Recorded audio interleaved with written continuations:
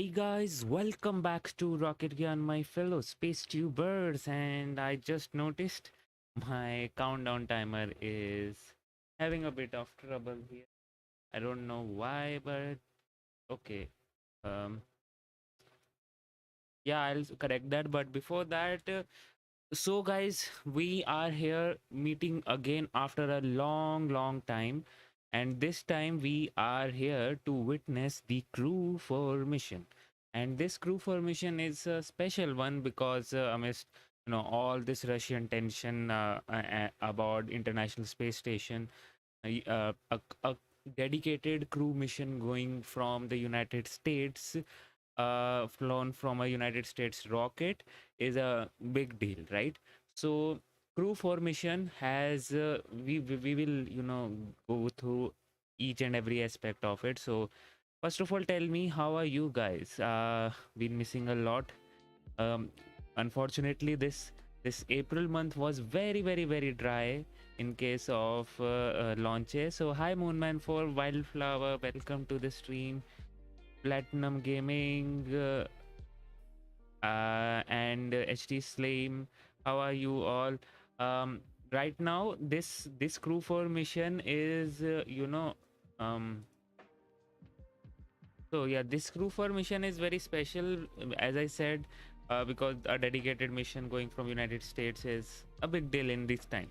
So let's just jump into it and understand this crew formation. So first of all, this booster which is here, it's being reused. So this booster is has been used 3 times before. This will be its 4th flight. So yeah, reusability in the human space flight is a thing now. CRS 22, which is commercial resupply mission, Crew 3 and Turksat 5B, they have been used, and this time it will be used by Crew 4. And the Dragon capsule is actually new, and it's been named as Freedom capsule. So that is something which is good. And yes, we have these 4 astronauts going to space. This mission will carry some science experiments too, which we'll go through in a bit. But first of all, let's understand the crew. So we have Commander Shell Lindgren. He is the commander of this mission. Then we have the Bob Hines, who is a pilot for this mission. Then we have Samantha Christopherty, which, if I pronounced it right, she's an ESA astronaut. So, and she's a mission specialist. And then we have Jessica Watkins. She's also a mission specialist. So we know commander and pilot, but what is the mission specialist thing? Mission specialist is like, there are certain tasks in an international space station which needs to be done by specialized people. So mission specialists are those people. So these Samantha Christopherty and Jessica Watkins are mission specialists, which means they will be assigned a certain task which they have to do on the International Space Station. And right now, Crew 3 is about the International Space Station, and once Crew 4 is Crew 4 has reached the International Space Station, the Crew 3 will depart from there. So right now we can see the Dragon is, obviously it has not lifted off. So yeah, it's here. And if I go through the launch profile, it is quite simple, which which it has like launch liftoff, MECO space second engine start 1, then the flip maneuver, and the autonomous drone ship landing. This time it is landing on Shortfall of Gravitas. Okay. And yes, this one, so they follow this certain type of trajectory to rendezvous with the station. So first of all, liftoff happens from here, right? Then they go for the orbit activation, wherein the Dragon separates from the Falcon 9-second stage and perform initial orbit activation, which you can see here. And then we have the phasing burns. Phasing burns is basically actually what happens is, first of all, the Dragon is in lower orbit than the International Space Station. Okay, the parking orbit for Dragon is a lower orbit. Then the Dragon raises its orbit. Here you can see it, fires its engine here, then fires its engines here to make it to raise the perigee to apoapse. till here, and then finally a burn, which is which circularizes the to the International Space Station. So this is what it does. What you either you can go high up in the orbit, or you can go lower to in the orbit to catch up with a certain orbit, or a certain object. Both are possible, but obviously to save fuel we go into a lower orbit first and then go to a higher orbit.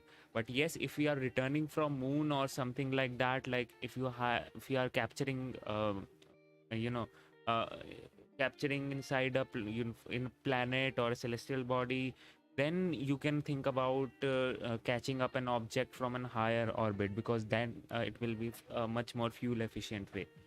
So that happens. Then we have the approach initiation, which means it establishes a Wi-Fi connection with the International Space Station, basically talks with it to make sure we everything is all right. Then we have the proximity operation, which is when basically it comes here, which means it is getting ready to get inside the keep out sphere, because this keep out sphere is like if you have any problem with Dragon, then you can't go inside this keep out sphere, right? And this keep out sphere is, I think, I don't remember correctly, but it's like 100-meter to 200-meter. Don't know the exact number, but yeah, that's what it is. And then finally the docking and pressurization. So this is all about how the things would look like in this mission. Now let's have a look at the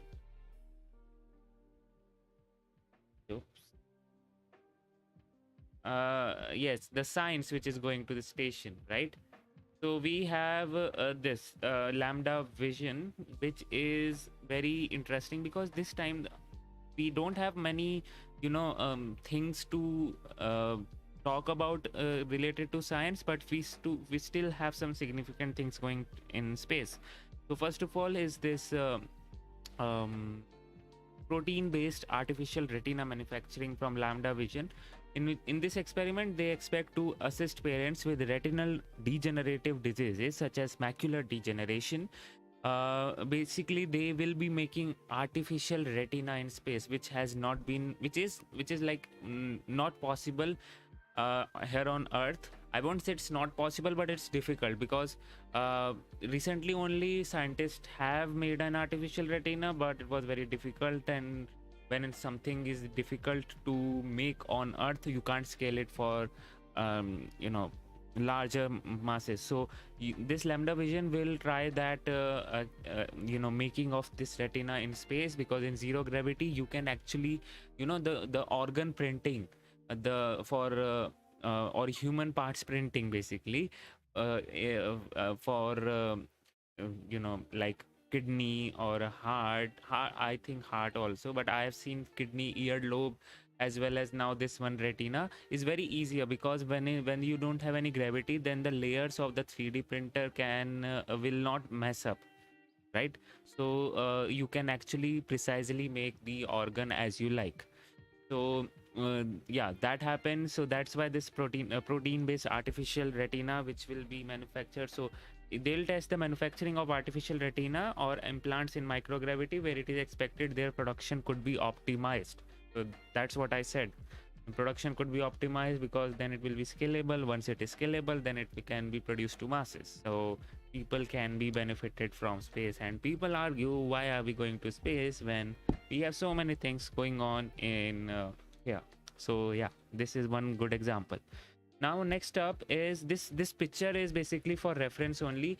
I'll talk about this picture also, but the other one is the biopolymer research for in situ capabilities, which will test out the creation of an alternative to concrete.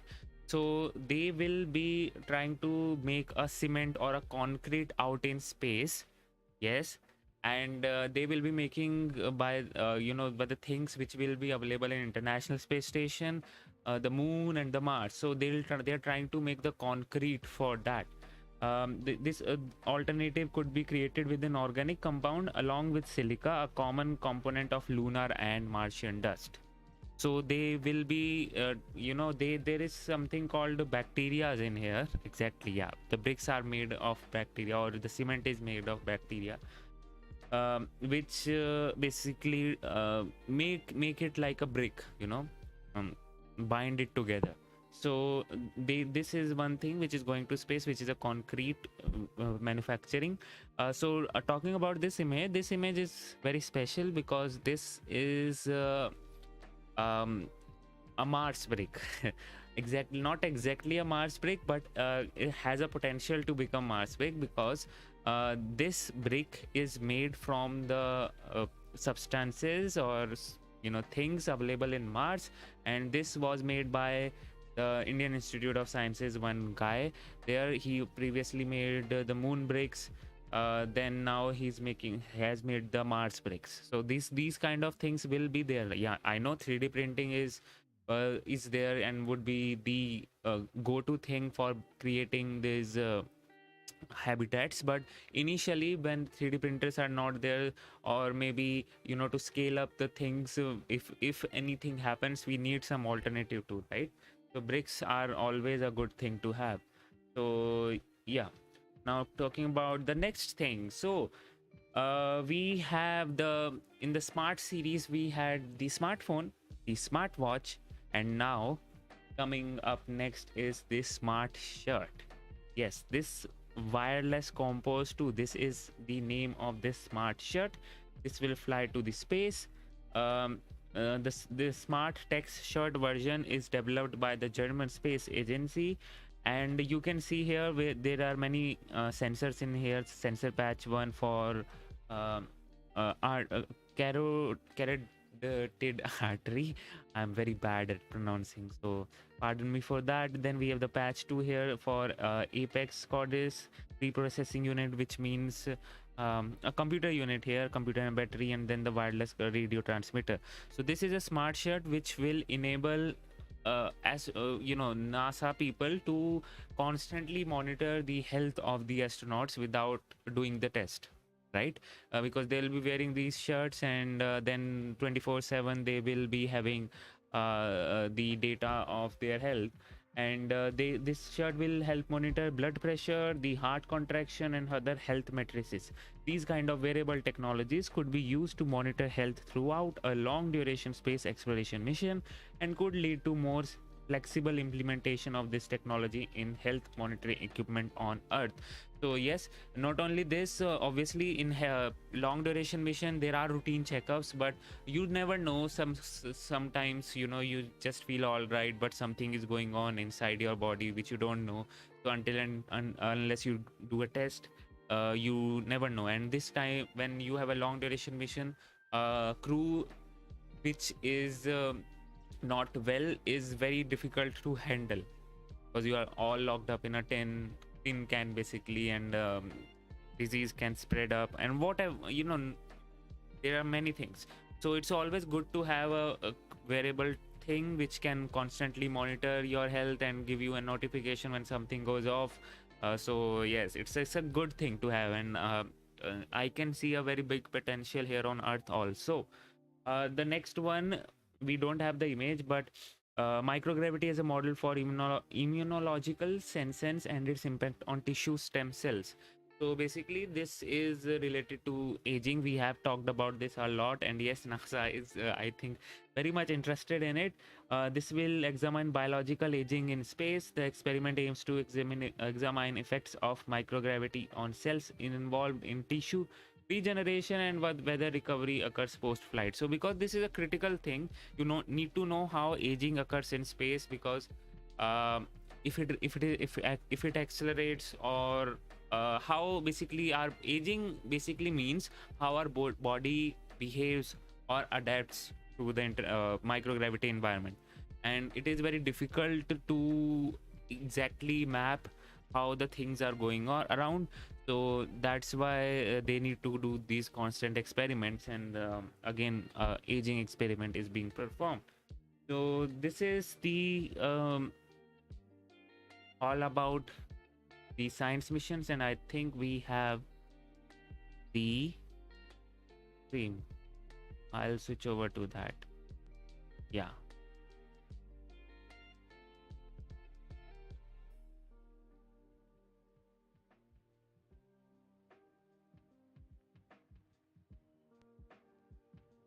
Okay.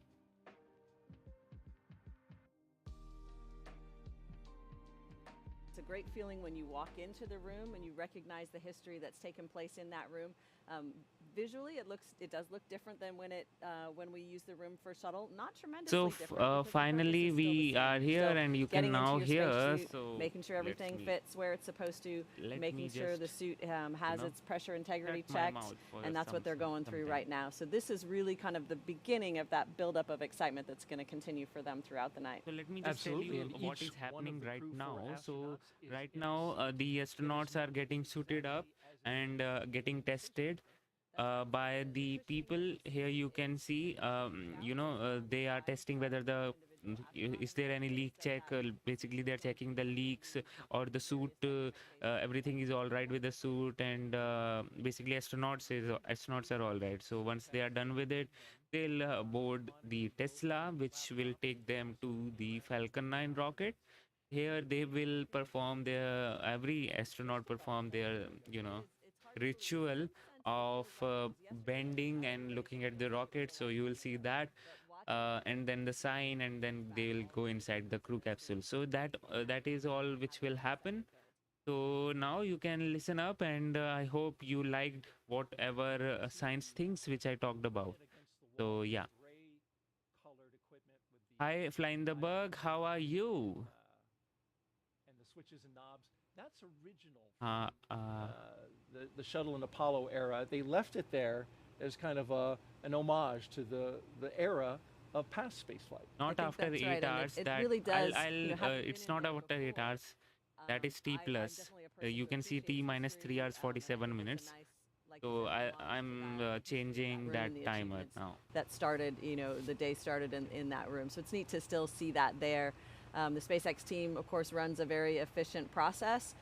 They've done this now several times, and they'll continue to improve their process and get better as they learn things from every mission. I was thinking this will be the 7th time that they've launched people on a Crew Dragon. And that may seem like a big number, but in a way, it's actually still quite a small number. So we do expect to continue to learn things every single time we do it. And we are on an increase of that pace, right? Absolutely. As it's really starting to pick up. Just got that commercial crew back. And the private crew, the Axiom 1 just came down. Yep. So let's get to know Crew 4 just a little bit more. This is the 4th rotational crew to fly on a commercial spacecraft, and each astronaut brings a diverse set of experiences to today's flight. And that astronaut that you see right there sitting in the chair, let's start with him. That is Dr. Kjell Lindgren. He was born in Taipei, Taiwan, but spent most of his childhood overseas in England, which he very much appreciated. You'll hear more from him about that.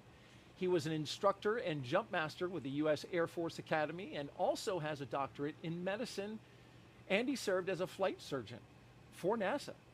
After he was chosen as an astronaut, Lindgren flew on Soyuz and spent 141 days in space during Expedition 44 and 45.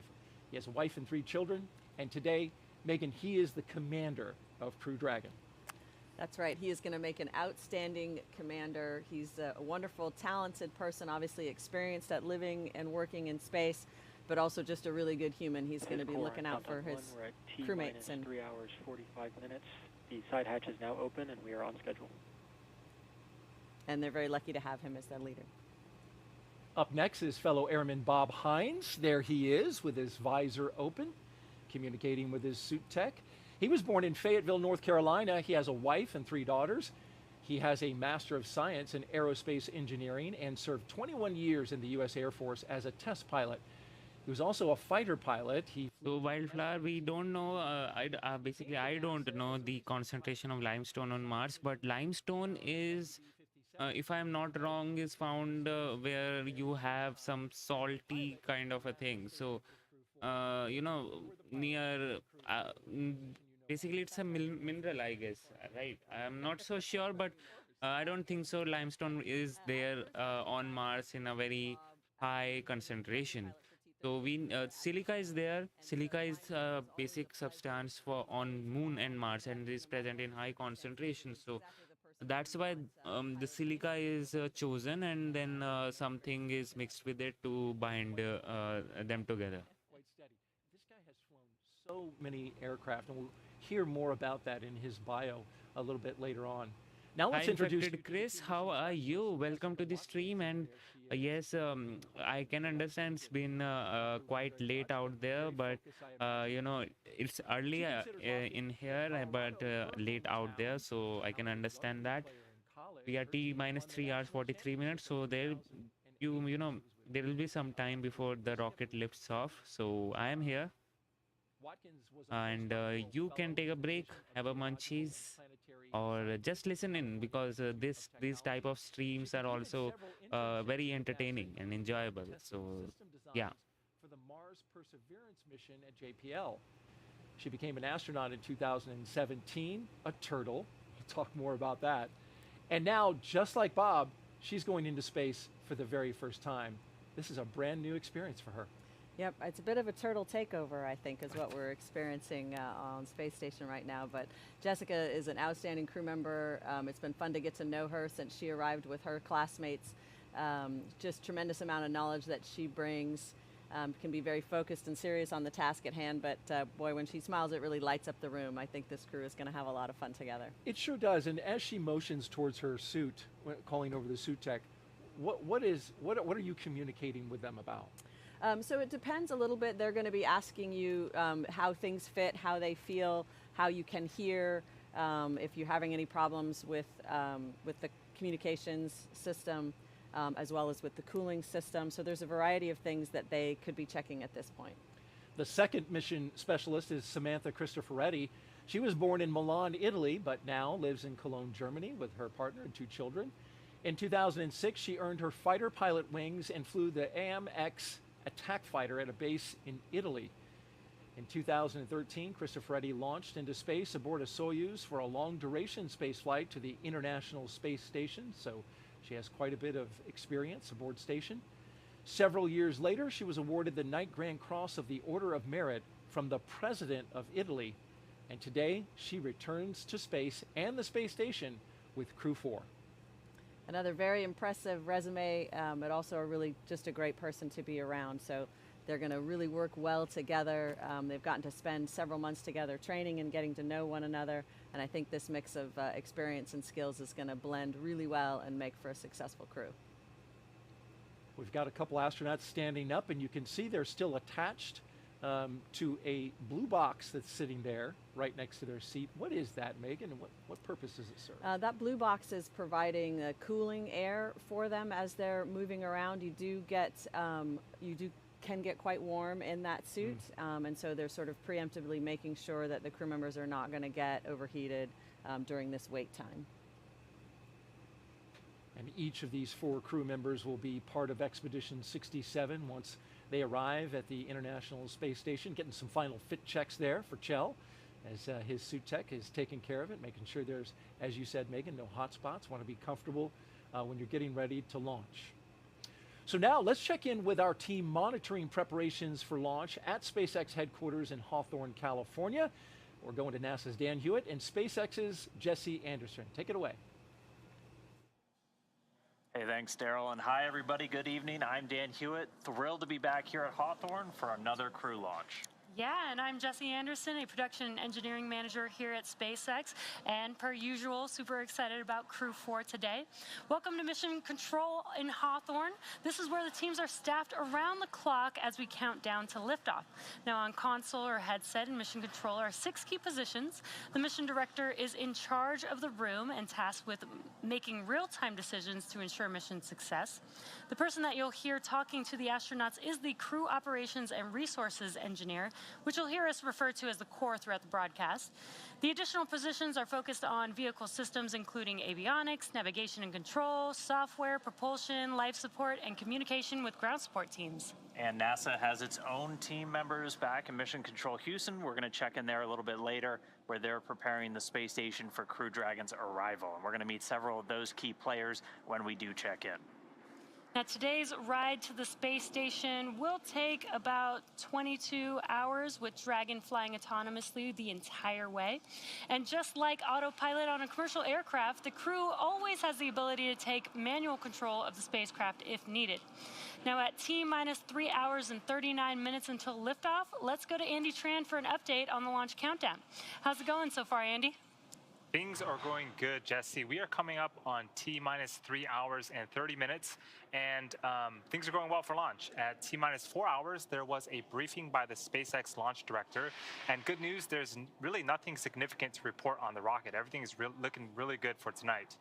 Earlier in the night, the team began clearing So the we hazard area and have buildings the around views Pad of the 39A, rocket. known as the Blast Danger Area, or BDA.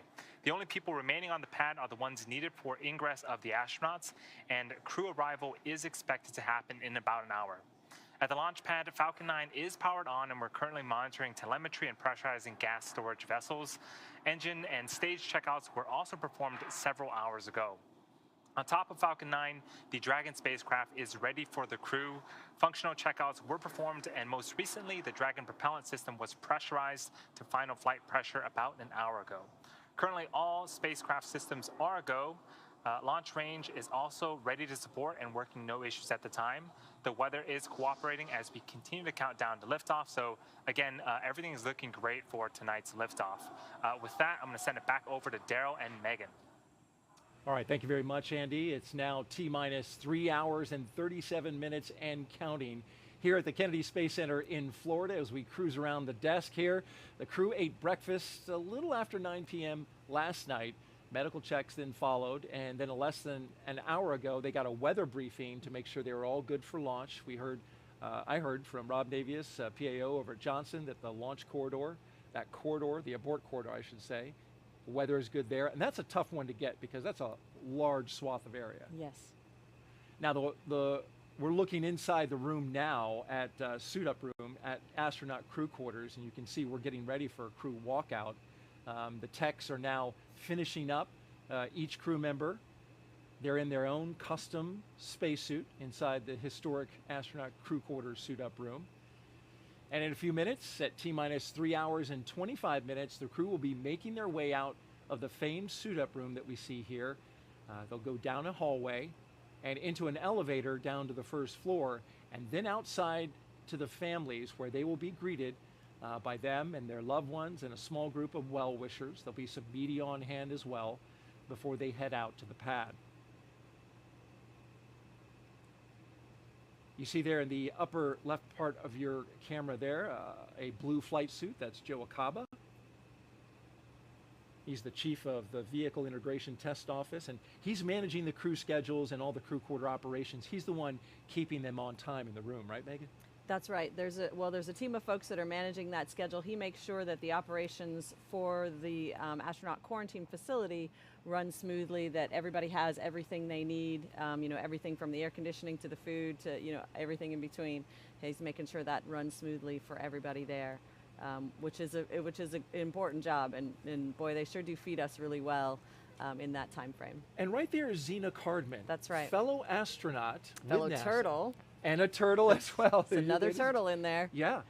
She is supporting the astronauts, right? That's She's right. in the support role, wearing, as you notice, the black SpaceX ninja suit, as they call it. Yes. And there's a reason for that. Well, yeah, that's, I think, because the team is kind of one team is the idea, and she blends in with the rest of the team, but it is nice for us to have that one NASA representative knowing that, they're holding on to any messages or any information that we need to pass back and forth. So Megan, you were on both sides of the stanchions when this walkout. Countdown 1, we're T-minus 3 hours, 35 minutes. Crew suit donning and checkouts are complete. We're on schedule. Okay, and they look finished and they're all ready to go. And as I was mentioning, you were on both sides, so both on the inside as an astronaut for Crew 2, but then also on the outside for your husband, Bob Behnken, who, along with Doug Hurley, flew that historic mission, the first Crew Dragon to go to the International Space Station. That's right, and it's a different experience with some similarities. As the family member, as the loved ones, you're outside. You're very excited for them to come out. You're thinking about how they're feeling and wanting to give them, a good, bright, joyful send-off.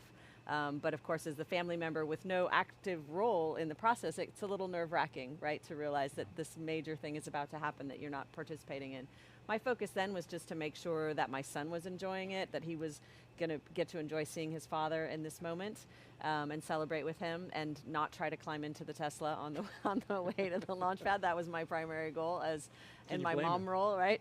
And then on the flip side, when you're the crew member, you know you're going to get to see your family really soon. You're hoping that this is a joyful experience for them, that they're enjoying it, that they're excited for you, and so you do share those kinds of emotions. But I will say it's a much harder job as the loved ones that are there kind of being left behind, because you don't have that active role in the day's activities. You're just kind of a passive bystander. So for somebody like myself that's used to being very active, that was a challenge to realize he's doing this all on his own and I can't help no matter what. So that was my challenge. There are 3 Teslas, as you can see there. We've been showing you some views right outside the operations and checkout building there, and those are the vehicles that will take the astronauts to the pad, the second 2 Teslas. They will drive the crew out to Launch Complex 39A. Riding in the first car will be the suit techs and the spacecraft closeout lead. In the second Tesla, Commander Kjell Lindgren and pilot Bob Hines will be sharing a ride with a NASA flight surgeon. And in the third vehicle will be Jessica Watkins and Samantha Christopheretti.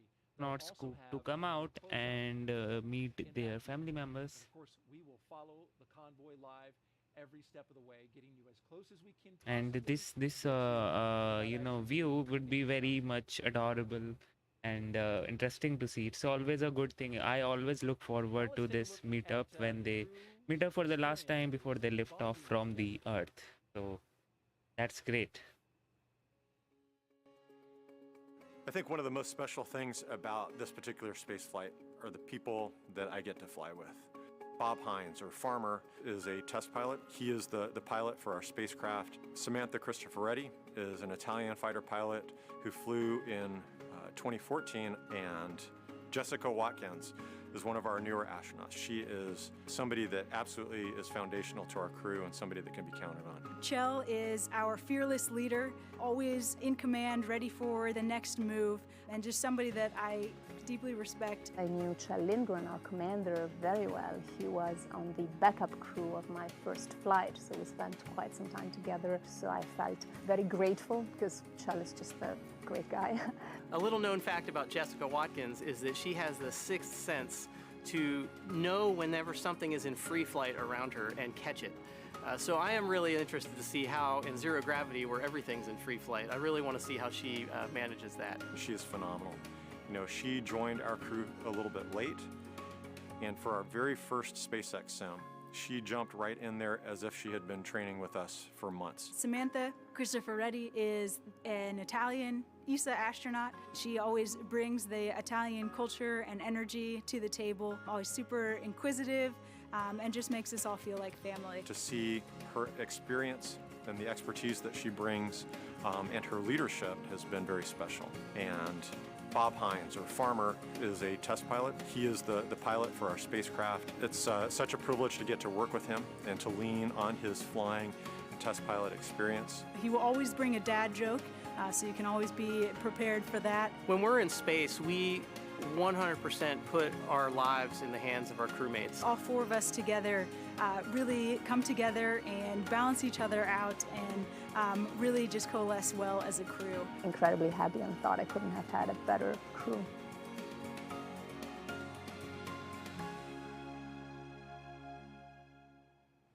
Well, you'll love to hear how they bond, you know, over the 2 years of training. I'm sure it was the same for your crew as well. It's the best part of the mission, really, is that How bonding. about that? Yeah. Well, this is the operations and checkout building high above from our helicopter here at Kennedy Space Center, and inside is some beautiful artwork. Megan, this is some artwork that came to us from around the world, part of the 2022 Children's International Artwork Contest winners, ages 4 through 6. And I love this. They've done such a great job putting these little paintings together. They were in categories, as you can see. Some were spacecraft, some were exploring the solar system. I love the one in the bottom left-hand corner. You see that, living and working in space? Yes. It's got a space station and it's tethered to the Earth. Okay, yeah. They're living in their own world there. Maybe one day we can have plants and trees like that one. Thank you to all the children who participated in our art contest. It is up on the wall, and the astronauts of Crew 4 will be walking by, and they'll see that art Very as they cool. walk right by.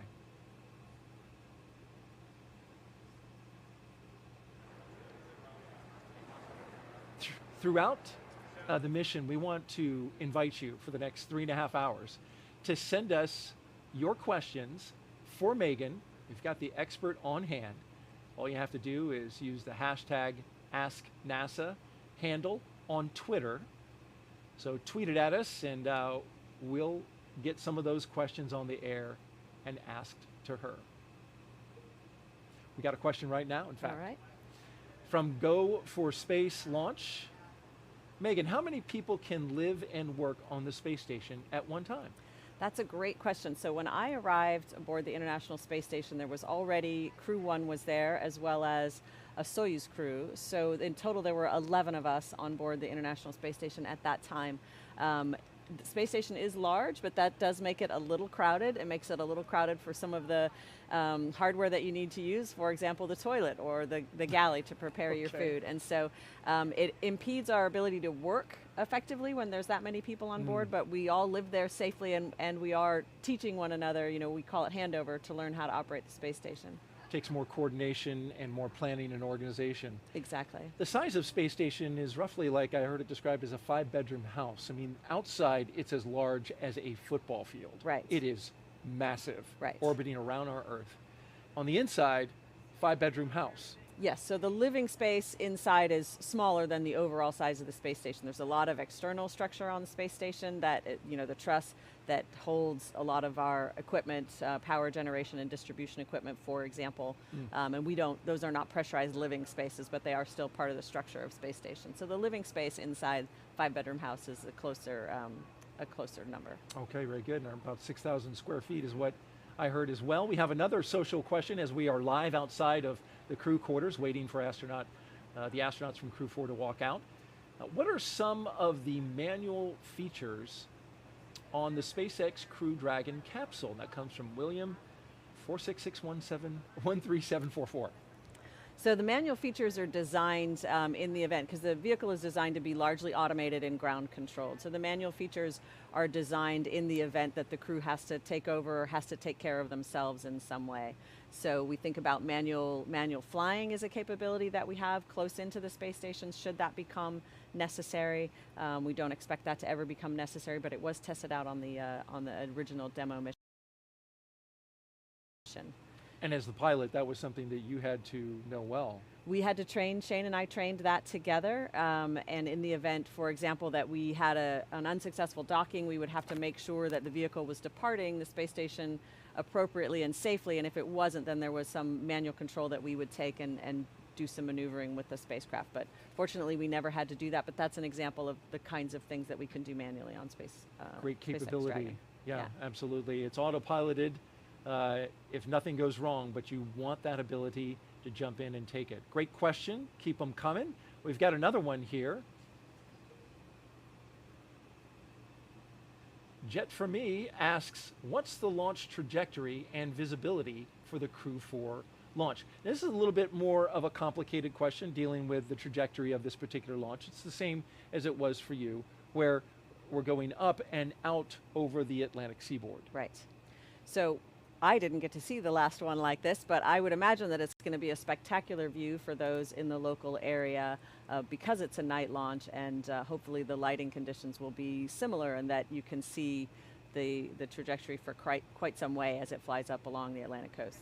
Especially at night with the brightness that this Exactly, rocket yeah. gives off. And as we look live here at one of the Teslas and members of the media and family members gathering, you can see in the left-hand side, Administrator Bill Nelson, NASA's administrator, former Florida senator here in the state of Florida. And next to him is Bob Cabana, the former director of the Kennedy Space Center and current associate administrator, working out of headquarters now, helping Administrator Nelson lead the agency.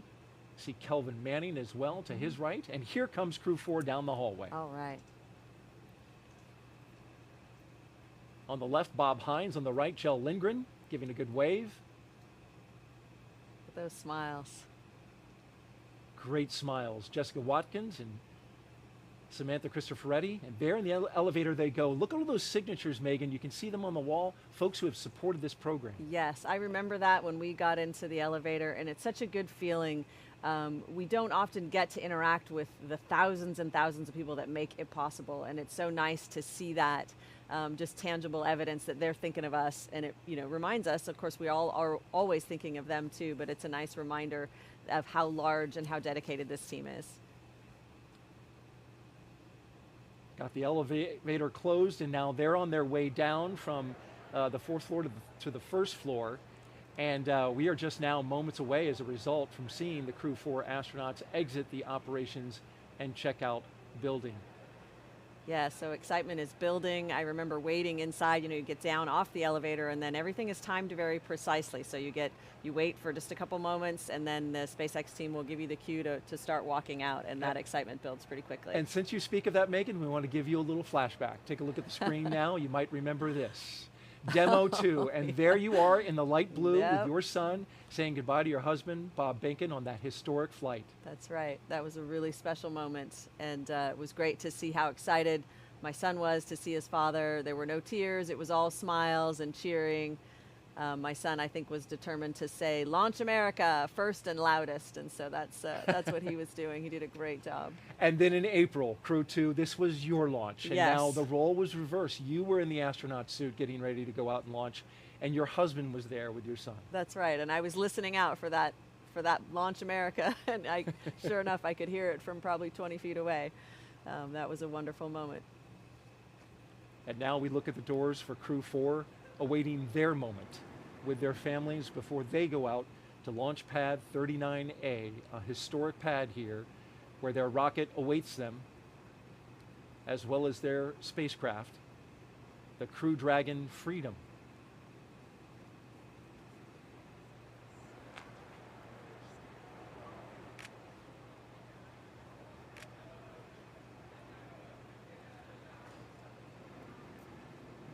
Usually when the first SpaceX tech comes out, the astronauts are not far behind.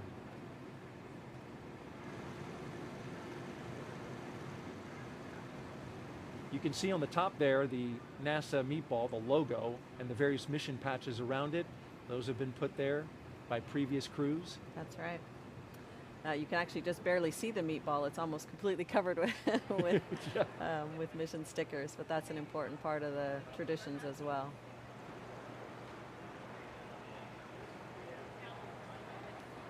The gull wing doors of the Teslas now opening. Here we are. At T-minus 3 hours and 21 minutes until liftoff. You can see the markings on the ground. The family will not go beyond that rope, and the astronauts will generally stay behind the yellow. But then there will be a moment, as we saw from previous videos, where the family will get to go up to the car. Yes, once the doors are closed and the windows are up, you're allowed to go up and look through the glass a little bit closer, which is nice.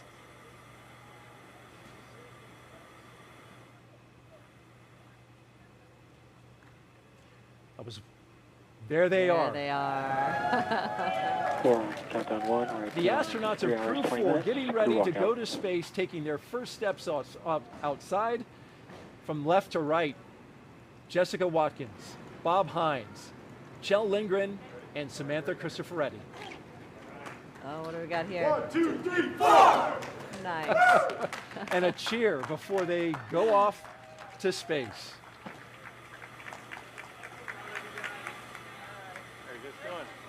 I like the huddle. That was a nice little touch. Very nice, yes. Oh, you're going to KLI from here. And here's that moment, Megan. It's a wonderful moment. Just seeing the smiles on the faces of your loved ones, knowing that they're there for you, that they're excited for you. It's really special.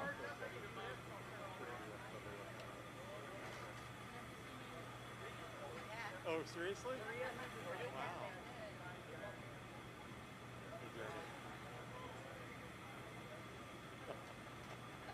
That's hard to do on command. We'll listen in for some of the comments. Maybe we'll get to hear Kjell's big booming laugh one more time. Have fun getting home and get to tip in and get off the after this, after I get in the car, I think you guys are going to get to know it. That's good. Cool. It's going to be good. You got big smiles all the way around. Absolutely. I remember you smiling quite a bit as well, Megan. And then you told me there was a reason. Oh, were you watching that? That you wanted to send the message. Oh, absolutely, yes. So again, you're not really sure how your family members will react, especially if you have young children. And so the main thing is to just show them that it's a joyful occasion, it's something to be excited and happy about. My hope was to, head off any tears that might be coming or, any upset feelings. But really, my son ended up just being a trooper. He was so happy. There was so much excitement around him that really helped buoy him up, I think, for both circumstances. And I was so grateful to see that.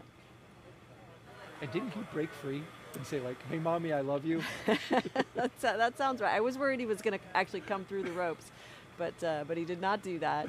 I think for Bob's launch, there's an image of him like actually trying to get through the window before the vehicles drove away, but I managed to hold on to him. He was a little bit smaller then.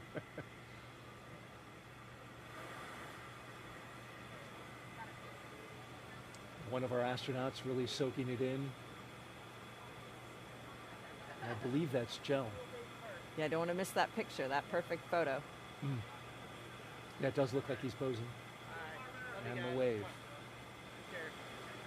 Oh, thank you guys. Great shot there from our Hey, sir, how are you? helicopter above. I think maybe that's Farmer. Sounds Oh, like is that it. Bob Hines? I think so. Yes, you're right.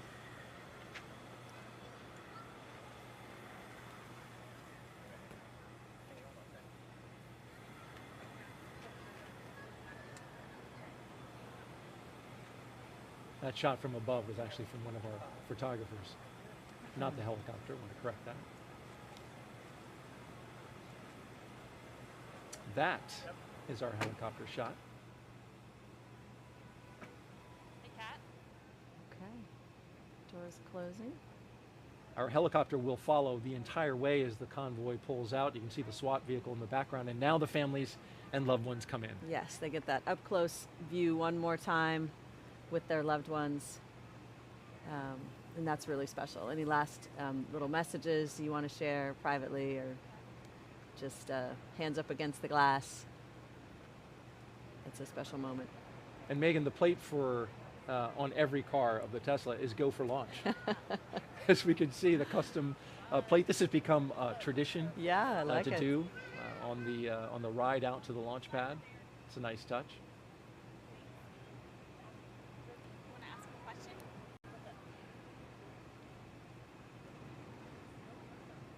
As they get ready to pull out there, I'm wondering, Megan, is there a little bit of a conflict for the astronauts seeing your loved ones, knowing you are getting ready to do something that involves risk? Right. It's something that obviously you're not thinking about it for the first time at that moment, but it's certainly present in your mind. It's something that you ideally have talked about with your family in the months and weeks, even years really, leading up to making a decision like this. And depending on the age of your family members, you do it in an age appropriate way. And so for us, we wanted to make sure our son had a chance to watch a rocket launch with both of us present. So we took him to an uncrewed cargo launch when he was maybe 3 or 4. So And then kind of a build-up approach for him. Moment out there, right there. So finally, they have been seated inside the Tesla car, and this car itself has the oxygen supply going, basically air supply, not the oxygen, I would say, the air supply going inside the suit, so that they don't get sweaty and all. So, yeah, that's how it is. And now they have finally left for the Falcon 9 rocket. The last 10 miles, a 20-minute drive. They won't see much in the dark, but this is the way to space. Yes. This is a nice relaxation moment. You've just gone through a happy scene, hopefully, but an emotional scene nonetheless. And this is a little bit of a time to kind of lean back in your chair a little bit. For me, it was blaring some favorite songs. And at nighttime that was fun just because of the, the darkness and then the different lights that you see. It was kind of a neat visual experience. But it's just a time for a little bit of relaxation before the next phase of the journey. And now we begin the 20-minute drive with a full security escort across NASA's Kennedy Space Center and out to Launch Pad 39A. And as we follow the convoy, we'd like to take a closer look at the Crew 4 spacecraft commander and the rest of the astronauts in this convoy, help you get to know them a little bit. And we'll start off with NASA astronaut Kjell Lindgren. Why do we explore? I think venturing out into low Earth orbit and beyond helps us to better understand who we are and our place in the solar system and the universe. My name is Kjell Lindgren, and I'm the commander for NASA's SpaceX Crew 4 mission to the International Space Station. I grew up in an Air Force family, and so I was born in Taiwan and spent the first 2 years of my life there.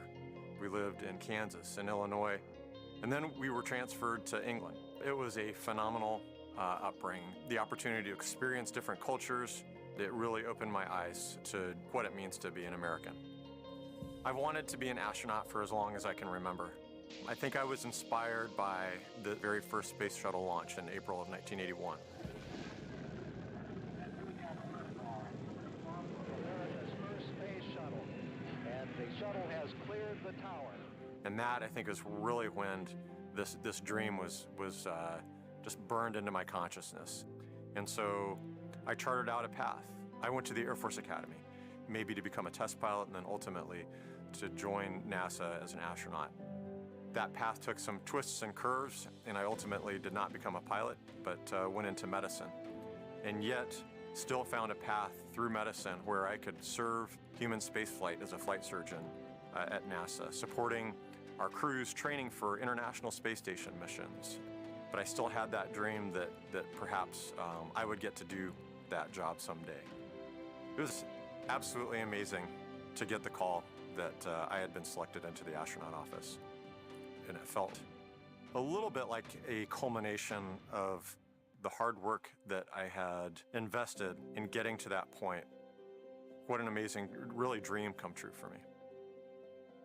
In 2013, I was assigned to my first mission and spent 141 days living and working on the International Space Station. That truly was the realization of that lifelong dream, of all of those things in that moment and in that mission were really, really special. It was an absolute honor to get selected for the Crew 4 mission. And on top of that, to have the opportunity to command. Getting to fly with this amazing crew, with Farmer and Samantha and Waddy, they are incredible astronauts, and I feel very grateful to be on a team with them. But we're one small part of a larger team that spans the nation and the world. We truly get to leverage the best and brightest as we chase somewhat impossible goals. And so as we push forward to the moon, as we push to Mars, we are presenting ourselves with almost insurmountable challenges. By presenting ourselves with those challenges, we become better as a community, as a country, and as a species.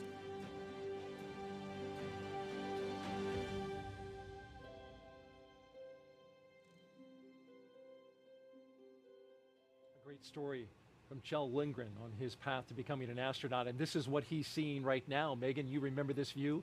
This is a live camera looking forward from the first Tesla in the rollout. You can see the security car ahead of it. It's dark, but that's NASA Causeway as they roll towards the pad.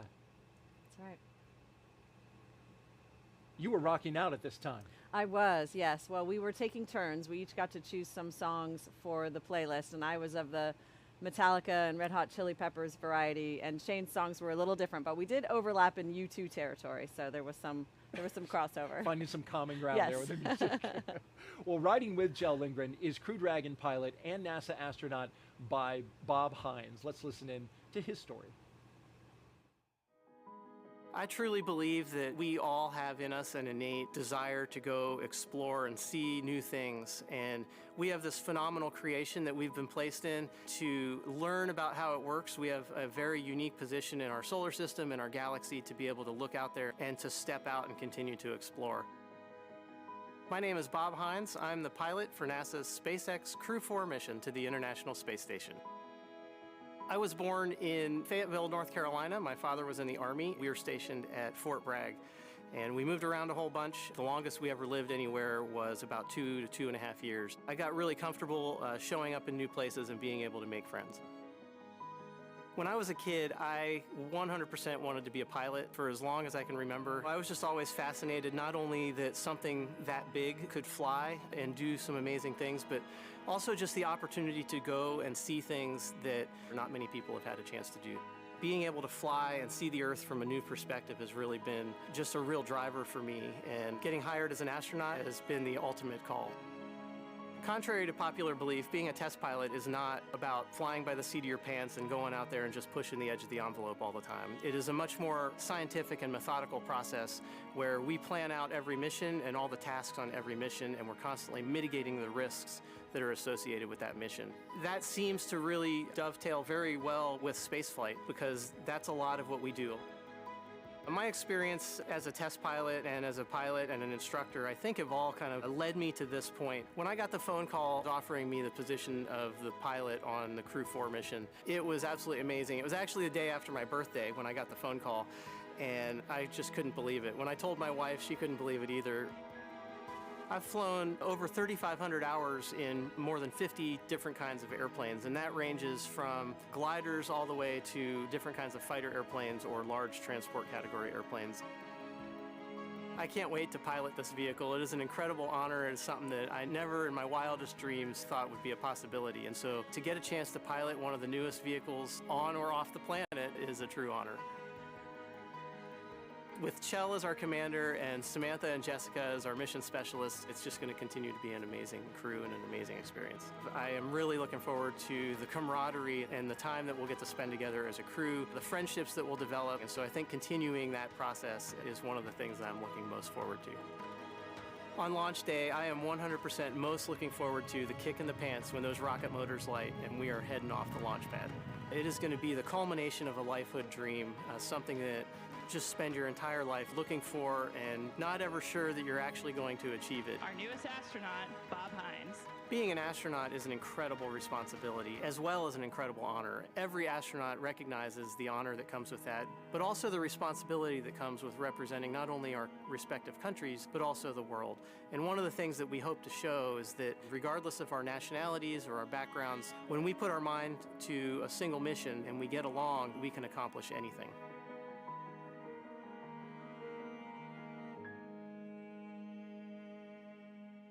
That you see the convoy making right there is right in front of the historic Vehicle Assembly Building, where right now we've got a mega moon rocket inside the SLS and Orion spacecraft, and you'll see that there, the cars below, and here comes the VAB. They got to be thinking a little bit about that, don't you think, Megan? That you know, they're flying out of 39A, but one day there's going to be a big moon rocket going out of 39B, which is the other way. Absolutely. I know they're thinking about it, even if it's just something down in the future for them. That's could be their, very well be their next ride. Beautiful shot there, the VAB, as the crew goes right by us, in fact, here at the host desk. There's our camera on the ground catching the shot, and you can hear the helicopter overhead.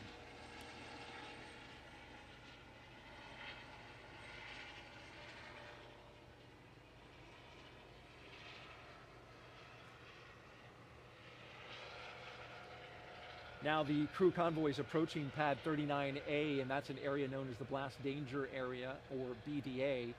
And before any pad technicians, engineers, or astronauts enter this area around the launch pad, the SpaceX and NASA teams, they conduct an internal go, no-go poll to make sure that that area is safe for them to enter, and there they go. So let's hear now from one of our mission specialists, Jessica Watkins. Exploring is about pushing the bounds of what we are capable of as humans. It gets at who we are intrinsically as people. And so because of that, I think it really is something that unites all of us together here on Earth. My name is Jessica Watkins, and I'm a mission specialist for NASA's SpaceX Crew 4 mission to the International Space Station. At a pretty early age, I got kind of set on the idea of becoming an astronaut. That was when I kind of first voiced the dream and interest in space and in being an astronaut in particular. My parents always stressed the importance of getting a good education and finding something that you're passionate about. And so finding geology, finding that love of mine, that passion, was really a turning point for me in my career.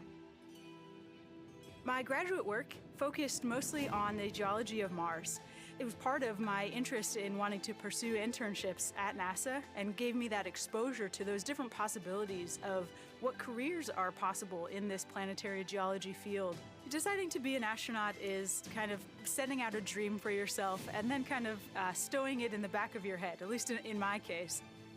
So the day that I received the phone call to invite me to come down to Johnson Space Center and become an astronaut just really was truly a dream come true. Ladies and gentlemen, the newest astronaut, Jessica Watkins. And I still am waiting for somebody to pinch me and wake me up.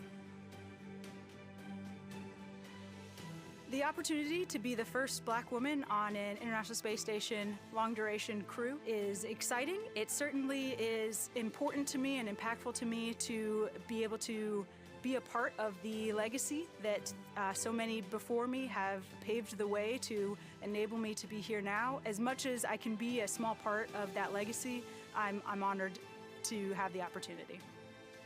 Being selected to be a part of this Crew 4 mission is truly an honor. I am so excited about the opportunity to fly with Chell, Samantha, and Bob. All three of them are very different. They all bring different skill sets, different experiences, but I think all four of us together really just coalesce well as a crew. I think launch day is going to be the day that all this starts to really finally feel real. And so I just look forward to that moment of exhale and of excitement all at the same time.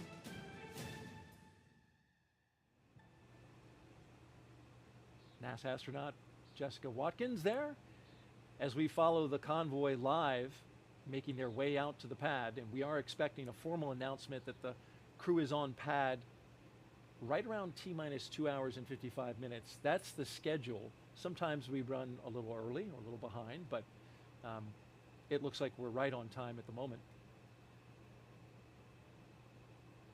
Looking ahead a little bit, at about T-minus 2 hours and 35 minutes, the astronauts will ingress or climb into the Dragon. So Wildflower, you are not alone. This is me too.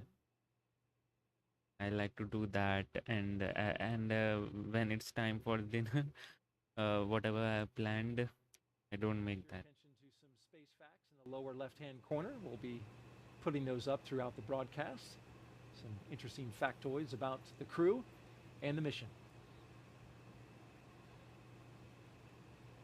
There they are going around SpaceX's horizontal. It will be very interesting mission too, because I don't think so they have ever launched at like 3 a.m. in the morning for the crew mission.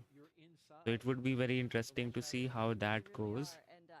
And yes, you know, guys, they need to reschedule their sleep cycle so that they can remain awake during these hours. And on the International Space Station, they have an other sleep cycle. So yeah, they need to adapt to that also. And there was, you know, there is like a thing which is when you arrive at International Space Station, for almost like 2 days you do nothing. You just go there, hang around and adapt to the condition, because there might be some changes in your body which you may not notice, and which can hamper your performance. So which NASA noticed it very quickly during the initial human spaceflight mission. So now every time when a astronaut arrives at a station, they don't do any work for like 2 days, and after that they start doing their work. So 2 days is your break time, hang around, see what's there and what's not, and then after 2 days you need to do your work.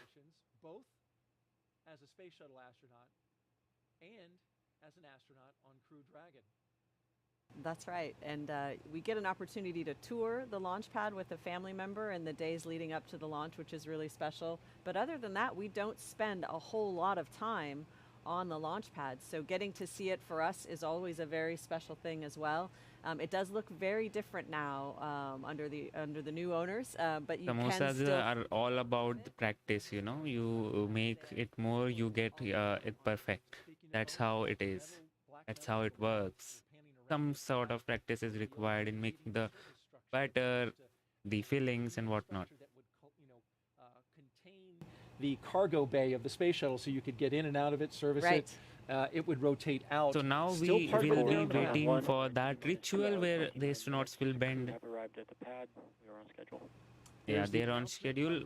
They'll bend and look at the rocket, which we'll see, and take a photograph, then sign, and then ingress. ESA astronaut Samantha Cristoforetti.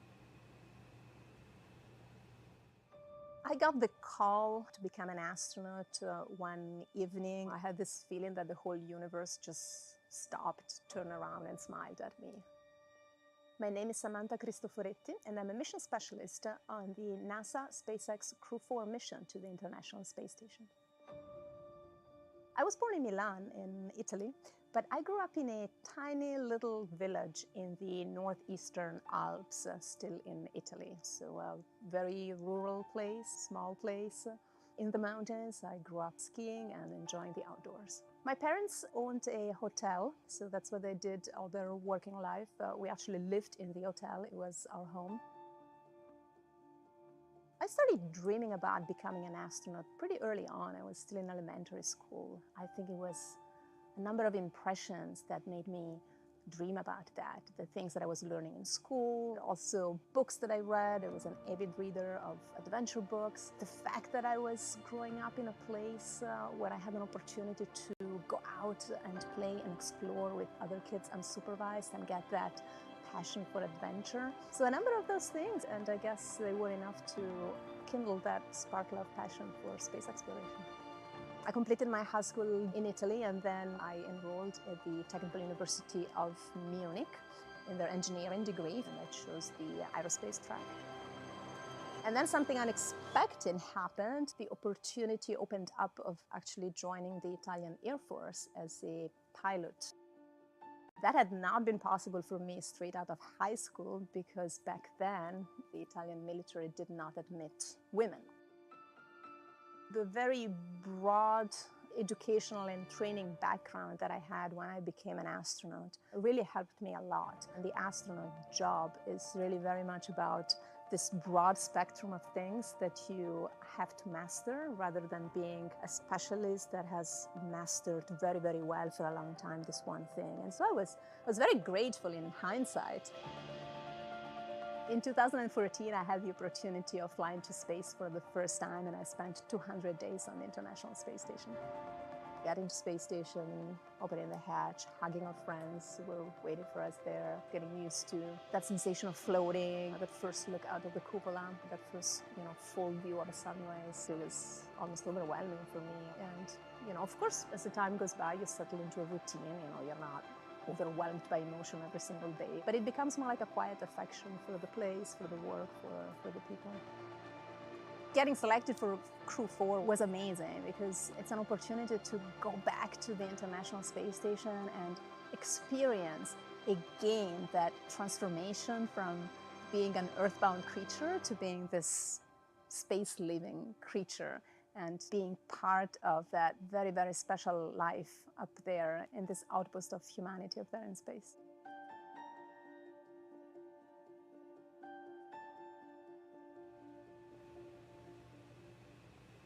Samantha Cristoforetti, the third consecutive ESA astronaut to ride aboard the Crew Dragon. It all began with Crew 2 and Thomas Pesquet. You remember that well. There's a look at the launch pad, pad 39A. At the very top, Crew Dragon Freedom, a brand new spacecraft from SpaceX, riding on top of the Falcon 9 rocket below. This Falcon 9 rocket, Megan, interesting note. It is when it flies today, It'll be the 4th time that this booster has flown. So a reuse to the 4th time. That's a first time for a crewed capsule to go on top of a rocket and get a 4th flight. Of course, they have passed 4 many times ago. In fact, just last week they launched a booster for the 12th time. Right. But that's really reuse in action with astronauts on board. Right. It's an amazing capability that actually started with us. I think, were the first flight-proven booster launched a year ago. And so, true to fashion, they are making leaps and strides in that reusability territory. Of course, very careful to make sure that all the parts and pieces pass all of the necessary safety checks and are rated to refly again. And their fleet leaders, of course, being used on uncrewed vehicles so that they can push those boundaries and get more and more data, but with an uncrewed vehicle. Absolutely. And that is exactly what makes this the cycle of reusability work so well, as administration at NASA have talked about studying very closely this booster before it flew. Megan, how about we take some more questions from social media? Sounds great.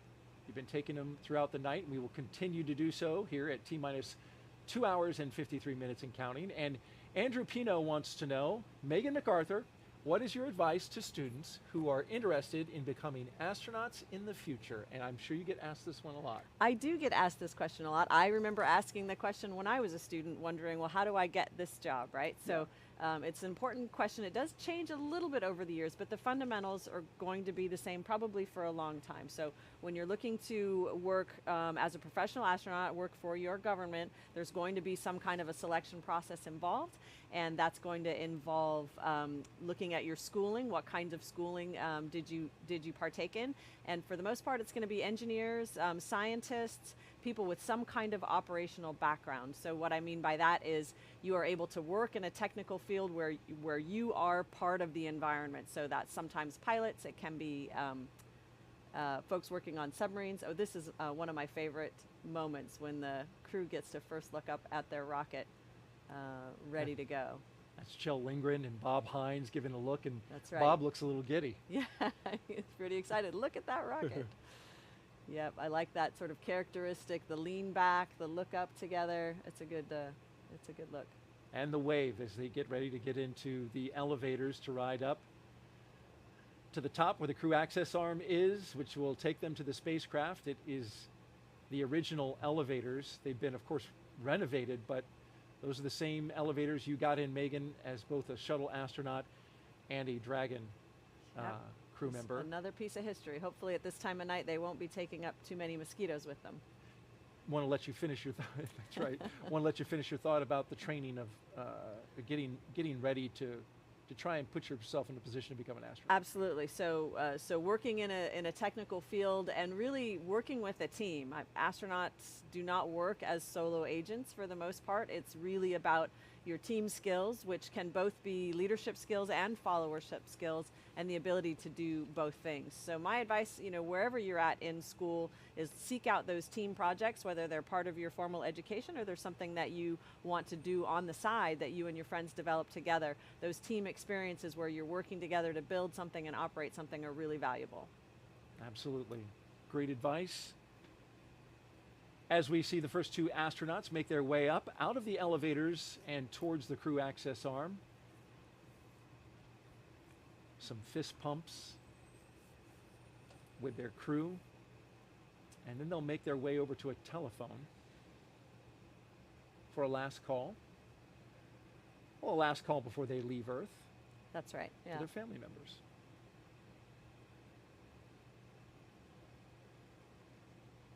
So this is about the moment when your family members and loved ones realize they really hope they've left their phone on, they haven't put it on mute, because you do hopefully get a phone call from the launch pad. There's that bend back look again. There should be a name for that move. There should be. We'll see if we can come up with one. But we should name it. Yeah. Samantha and Jessica there. How about just lean back look? You got a feather rocket in there somehow. Yeah, that's right. Yeah. I'm going to work on that, Megan. I'll get with you later. Okay, I appreciate that. Yeah. So on the right-hand side, we have Samantha and Jessica getting ready to get into the elevator. On the left-hand side, Bob and Kjell making that phone call. There's a phone there. It has very large buttons for dialing the numbers because you've got those big gloves on. Got those big gloves on, that's right. And of course you can't put the phone up against your ear with that helmet on. So you're essentially kind of shouting into the receiver and doing your best to hear what is maybe shouted back. But it's just that one last chance to send the I love yous back and forth over the phone wires before you leave the planet. So do you have to memorize the number since it's Actually, keypad there? typically there's someone there that dials for you. Oh, very good. Yeah, but That's you're right. helpful. Nowadays, people, you often don't memorize phone numbers, No. right? We all get them out of our mobile phones. That's so. right. They've thought of everything, though. Someone's got it written down. You know, and we should expect nothing less. You can see the chevrons on the ground and the direction that they point. Those have a purpose as well. That's right. The chevrons are directing in the event of a contingency where there are people on the launch pad. The chevrons are one signal, a visual signal that's easy to see if there's darkness or smoke, to direct you away from the rocket and toward the baskets that you would ride in to get far away from the launch pad. And now our mission specialists have caught up.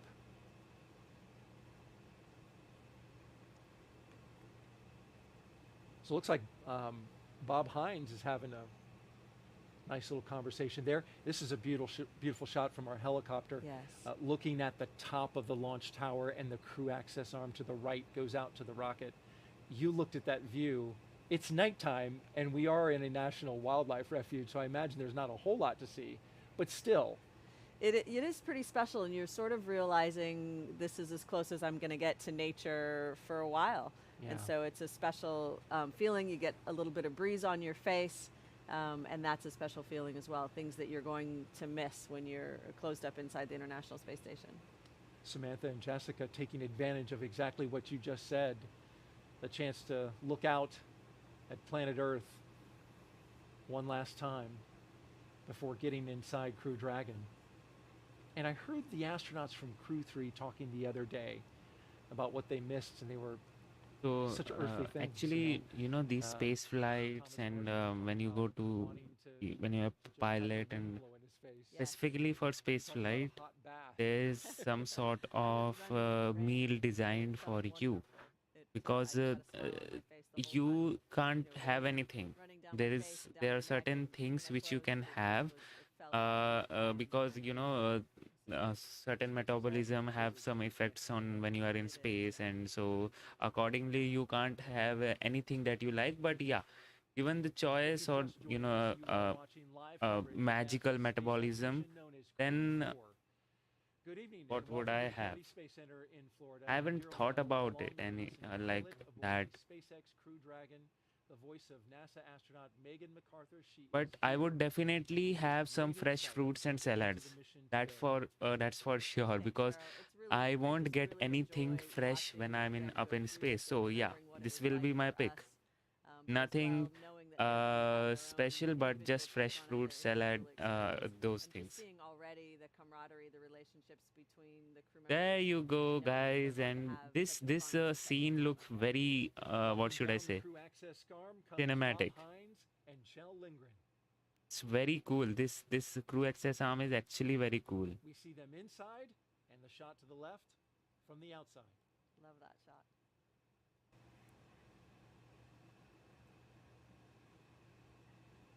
The closeout team not far behind. They have some work to do to get them inside. And now our mission specialists have the opportunity to make that phone call. We are T-minus 2 hours and 45 minutes and counting until the liftoff of Crew 4 from the Kennedy Space Center. This is now a look inside the White Room.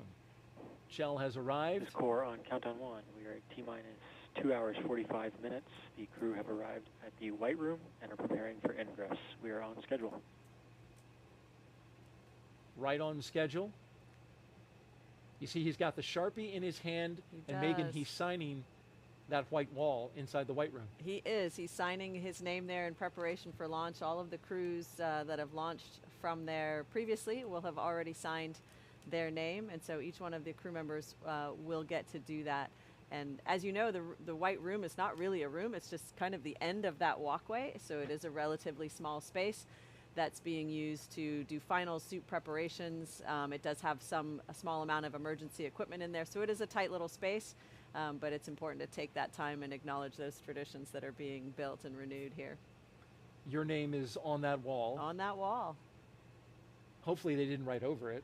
Ooh, yeah. I might have to go back and check. We'll take a look after the launch and just make sure everything's... That's right. Make sure it's all good. In fact, that Sharpie is an item on a checklist. Of that course SpaceX it is, makes yes. sure that it's there. And here come our next two astronauts.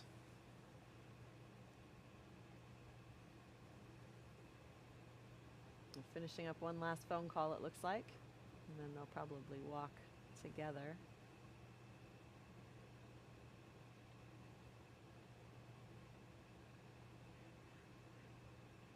Were you able to hear the call that you made? Were you able to hear?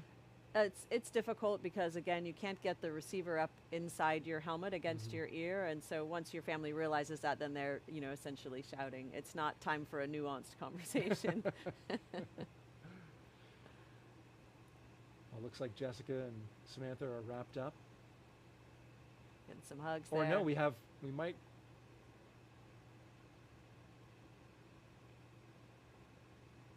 I'm kind of getting juked out here. No, there they go. And here come Jessica and Samantha. They'll Big walk down the smiles. crew access arm with broad smiles.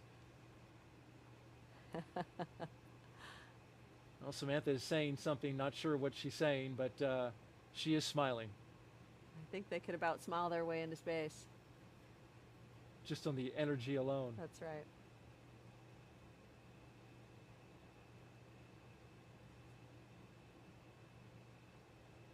The white room also allows for completion of cargo load at T-minus 24 hours. So it has use to both get the astronauts inside the crew capsule and to get that late stowage.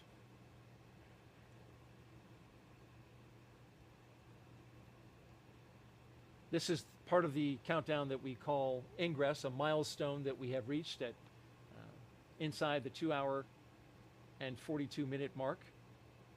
Simply means that the astronauts are getting inside Crew Dragon. The closeout team surrounds them and is preparing them to go inside. They have covers on their boots that make sure everything is kept clean upon entering the capsule. Samantha flashing us the Crew 4.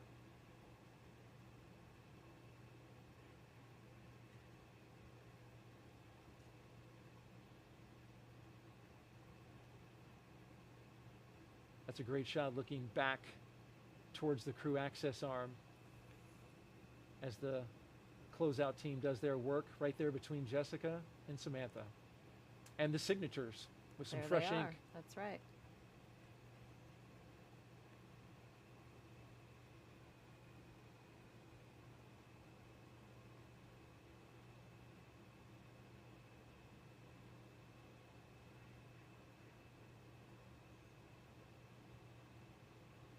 Those helmets are 3D printed and customized. All right, let's check back in with our team at SpaceX headquarters in Hawthorne, California. Send it over to Jesse and Dan. Thanks, Daryl. It's really exciting to see the crew starting to ingress the Dragon vehicle and get ready for their journey to the International Space Station. Just a quick clarification, their journey will be about 16 hours long once they lift off this morning. Yeah, that's right about in the middle of what we've seen for most of these missions. They can be as short as 8 if we end up getting basically a phasing angle that works really, really well. They can be as long as 2 days. So about 16 hours will be nice. But right now they're ingressing the capsule, as Daryl said. We've got Jessica Watkins still out here in the white room White Room is kind of their last stop on planet Earth. It's, as we said, it's the end of the access arm. There's a seal that extends from the White Room around the capsule just to help keep the Dragon interior as clean of an environment as possible, keep out all the moisture, the humidity from that Florida weather. And so each of the crew members, they're doing the signing. They're also getting what's known as a FOD check, a foreign object debris check, just making sure that they're not bringing any dust, debris, particles, things like that in that could interfere with the umbilicals or any of the different systems, because anything that goes in that capsule is going to space for the next 6 months. Yeah, really exciting to see Jessica Watkins and Samantha Cristoforetti signing their names.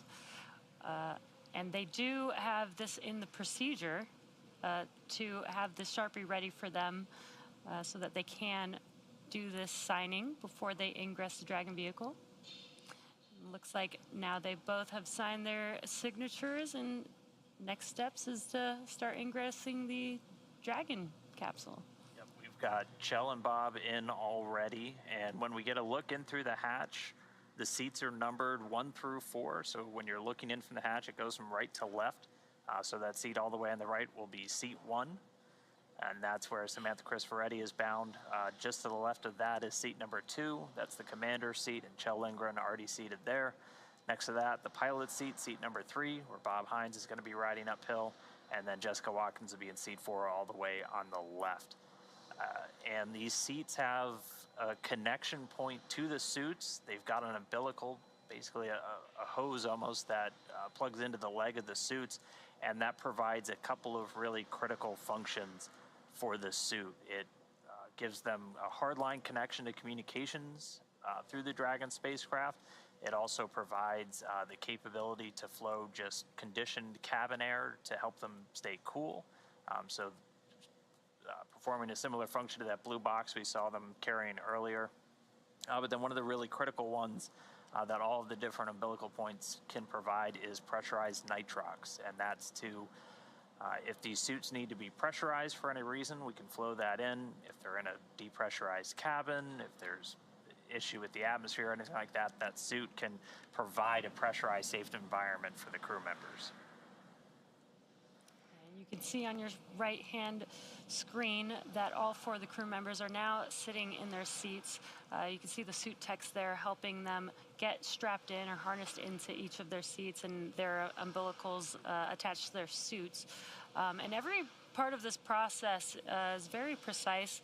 You did see as the crew ingress through the hatchway, the suit techs even put their hand over their helmet. That's a part of the procedure, again, to make sure that they're, they don't damage anything as they enter the vehicle. Same with as they're putting together their harnessing. Again, every step of this process is very precise, and we might be able to see it in a minute here, but they do have some tablets and some pads with them where the crew can follow along with every procedure, every step of the way. And we were just looking at Chell Lindgren. He's seen this entire process from up close before. We saw Zena Cardman. She's the ASP, the astronaut support personnel for this one. Chell did it back on Crew 1 and got some internet notoriety as he was the SpaceX ninja that had 2 umbrellas as it was a rainy day.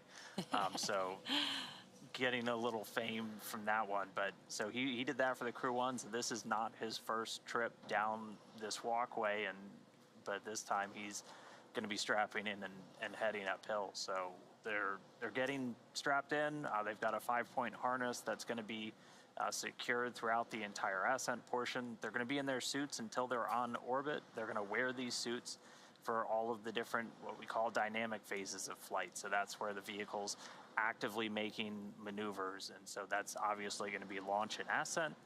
They'll put their suits back on when we get into the docking with the International Space Station.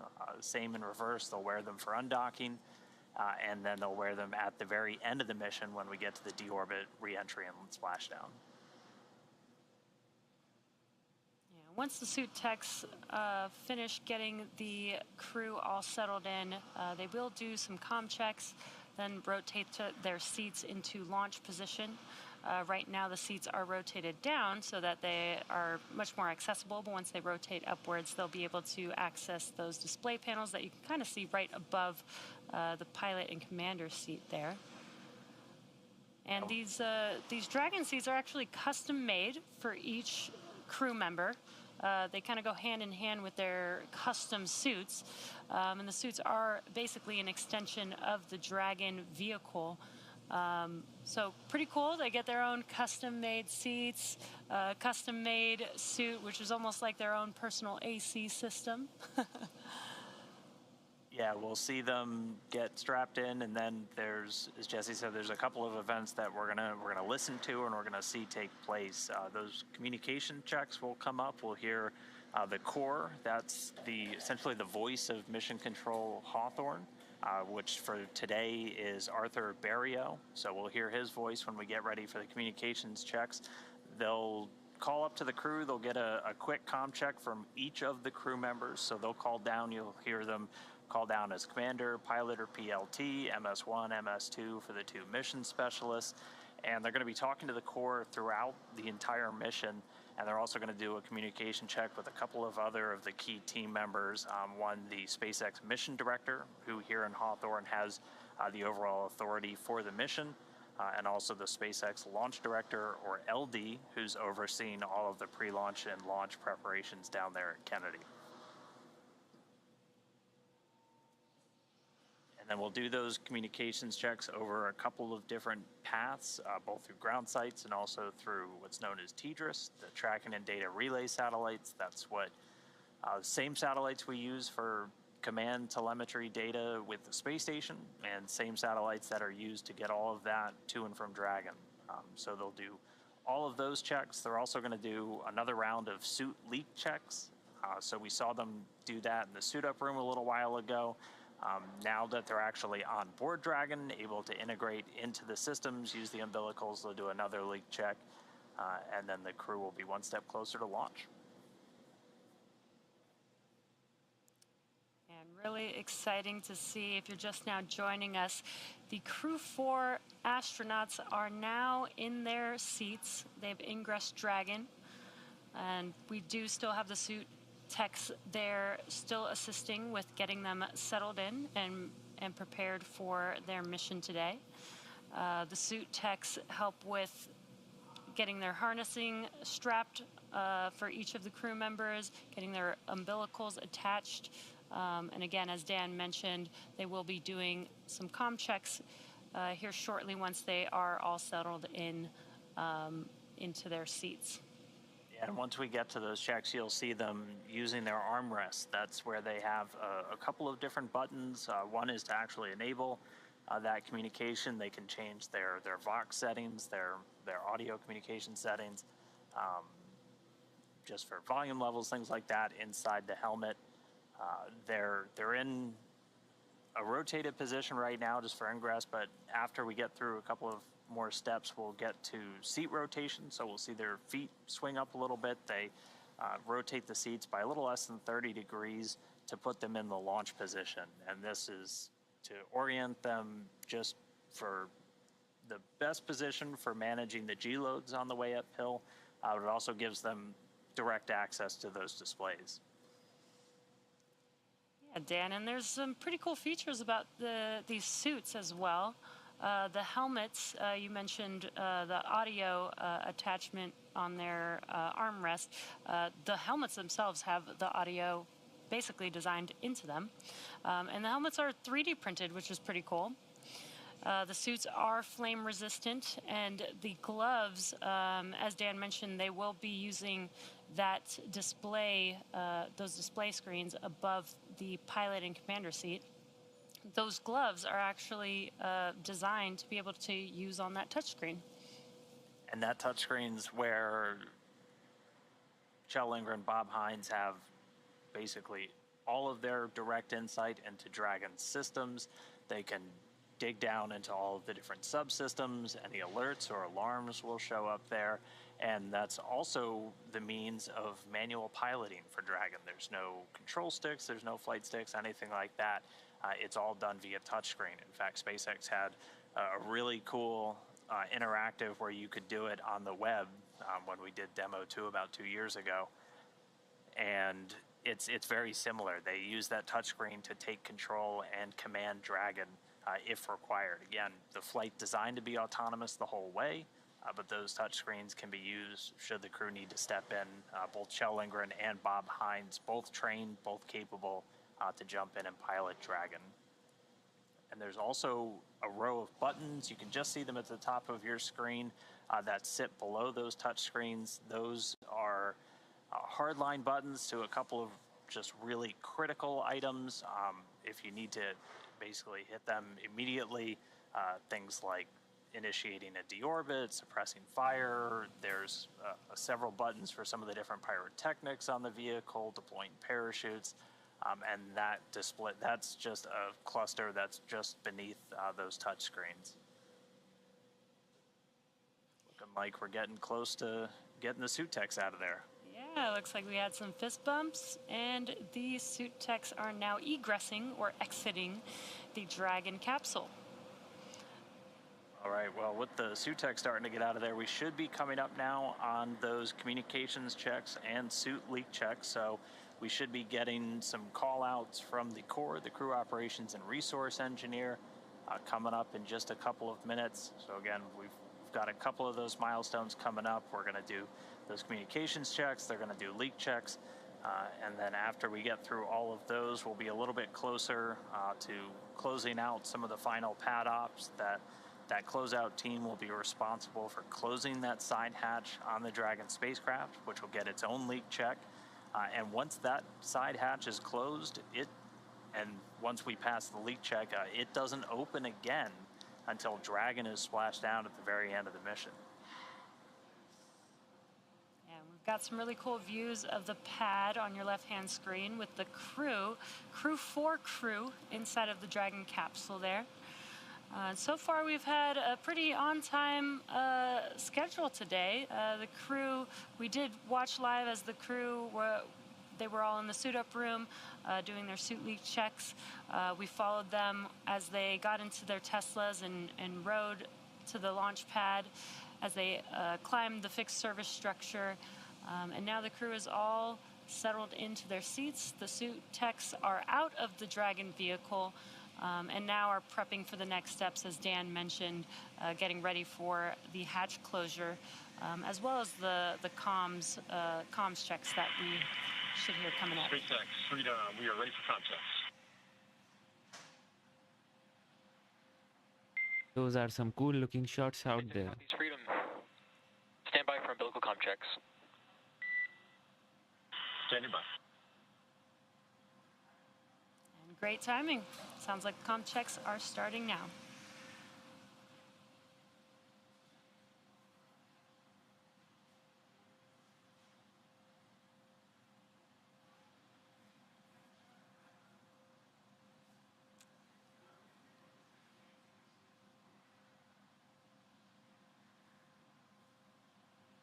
Those iPads on their lap is like they have that was not so much protruding out. They have made some optimizations, maybe, just to make sure the astronauts are more comfortable. We're just standing by for those communications checks to pick up. That's the core, the crew operations and resource engineer, Arthur Barrio. On the left side of your screen, he's sitting just behind us in MCCX here on Hawthorne. And again, we're going to hear him give a call up to the crew. He'll get comm checks from the commander and the pilot first. CDR, PLT, MS1, MS2, comm check. Freedom, CDR, loud and clear. Freedom, PLT, loud and clear. Freedom, MS1, loud and clear. Freedom, MS2, loud and clear. Core copies loud and clear. Umbilical comm check is complete. Stand by for ground station comm check. Freedom, standing by.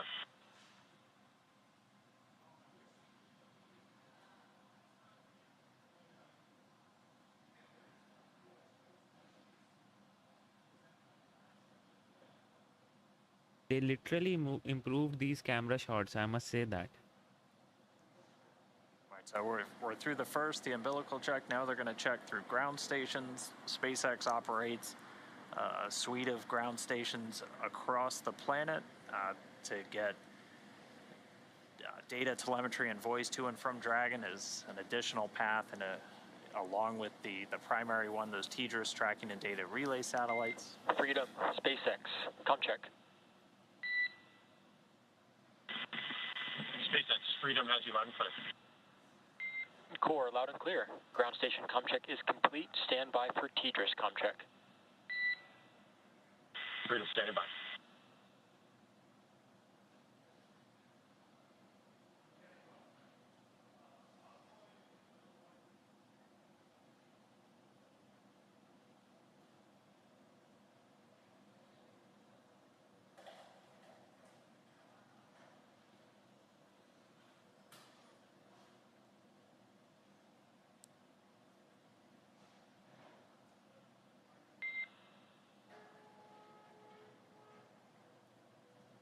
Freedom, SpaceX com check.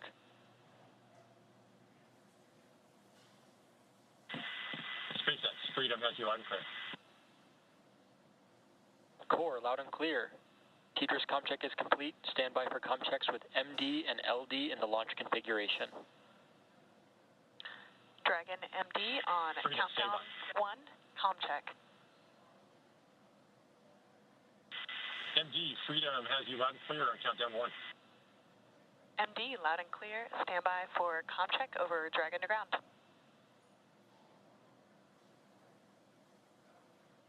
Freedom MD on Dragon to ground, com check. MD, Freedom has you loud and clear over Dragon to ground. Good to hear your voice this morning, Anna.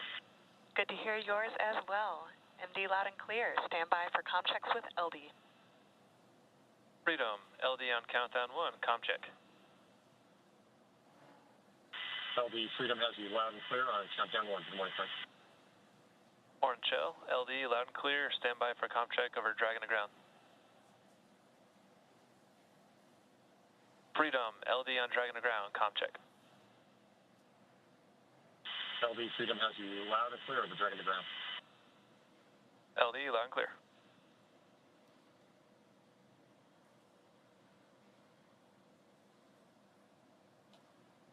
Freedom, SpaceX. With that shell, launch configuration com checks are now complete. Please report when ready for seat rotation per section 2 of 4.100.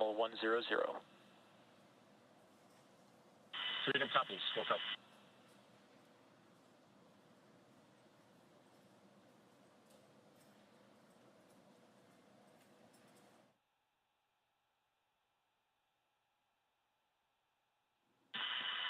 SpaceX, Freedom, we are ready for seat rotation for 2.2. Copy that, shell. We'll report when initiating.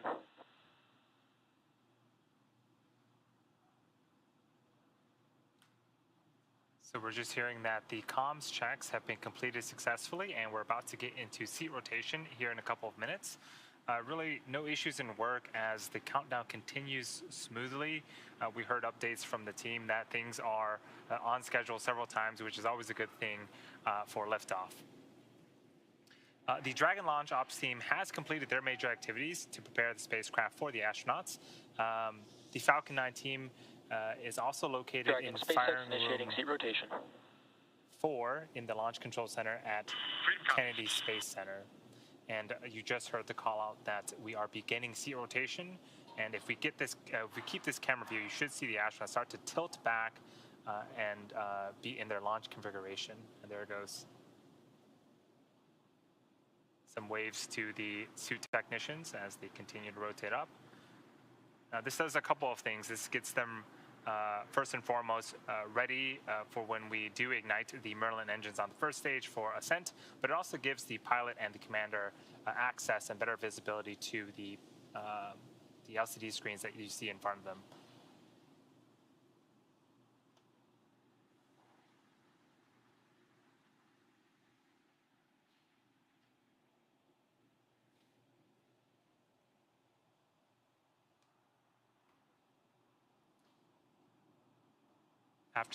After the seat rotations, we should be going into another round of suit leak checks.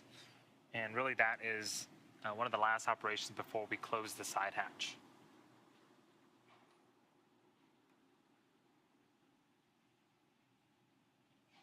Freedom, SpaceX, seats are in the launch position. Freedom copies, concurs. So there was a confirmation that we did successfully rotate the seats. Just a quick update on range and weather. Both are really looking good. We look at weather not only at the launch site, but around the world. We need to make sure conditions are acceptable if Dragon has to splash down in the Atlantic in case of an escape. We're also monitoring contingency splashdown locations if the crew had to come back to Earth before docking at this time, with the I can give space you a station. go for Section 3, suit leak check preparation. Okay, we copy. We are go and 4.103.1 for suit leak preparation.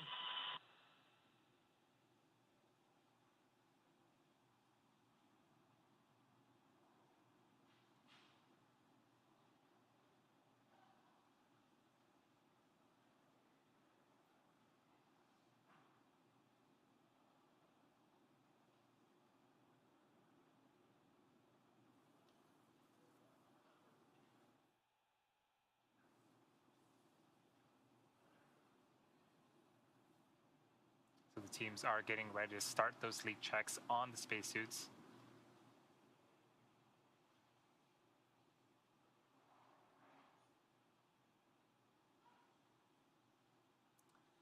So the clock continues to count down. We are at T-minus 2 hours and 18 minutes until liftoff. But as this continues to count down, we're going to check in with Chelsea at Johnson Space Center in Houston, Texas.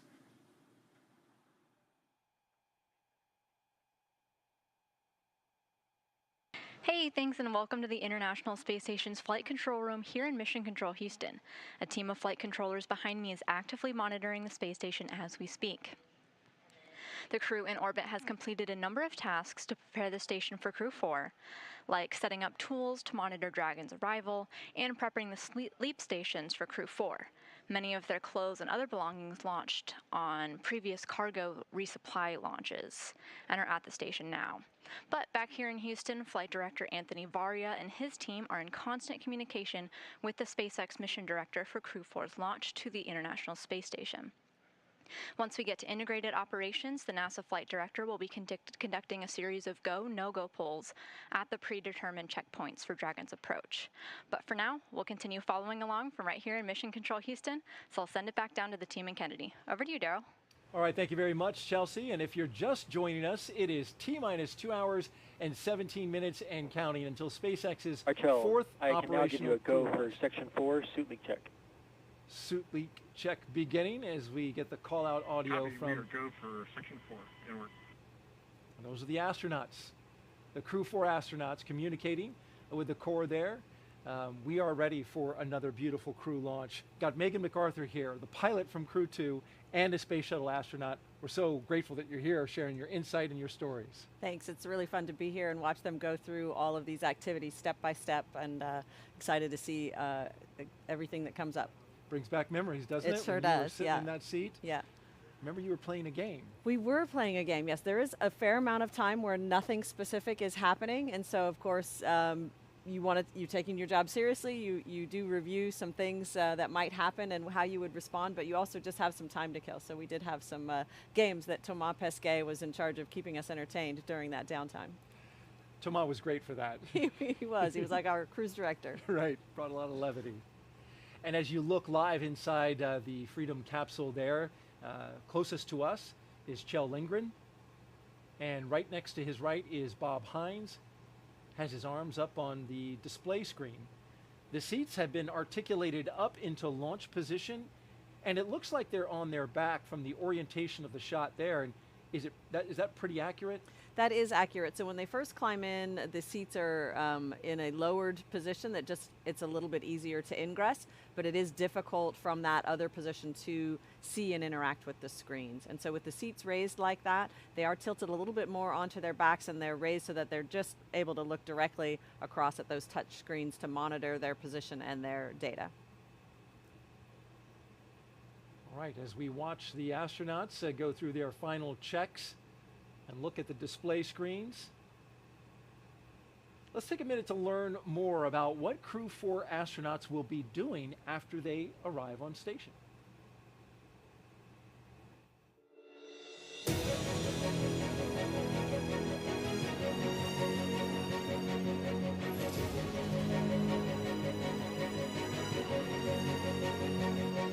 Crew 4 is the fourth crew rotation flight for the SpaceX Dragon vehicle.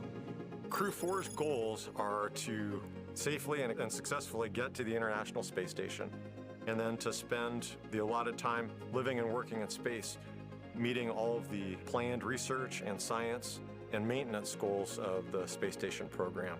We are all super excited about the opportunity to fly on a Crew Dragon spacecraft. That vehicle is a super complex, modern vehicle that enables us to get to space efficiently and safely.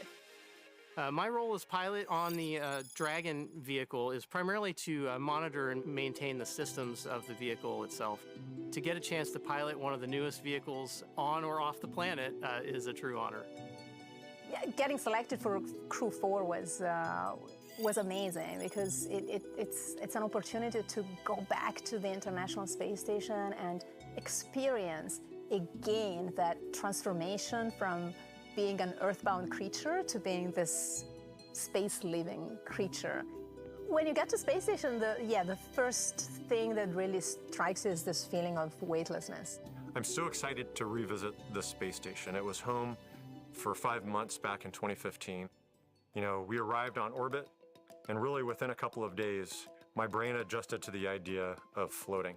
Not that I was good at it, but the novelty of it. I think that the fact that our brains can adapt to something that is so novel, so different, something that we're completely unaccustomed to for all of our lives, and that it can just adapt like that is absolutely amazing. The International Space Station is a national laboratory built to do science. The connecting element between all the experiments that we do up there is the space environment, and specifically weightlessness, microgravity, as the scientists like to say. When you're dealing with complex systems, one way to learn how they work is to start removing variables. We're able to do a lot of that down here on Earth, but one of the things that we have a challenge doing and we can't do is remove the effects of gravity. And so by taking things to the International Space Station, we can remove that and we can see how these complex systems work, how things grow, how they develop. We do so much research up there that not only helps technologies and development down here on Earth, but it is also aiding NASA's pivot back into deep space exploration. The work that we do every day helps us to better understand how the human body changes in weightlessness, and to understand how to do the operations like spacewalks and robotic arm activities that are necessary for us to be successful in lunar orbit, on the lunar surface, and on our way to Mars. We get this awesome opportunity to be representatives of humanity, of all of you, and we don't take that lightly. We're super honored to have that responsibility and are excited about sharing the journey with all of you.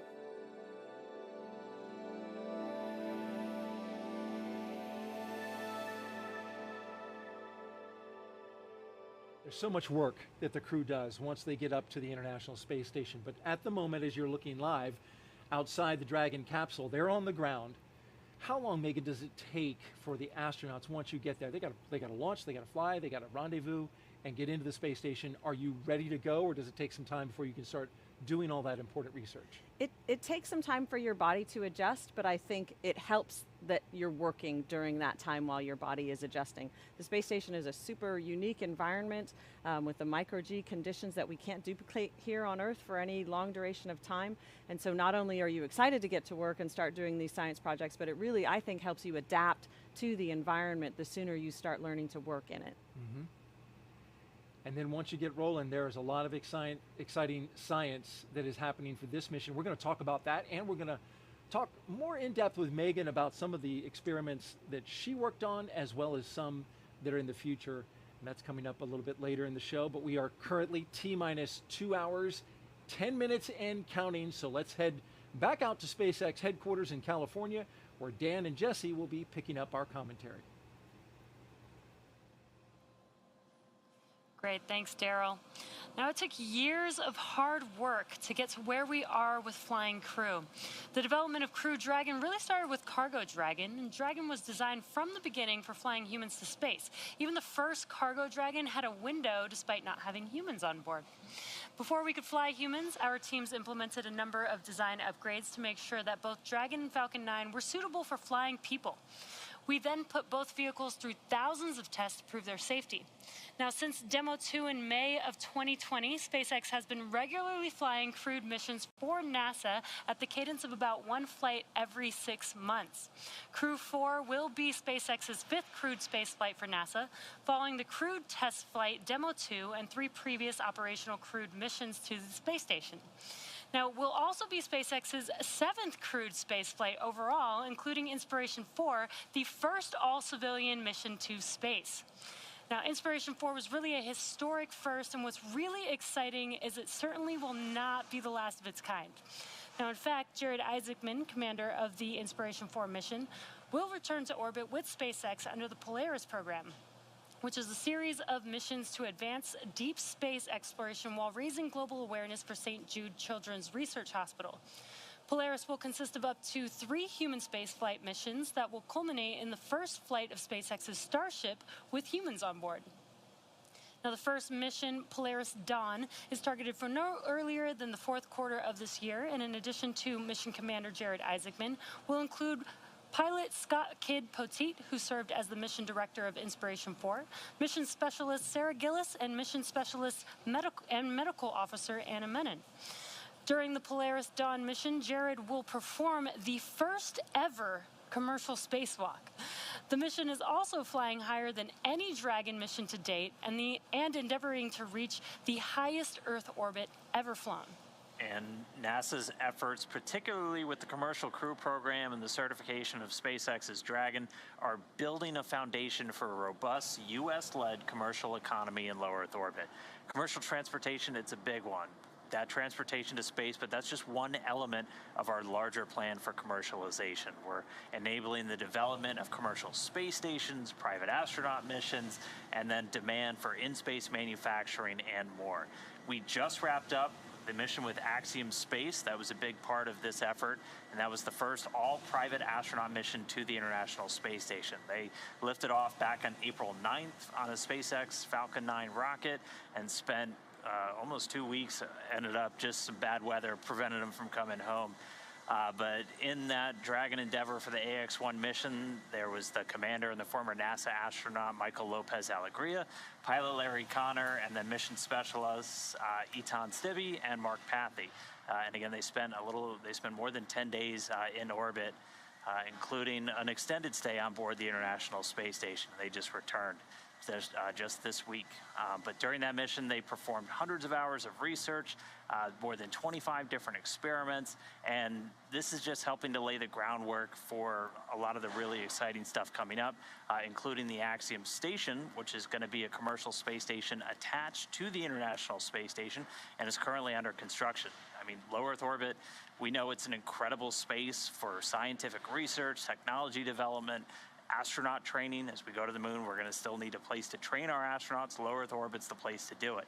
And its value has been proven through thousands of experiments, decades of international and commercial cooperation on board the station. So just a lot more to come. We're just at the dawn of this commercialization of low Earth orbit.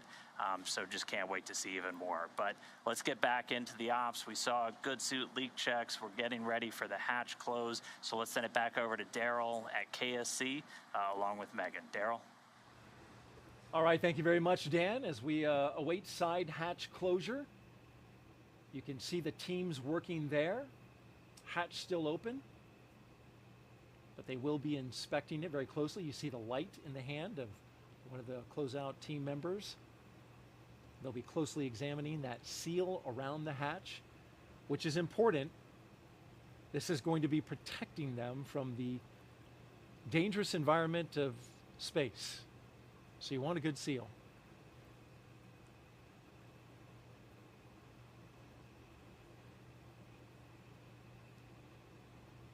And as we await for them to continue their work, Let's reintroduce you now to the Crew Dragon commander. His name is Kjell Lindgren. Here he is. My name is Kjell Lindgren, and I'm the commander for NASA's SpaceX Crew 4 mission to the International Space Station. I've wanted to be an astronaut for as long as I can remember. I think I was inspired by the very first space shuttle launch in April of 1981. And that, I think, was really when this dream was just burned into my consciousness. It was an absolute honor to get selected for the Crew 4 mission. And on top of that, to have the opportunity to command. Getting to fly with this amazing crew, with Farmer and Samantha and Waddy, they are incredible astronauts, and I feel very grateful to be on a team with them. But we're one small part of a larger team that spans the nation and the world. We truly get to leverage the best and brightest as we chase somewhat impossible goals.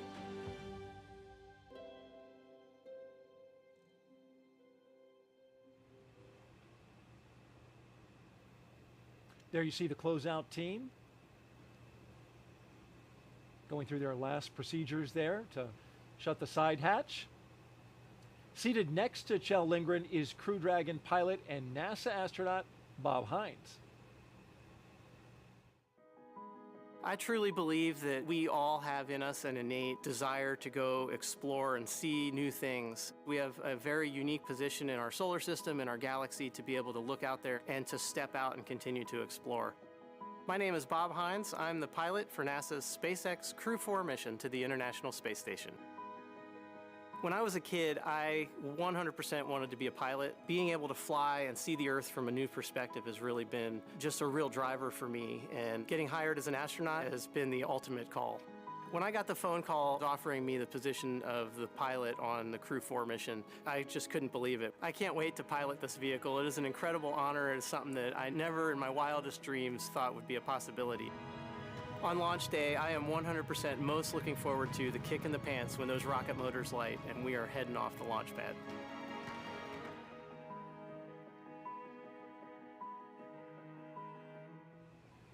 And he's going to get that kick in the pants, right, Megan? That's right. In seat number 1 today is mission specialist and NASA astronaut Jessica Watkins, who will be making her first trip to space today. My name is Jessica Watkins, and I'm a mission specialist for NASA's SpaceX Crew 4 mission to the International Space Station. The opportunity to be the first Black woman on an International Space Station long-duration crew is exciting. It certainly is important to me and impactful to me to be able to be a part of the legacy that so many before me have paved the way to enable me to be here now. As much as I can be a small part of that legacy, I'm honored to have the opportunity. Being selected to be a part of this Crew 4 mission is truly an honor. We get this awesome opportunity to be representatives of humanity, and we don't take that lightly. We're super honored to have that responsibility and are excited about sharing the journey with all of you.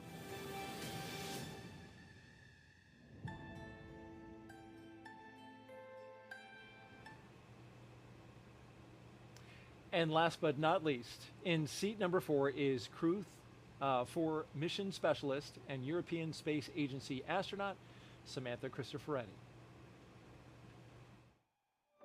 I got the call to become an astronaut one evening. I had this feeling that the whole universe just stopped, turned around and smiled at me. My name is Samantha Cristoforetti, and I'm a mission specialist on the NASA SpaceX Crew 4 mission to the International Space Station. I started dreaming about becoming an astronaut pretty early on. I was still in elementary school. And the astronaut job is really very much about this broad spectrum of things that you have to master rather than being a specialist that has mastered one thing. In 2014, I had the opportunity of flying to space for the first time, and I spent 200 days on the International Space Station. Getting selected for Crew 4 was amazing because it's an opportunity to experience again being part of that very, very special life up there in this outpost of humanity in space.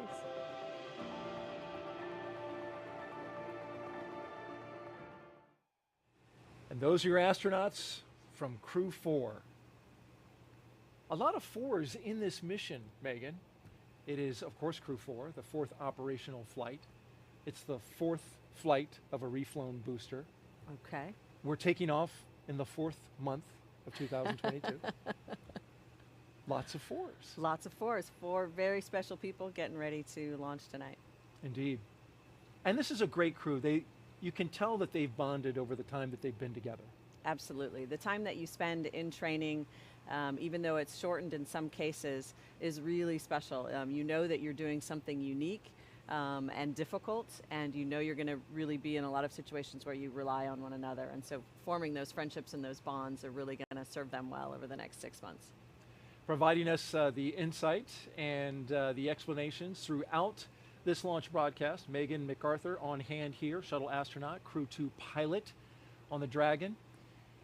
We want to remind you, you can ask her a question right there at the bottom of your screen. You can see how. Just put the hashtag AskNASA into Twitter and send us a tweet. And once we see it, we'll go through them and pass them along to her. She's been answering them all evening, and keep those questions coming. In the meantime, let's get over to Andy at SpaceX headquarters for a launch operations update. Andy. Thanks, Daryl. We are just under T-minus 2 hours until liftoff, and the countdown is proceeding nominally at this point. On board the brand new Dragon spacecraft Freedom, we heard the communication checks between the Dragon team and the crew, and those went well.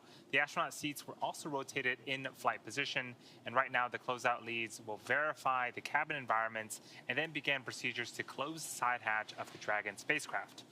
Afterwards, the SpaceX support team will perform the final leak check on the hatch, and once that is finished, the team will begin steps to ready the access arm to retract. Then the closeout team will leave the pad at T-minus 1 hour, leaving just the astronauts on the pad. As for the Falcon 9 team, they are on console in firing room 4. They are preparing the communication checks with the astronauts that is due in just a few minutes here. SpaceX engineers have pressurized the launch vehicle gas storage bottles. These are composite overwrap pressure vessels. They contain gases used to fill the tanks with hot helium, as propellant is drained out of the first and second stages during ascent. Once we top them off, we'll top them off in the last half hour or so before liftoff. We also use pressurized gases to spin the Merlin engine turbopumps when we start an engine in space. The second stage MVAC engine starts up after the first stage separates, and the first stage engines need to be restarted for its landing sequences. The gases are also used for attitude control systems, which helps with vehicle orientation, and for deploying the grid fins and landing legs. We continue to monitor weather at launch sites and around the world at contingency abort and landing zones. But right now, everything is green. So with that, we are at T-minus 1 hour, 57 minutes and counting. Everything's looking good here, so I'll send it back to you, Daryl and Megan. All right, Andy, and thank you. Back here at the Kennedy Space Center, the weather is fantastic. We've got a cool evening and calm conditions, which is perfect for launch. As we look at the closeout team finishing their job on their pads, they've got a list of milestones and checks to complete. And as we wait for them to close that side hatch with the 4 crew astronauts inside, let's take a little moment to take some more questions from social media. And there you see a question up on your screen. The question is, Megan, how would you describe the first moments after arriving to the space station? Well, it's such a magical moment, in fact, once the hatches are opened and you finally get to come through. For me, having worked, around the space station program for so many years, but never actually seen it, it was really, really special to come through and finally see the environment. Plus, you have all of these smiling faces, people that are excited to see you, the folks that are going to be coming home. It's really pretty overwhelming. Lots of hugs, lots of smiles. And it just, you know that you finally reached this goal that you've worked so hard to attain.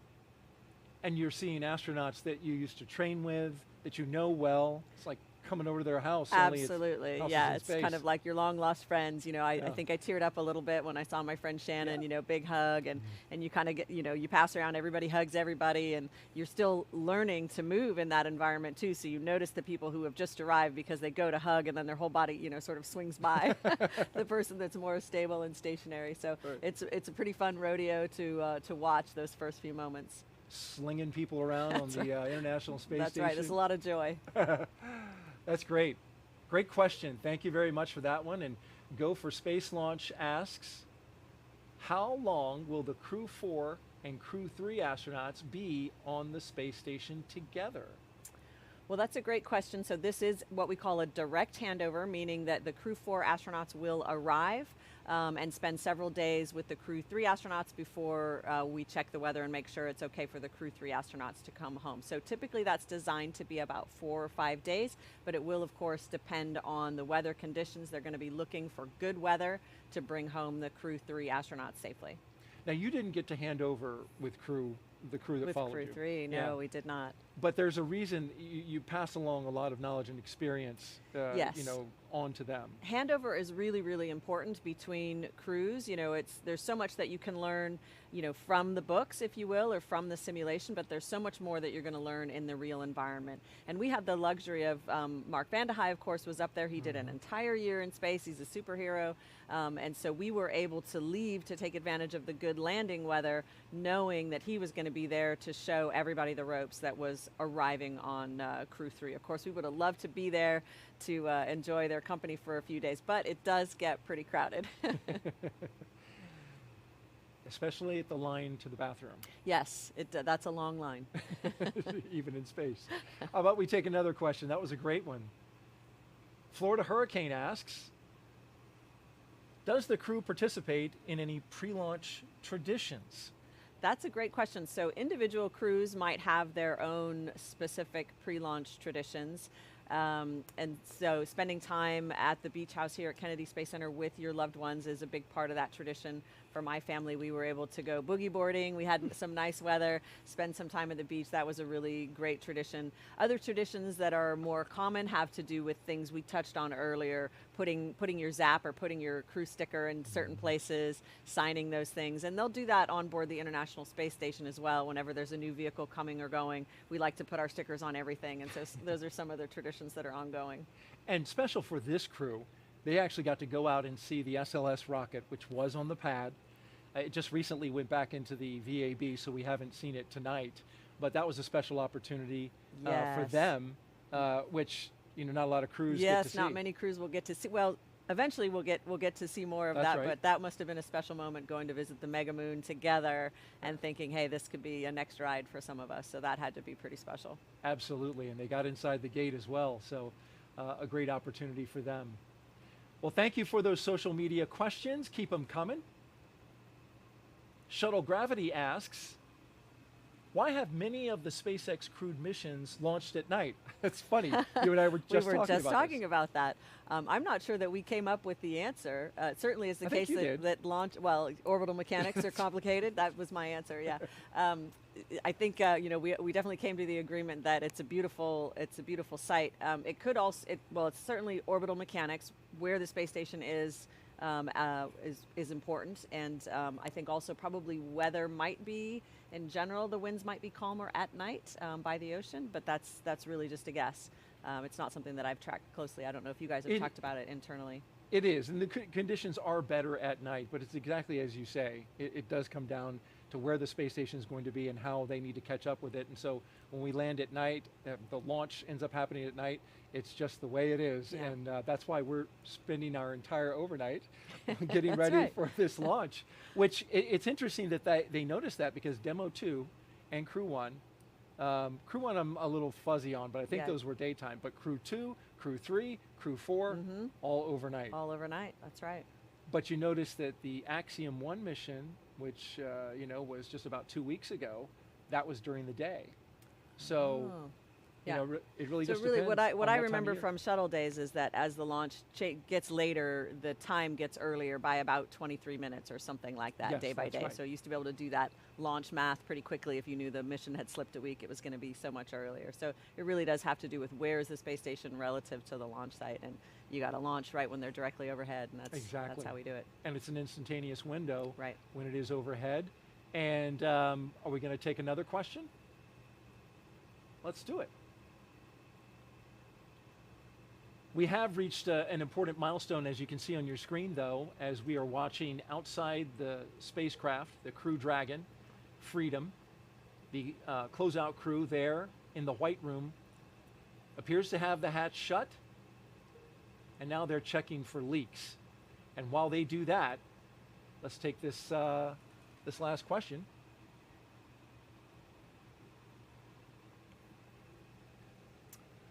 What kind of food will the astronauts have on the International Space Station? So food is so important, as you can imagine. And Freedom SpaceX, with the side hatch now closed, we're going to be commencing health checks for the launch escape system. Expect momentary flight computer state change, followed by transition back to pad hatch closed. And there's your confirmation. So yes, food is so important for any long duration mission, of course, but on the International Space Station, there are some challenges to providing a varied menu. You've got a lot of different people with a lot of different tastes, and then you have limited ability to keep fresh food fresh.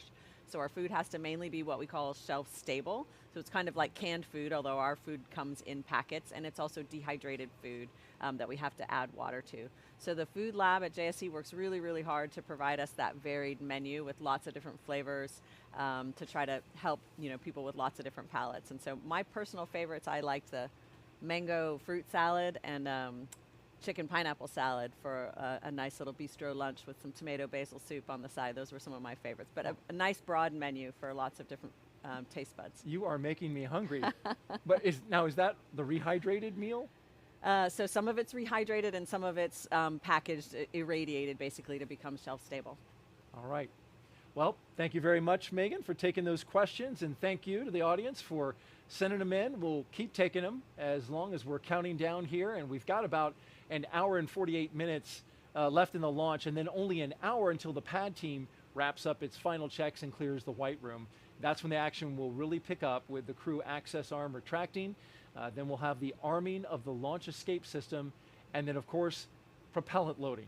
So we'll keep you live into the action, as you can see on the screen there, with the crew as they're sitting tight for the next hour or so.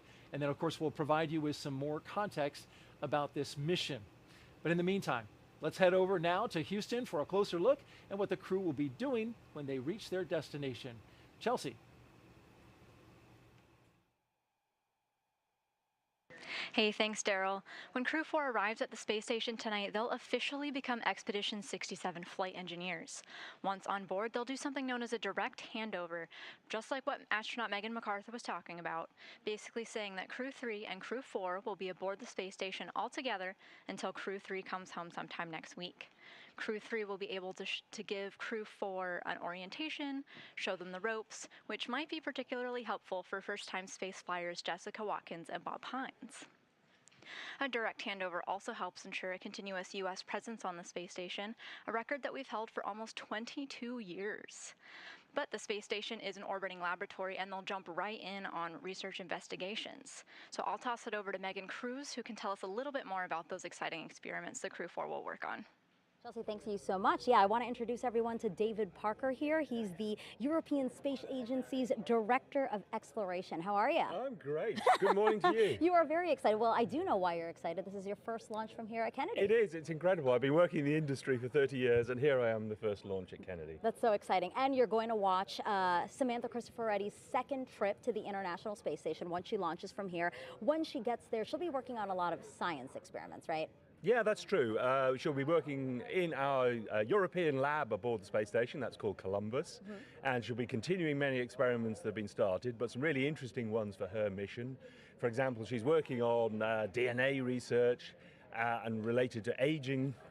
And that's related to one of her own interests, which is osteoporosis, the effects of aging back here on Earth. So it's linking what we're doing aboard the space station to the research that's really relevant to us back here on Earth. Yeah, and that's important because we do know that there is bone loss that happens while we have astronauts in space. Now, something that's really interesting is that NASA and ESA aren't just partners when it comes to our commercial crew program. You guys are playing a critical role in our return to the moon, NASA's Artemis program. Yeah, that's super exciting to us. I had the lovely opportunity yesterday to go into the VAB behind us here and see the SLS rocket. We're super excited to be part of the Artemis program because right at the top of the rocket is our first of our European service modules, the power and propulsion for the astronauts to take them back to the moon. Yeah. And so the first one obviously was on top of that rocket. The second one is already delivered to the States, and we're building more, maybe up to number 7, 8, and 9. Yeah.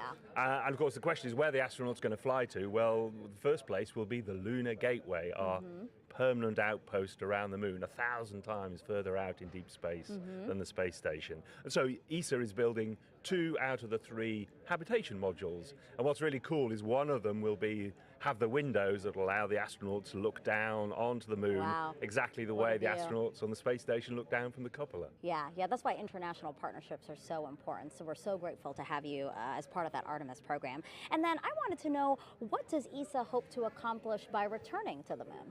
Well, there's a lot to do. I always say that the moon is the 8th continent of planet Earth, and it's undiscovered country, really. In the days of Apollo, which I'm so old I remember, I say the moon is a museum of 4 billion years of solar system history, and we just kind of went to the museum gift shop, grabbed the souvenirs and came home again. Now we're going to go there, really explore it, do the job properly this time, and unravel its secrets, what it can tell us about the whole history of our solar system.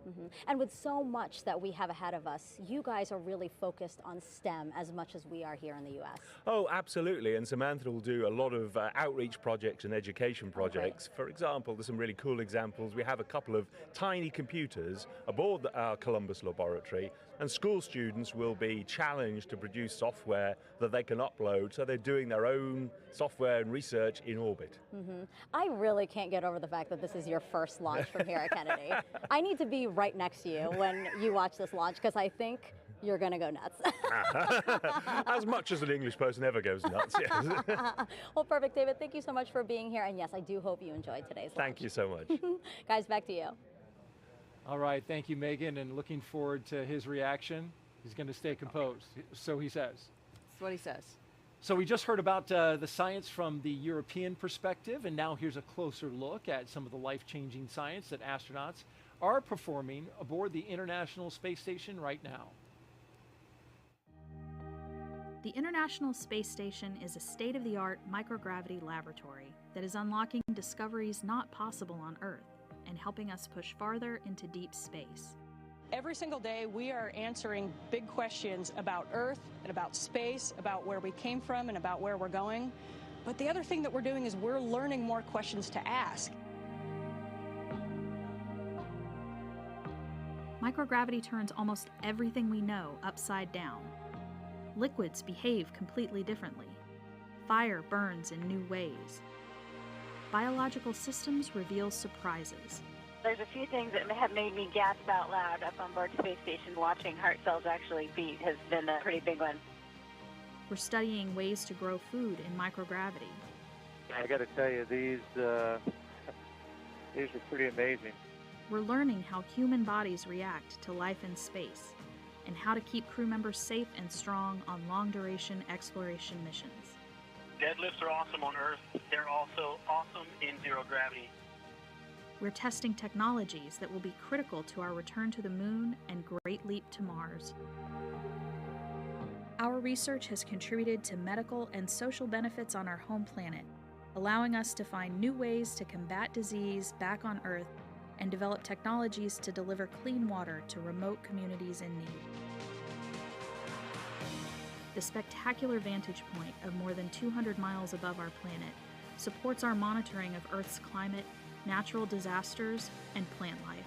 Our planet Earth is absolutely stunning. To me, it doesn't matter where we are in the world, I just see beauty in different ways. The growing new space economy, so vital to our continued progress in space, is flourishing in low Earth orbit. We're inspiring future generations from a platform that is one of the largest international collaborations of our time. We're doing science at 17,500 miles per hour. Come along for the ride.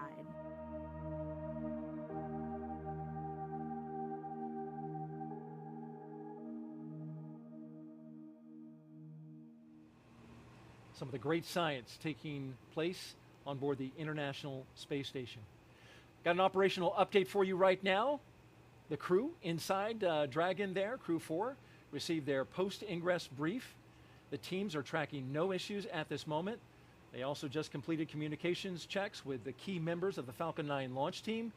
And now we are standing by for side hatch leak check completion. As you can see there on your screen, that is happening right now. Now, NASA astronauts on board the space station have been busy preparing for the arrival of Crew 4. I recently spoke to astronaut Rajachari, who is in space right now, about how they're getting ready and the special connection he has with two Crew 4 astronauts. Raja, I covered your launch from Cape Canaveral, and I remember what you looked like then, and I see you now, and I'm just curious, did you get a haircut? And if so, how did you cut your hair in space? Yeah, so we've done a few haircuts. We use clippers with a vacuum hose attached to it, and so I can do about the front half of my head, basically just in the mirror, and then usually use a crewmate to do the back side of my head. Hey, I can't help but notice you've got an inflatable globe there attached to your leg, and I'm wondering what that's for. That is, in case you have any questions about the Earth, since oftentimes people are curious about whether we can watch the launch and or see the orbital insertion. So obviously they'll be launching out of the Cape. Based on where we're at, hopefully we'll have a decent view. And as long as we're on at least the half of the Earth that can view the Cape, we might get a chance to see the rocket plume and maybe the insertion into orbit, but it's always kind of dependent on atmospheric conditions and where exactly we are in the orbit in relation to their launch. We're getting ready to send Crew 4 to you. How are you getting ready for their arrival? Well, it's funny you asked, because actually just yesterday we caught the visiting vehicle Cygnus, the SS Pierce Sellers, and brought it on board the space station. And on board that space vehicle is a whole bunch of supplies for Crew 4. So yesterday evening and today we've actually been unpacking it, and part of the supplies that it's brought up are food, clothes, and other items for Crew 4. So we've been starting to distribute those around the station, pre-position them for them, and then when it gets closer in time to them showing up, we'll actually start to unpack those bags and set up their crew quarters for them. Tell me a little bit about your experience, what you remember most about your launch day when you guys launched from Cape Canaveral and went up to the space station, a little bit about 6 months ago. Yeah, I think for me, one of the things that struck me during the first stage was just sort of the really visceral feedback you get in the rocket, and how quick your senses are. The next thing is that you really feel is the jolt between the first and second stage. So as the first stage goes out, you feel yourself kind of get weightless for a few seconds of weightlessness. And then when the second stage lights, you get thrown backwards in your seat again, and then you feel that acceleration. And then the first spot of the space station, we happened to see it as the sun was rising about 40 kilometers away, and the way the sun was hitting it made it look like it was made out of gold. It was pretty cool. And so we just sat there mesmerized in the window watching our new home get closer to us. Wow, that sounds incredible, and just a beautiful sight to behold it must have been. Thanks for sharing that with us. So, what experiments that you've been working on for the past few months have really stood out and you've enjoyed working on? I'd say one of the ones I personally enjoy working on is some of the combustion experiments. And I think because just the idea of fire in space are generally things you don't want to mix. And so you have to spend a lot of time and energy when you design these experiments to contain the combustion, because you don't want, obviously, that to get out into the atmosphere here. But the rewards of that research have led to things discovering cool flames and some potential to have much lower carbon emission processes on the ground for combustion, whether it's for cars or factories. And so the promise of it is pretty amazing. Rajachari, Expedition 66, NASA astronaut, thank you so much for joining us. We really appreciate it. Yeah, thank you guys. And have fun watching the Crew 4 launch. We'll be watching from here and can't wait to welcome Chell and the crew on board. Well, thanks to Rajachari and the team at JSC for making him available. T-minus 1 hour and 35 minutes and counting as you look out at the Falcon 9 rocket with the Crew Dragon Freedom at the very top, ready to launch in a little over an hour. Update on Rajachari, by the way, he has grown a very thick mustache. So when you see him again, he has taken the time, and apparently it's an Air Force thing. I think mustache March is what he called it. Yeah. Pretty sure March is over, though. Yeah, so that's true. We'll see where he's gone with that. Yeah, apparently he missed a couple weeks, and so he's on catch-up. But the other thing is, he talked a little bit about watching a launch from the space station, which I just think sounds really cool.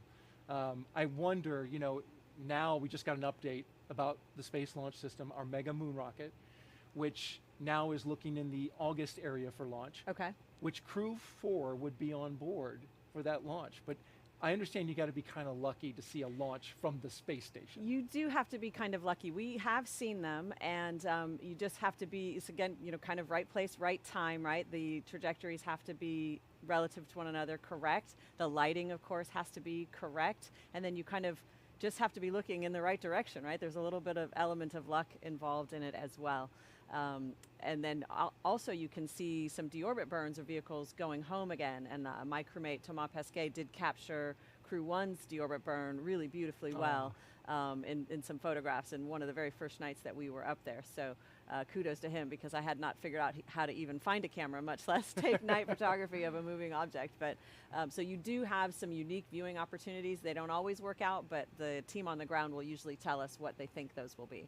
Hope it works out for Crew 4. Crew 3, meanwhile, set to splash down next week. Megan, it seems like yesterday that you and your fellow Crew 2 astronauts splashed down, and I want to take a look back and take you back down memory lane. Oh, yes. Remember that? Yes.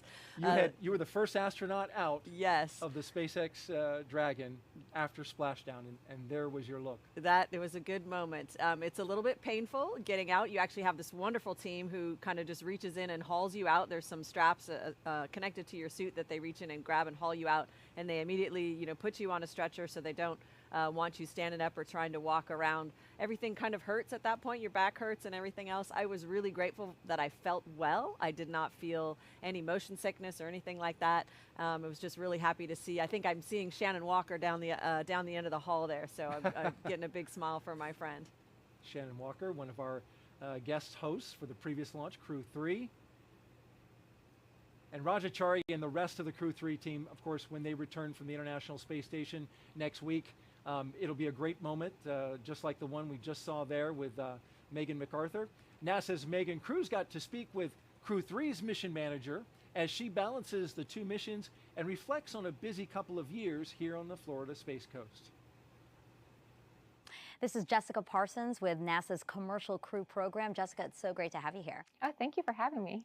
So this is where you will be on launch day, inside one of the launch control centers here at Cape Canaveral Space Force Station. But you're Crew 3 mission manager. How are you involved in Crew 4? Well, that's correct. I'm the Crew 3 mission manager, but we have a group of mission managers that is assigned to each of the missions. For Crew 4, our mission manager is actually in the LCC room in Fire Room 4 with the SpaceX and the spacecraft team, but we do have many teams that support from different locations. Hangar AE here is one location where we have our launch vehicle teams and our ground systems team that are following the launch preparations for the launch vehicle and the ground systems. So we do have mission managers assigned to different locations. And as a Crew 3 mission manager, this is where I am since I'm not in the prime mission manager role. We also have a group of engineers that support from the Mission Control Center at JSC and some of the engineering teams there with them, monitoring all the activities from launch all the way to docking. Gotcha. So what is your particular role on launch day here? So launch day here, I am listening to the loops, helping the team if there's any anomalies or any issues, being aware of what those issues are and reporting them up to the team, make sure they have the latest information. So our NASA operations manager, who is a voice within the SpaceX countdown, can be aware of those and report them if there's an issue. And why is it important for you as the Crew 3 mission manager to be so intertwined with Crew 4? Well, it is important because I need Crew 4 to launch successfully for Crew 3 to return home. As you know, once Crew 4 gets into ISS, they will have a 5-day handover period with the Crew 3. And once that handover is complete, depending on the weather, we'll assess readiness for Crew 3 return, and then we'll be coming home. How long have you been with the Commercial Crew Program? So I would say I'm fairly new to Commercial Crew. I've been with them for 2 years since we became operational. Actually, my first day at work was the week when we launched Demo 2. We were launching Bob and Doug. So it was craziness to me to experience that on my first week at the job. But since then, this is the 5th mission that we launched in that period of 2 years. So it's an incredibly fast cadence. It seems like we launch a mission and then we have the next mission coming up, getting ready for it. So it's very exciting, at the same time very rewarding. Why do you say that this job is rewarding? Well, I think it's extremely rewarding because, we are contributing to our space program. We are launching, again, astronauts from American soil, something that we hadn't done since the Space Shuttle program. And having this cadence, we're doing it every 6 months. So it just keeps us excited and motivated to continue doing it. Yeah, very busy, exciting times here on the Space Coast. Jessica, thank you so much for being here with me today. I appreciate it. Thank you. Back to you. Thank you, Jessica and Megan. And she's looking forward to a launch of Crew 4 so she can bring Crew 3 home, and we are 1 hour and 29 minutes away from that happening. You see the crew now. That's a live shot inside the White Room looking at the Dragon capsule, and we just got an update. We have a good side hatch leak check, and so the team there just wrapping up the work as they continue progressing towards liftoff. Time now to check in on how the rest of the countdown is progressing, so let's send it back out to California and SpaceX's Andy Tran. Thanks, Daryl. Yeah, as you had just mentioned, under 90 minutes now until liftoff, and we saw that the hatch was closed, and we heard that the leak check was successfully performed. Launch engineers are located in Firing Room 4 in the NASA Launch Control Center at Kennedy Space Center. They do have a view through the large windows that you see on screen of Pad 39A, just about 5 kilometers east of them. The Falcon 9 team is loading helium and nitrogen gas into storage bottles on the launch vehicle. RF checkouts are also complete, and the final review of vehicle testing performed earlier today is underway. The SpaceX chief engineer will check with the team at about the T-minus 80-minute mark to verify that we are still good to continue the countdown. The next major activity is flowing a small amount of fuel into the first stage to prime the Merlin 1D engines for ignition. The team is also monitoring fuel and liquid oxygen loading preparations, ensuring the propellants in the ground tanks are correctly chilled prior to loading them onto the Falcon at T-minus 35 minutes. Weather and range continue to be green. They have been green all night. So things, again, are looking great, as we've had really just a great and smooth countdown so far. With that, I do want to check in with Dan and Jesse, who have a very special update for us. Hey, thanks, Andy. Now, before anybody climbs on board Dragon for a flight into space, they're going to spend a lot of time here at SpaceX headquarters in Hawthorne, where we've got a number of simulators, mock-ups, and things like that for them to familiarize themselves with the spacecraft. Now, before we dive into this one, Jesse's going to walk us a little bit more through the Dragon spacecraft. Yeah, just to get an idea of the size of Dragon, the capsule with the trunk attached to it is about 8.1 meters tall. Now, Dan, that's about 3.5 times the height of Shaquille O'Neal. It's a lot of Shaqs. The diameter of the vehicle is about 4 meters, and the payload mass that it can carry up to space is about 6,000 kilograms. So, Dan, just in case you wanted to bring a large African elephant with you to outer space, you totally could. And the return mass is about half of that. It's about 3,000 kilograms when returning back to Earth.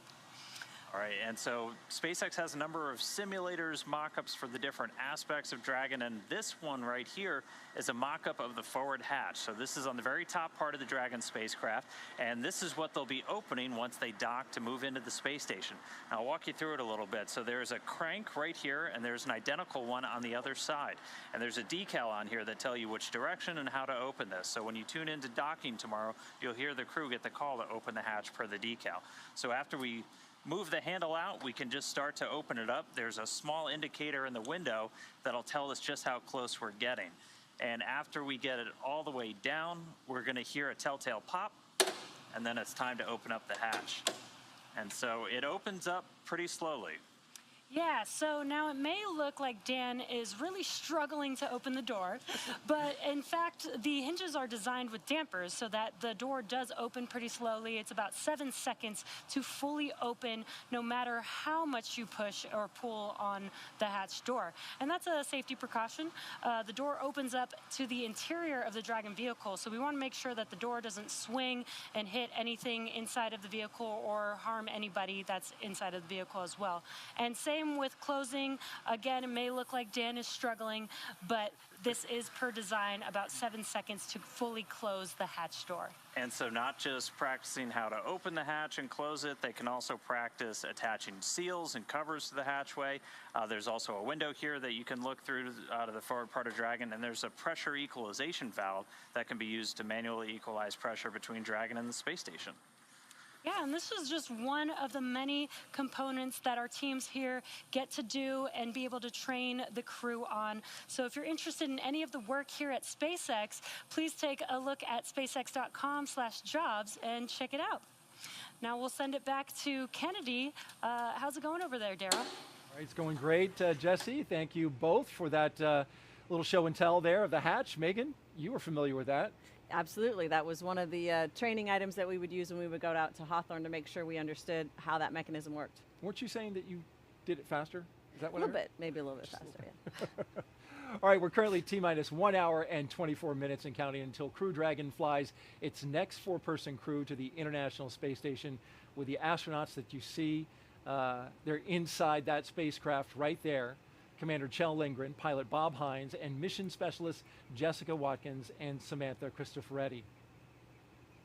We are getting ready to do the launch escape system checks.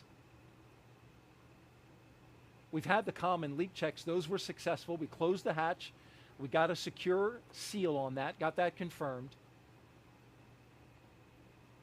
And then we also have started to begin those launch escape system and communication checks. That's all conducted by the Falcon launch team. These checkouts are a standard part of the launch countdown, and they're critical to make sure everything is in working order before arming that launch escape system. The launch escape system, of course, critical to the astronauts inside, because this, once the crew leaves, is the only way to get off the pad if something were to go awry. That's right. It's one of the, in my opinion, one of the best features about this transportation system is that you have a way to get the crew safely away from a rocket that might be experiencing an off-nominal condition. And that capability exists from, before you start the propellant load, all the way into orbit. And so it's one of the great capabilities that this vehicle brings. And that launch escape system is powered by Super Draco engines that are capable of moving Dragon a half a mile in only 7.5 seconds. It's pretty remarkable. That is booking it. I guess equivalent to a peak velocity of 436 miles per hour. I can imagine what that feels like. Well, fortunately, we have not had to experience that at this point, but if it were necessary to get away, like I said, from a rocket that is having an off-nominal event, that would sure be how fast you'd want to be moving. Exactly. Whether it's on the ground or traveling uphill. That's right. You can manually trigger that system as well, right? You can manually trigger that system, and it can be triggered in response to a condition. The ground would typically let you know if they had time, but of course things can happen very quickly, and so it needs to be able to happen automatically as well. Crew 3 is scheduled to splash down next week. We talked a little bit about that, and Megan will be there. I will? Megan MacArthur? No, but the ship that Megan was named after, yes. Oh, look at that. Actually, the ship was named after you.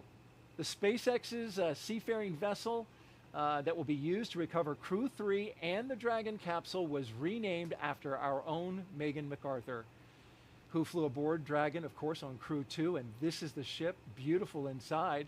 Previously, it was named Go Navigator. SpaceX renamed the ship Megan as well. They have another ship. They renamed it Shannon in honor of Shannon Walker, the first woman to fly on Crew Dragon. And look, Megan, your name is even on the life preserver. On the life preserver. That's fantastic. What an honor. I have not seen it in person yet. Of course, I have heard about it. And I feel like that's a real honor. It's funny to me as an oceanographer that I flew in space, and that's what got a ship named after me for doing. But it's a tremendous honor, and I'm really happy to be just a little part of that history. And hey, listen, the good ship Megan already picked up a crew. They took the ship out there and picked up the Axiom 1 crew, which landed just off the coast of Jacksonville. So already hard at work. Already an experienced ship. That's awesome. Yep. Well, hopefully you get to see it and get a selfie with it. Definitely. That's on my list. Speaking of history-making astronauts, we now have a special message, Megan, from one of the astronauts who flew Crew Dragon's first test flight. And the message is for our guest host, Megan MacArthur, and for the 4 astronauts of Crew 4. Take a listen. All right. Howdy, Megan. It's your husband, Bob. I didn't want you to miss the melodious sound of my voice while you were down in Florida giving commentary for Crew 4. I did want to wish you all the best and let you know that Theo and I are thinking of you and really looking forward to reliving both the Crew 4 launch and watching the Crew 3 splashdown together as a family when you return. For Crew 4, Chell, Bob, Jessica, and Samantha, I wish you all the best. I know that you've trained really hard in preparation for this mission, and I'm expecting great things from y'all while you're on board. I would give you one piece of advice, and that's to really enjoy that final meal in crew quarters that you get prior to heading out to the vehicle to strap on and launch into space. Doug and I really enjoyed ours, and I'm looking forward to hearing a little bit about what you selected to eat prior to strapping on a rocket ship. You know, for me, it's hard to believe that it's been nearly 2 years since I launched on the Demo 2 mission to the International Space Station and had the opportunity to stay on board for just a few short months.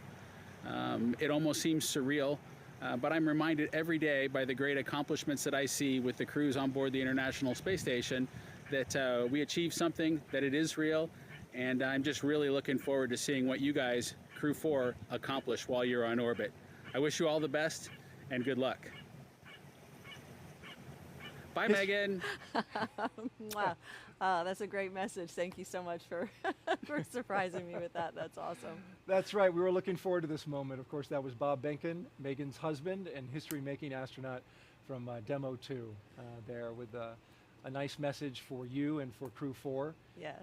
The funniest part was when he said, I know you missed the melodious sound of my voice. The melodious sound of my voice, yes.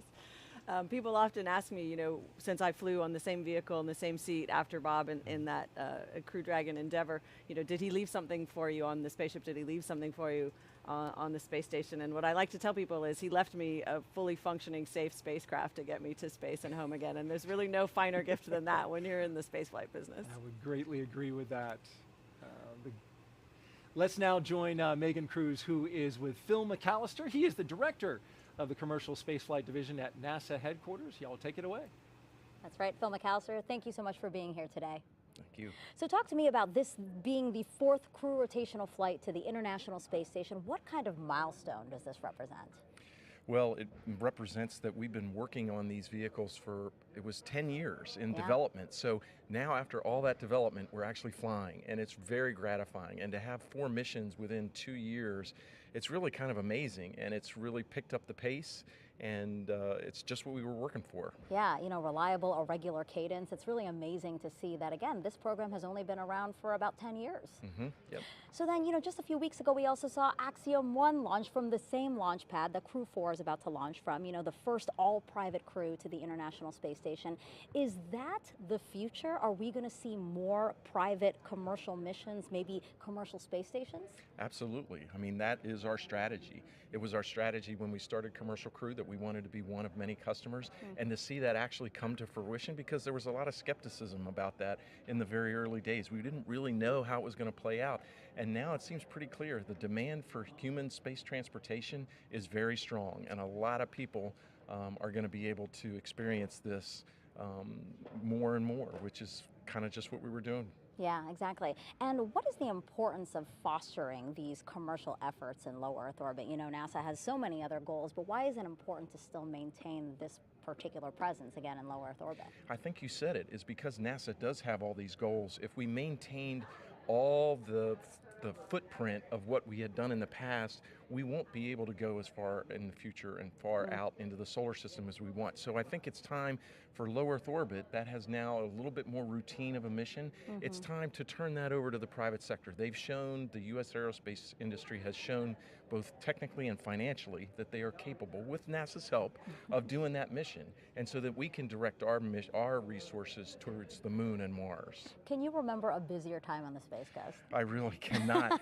You know, it's interesting. I was here for the last shuttle mission, and I remember being at the hotel, and they were all like, "Oh no, this is the last shuttle mission. I don't know if we're going to be able to keep going." And now there's 5 more hotels, and you still can't get a place. So it's really been invigorating for, I think, this economy, the local economy, but also NASA. And partnering with these companies, we learn from them, they learn from us. I think it has really just invigorated everybody. Yeah, just within this month, we saw 3 vehicles on 3 different pads there. Can you remember when you last saw something like that? No, I cannot.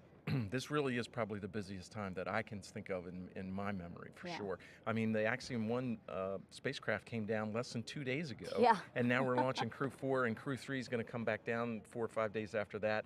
It's just what we've been working for. We want to fly, and so now we're doing it. Lots of juggling, but very worthwhile, very rewarding. Yes, when we complain about it, we were like, what are we complaining about? This is actually our job, so it's nice to be flying. Phil, thank you so much. I really appreciate you being here. I hope you enjoyed today's launch. Thank you. All right, let's go back to Hawthorne for another check on the countdown. Thanks, Megan. Now we're just at T-minus 1 hour and just under 15 minutes away from launch, and it just gets more and more exciting as we approach that T0. Now we've been able to watch the crew ingress the Dragon vehicle. They're already inside, and there you can see on your screen. They were helped out by our closeout team. The closeout team helped to attach their umbilicals, which provide breathing air and comms to Dragon.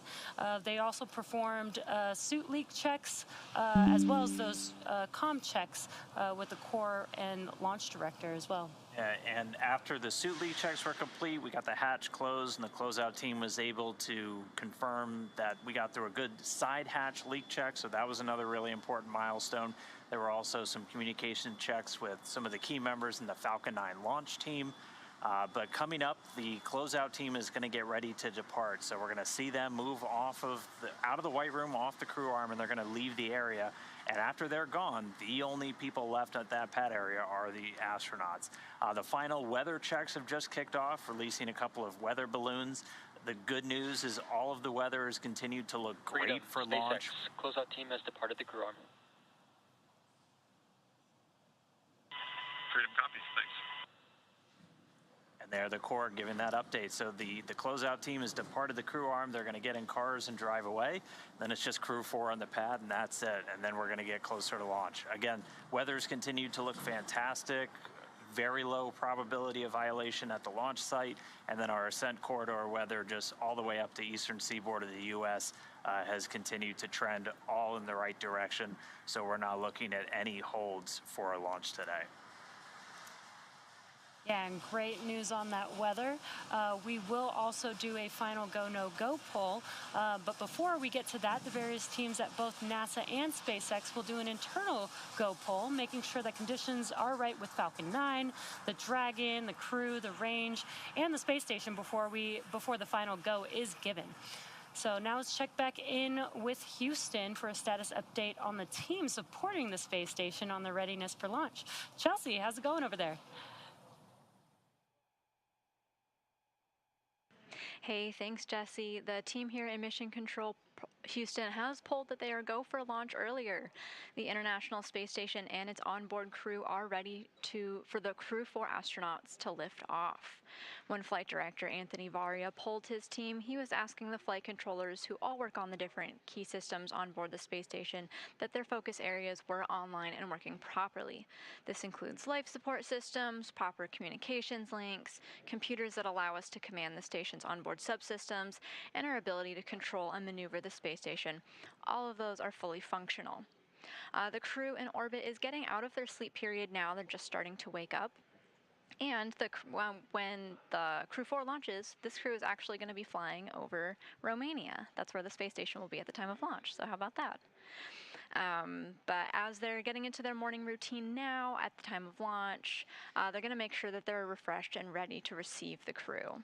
But here in Mission Control Houston, we'll continue monitoring the mission as we check off milestones for today's flight. In the meantime, I'll send it back to Hawthorne. The International Space Station is ready for launch. Dan?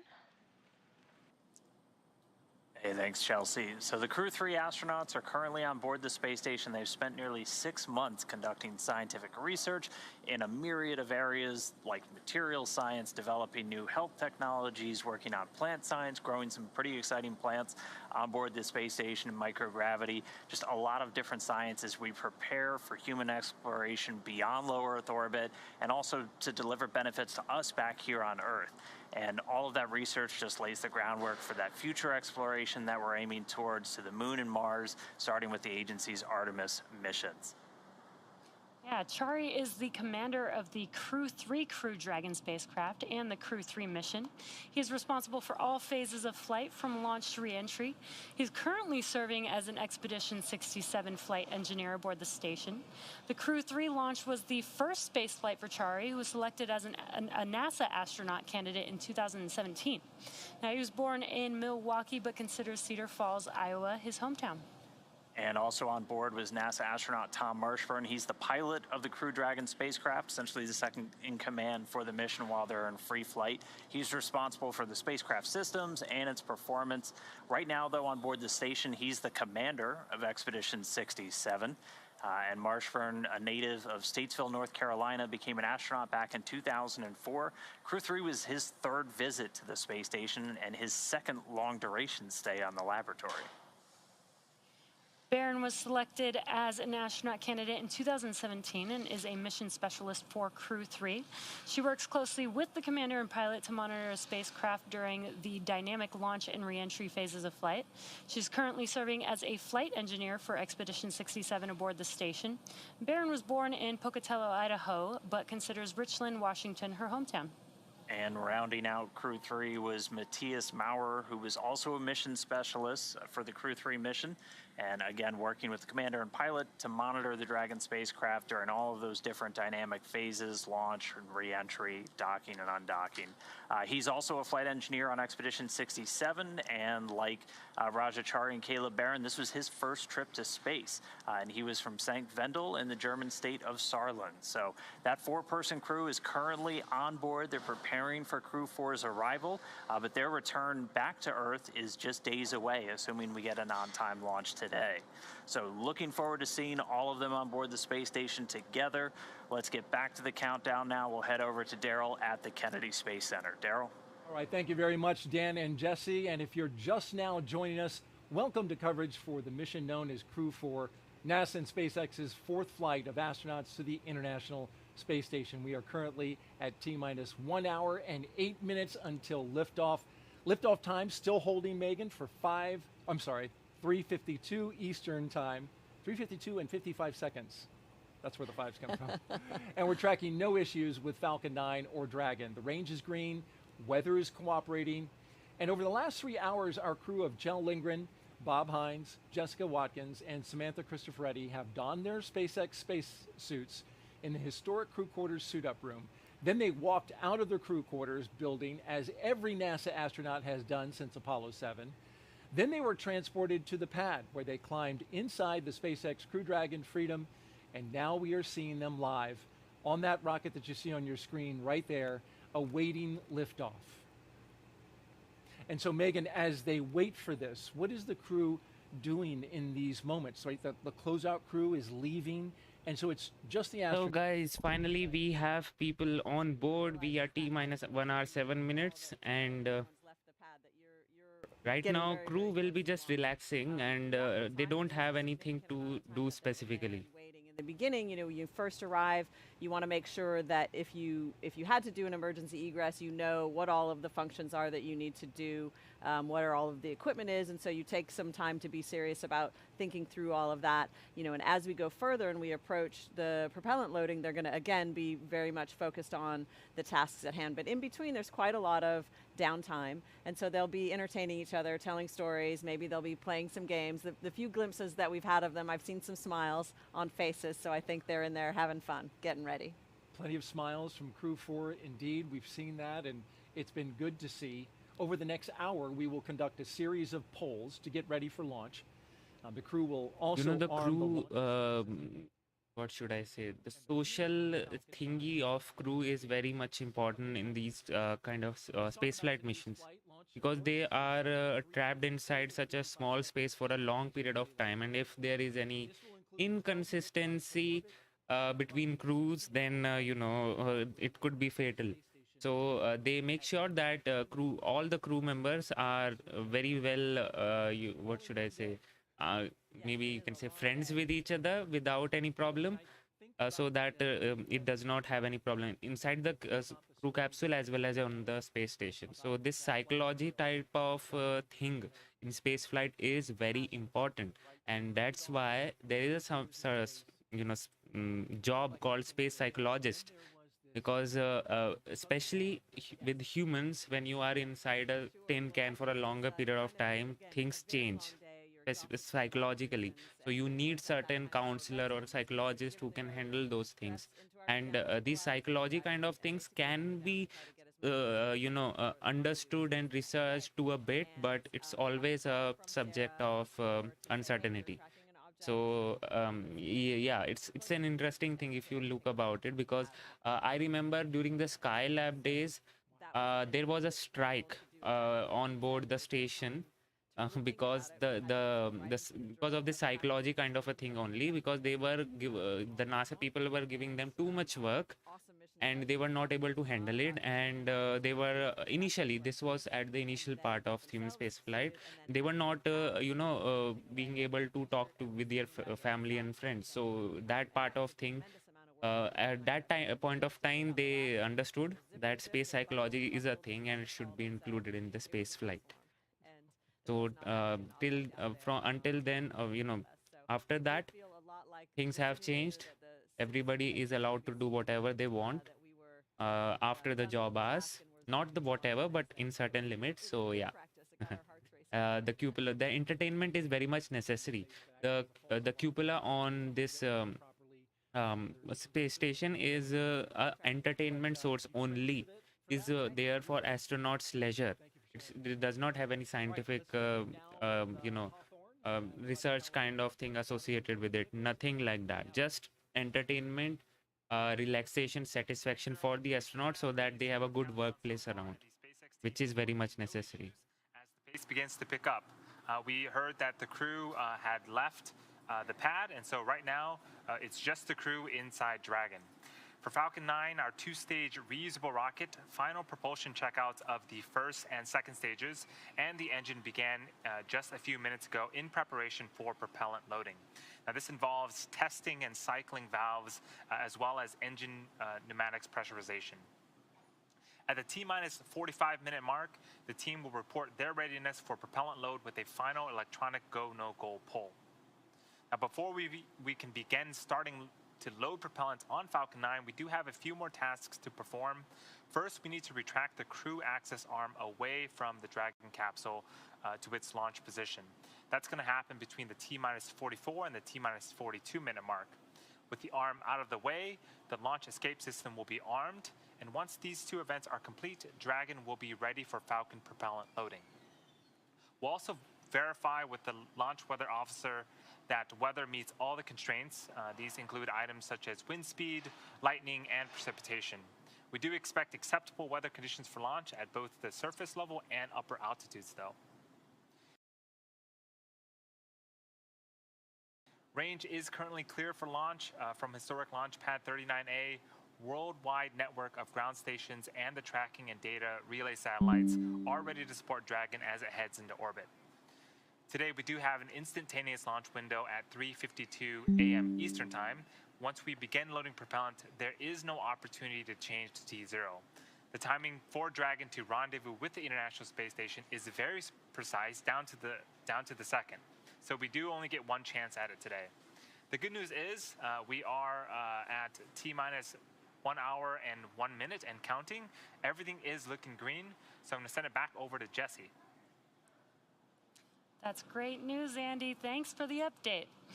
Today's launch marks the 4th time a rotational crew will fly on a commercial spacecraft, and each of our crew members brings a diverse set of experiences to today's flight. Kjell Lindgren is commander of the Crew Dragon spacecraft and the Crew 4 mission, responsible for all phases of flight from launch to reentry. Kjell spent most of his childhood abroad and returned to the U.S. to earn a doctorate of medicine from the University of Colorado. Board certified in emergency medicine, Kjell served as the deputy crew surgeon for STS-130 and Expedition 24.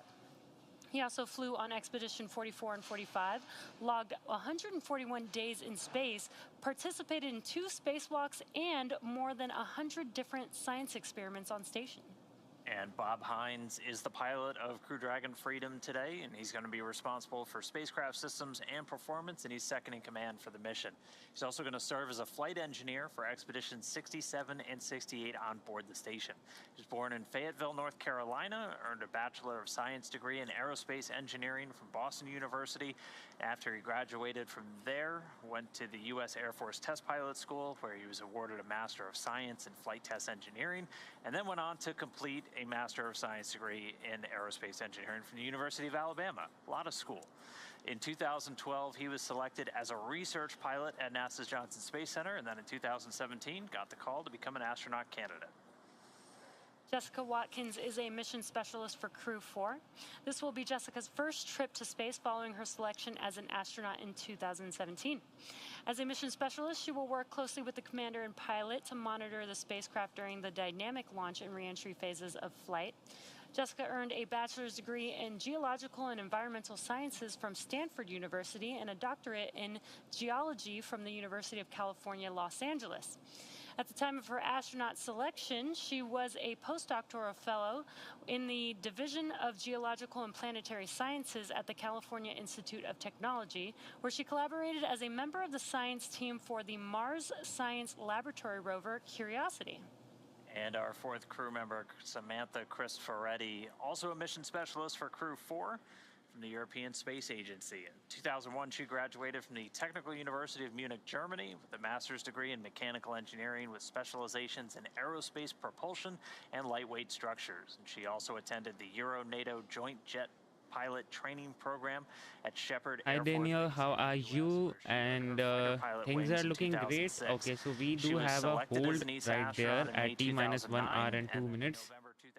So we'll have to wait and see what hold is that for. Before returning to Earth in June of 2015 after spending 200 days in space.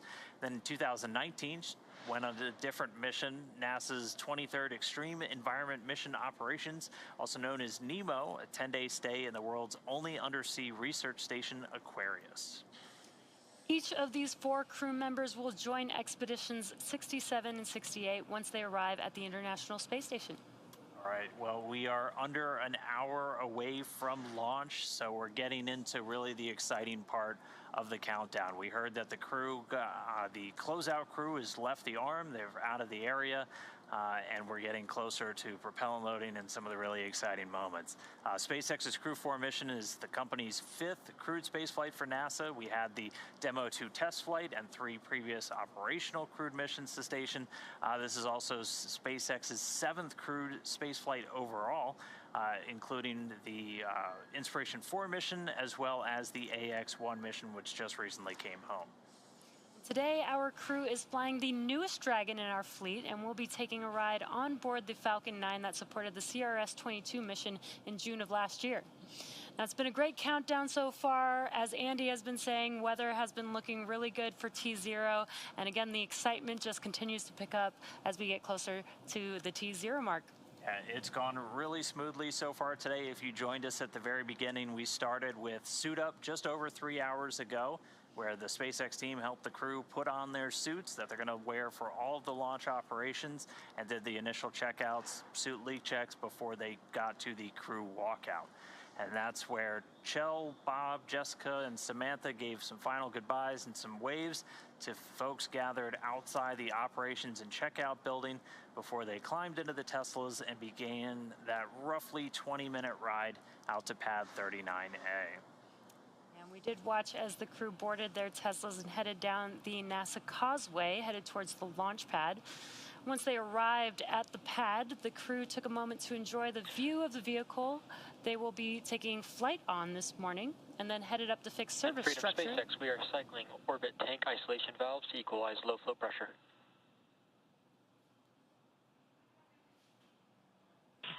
Freedom copies. Just some comms there between the crew and the ground.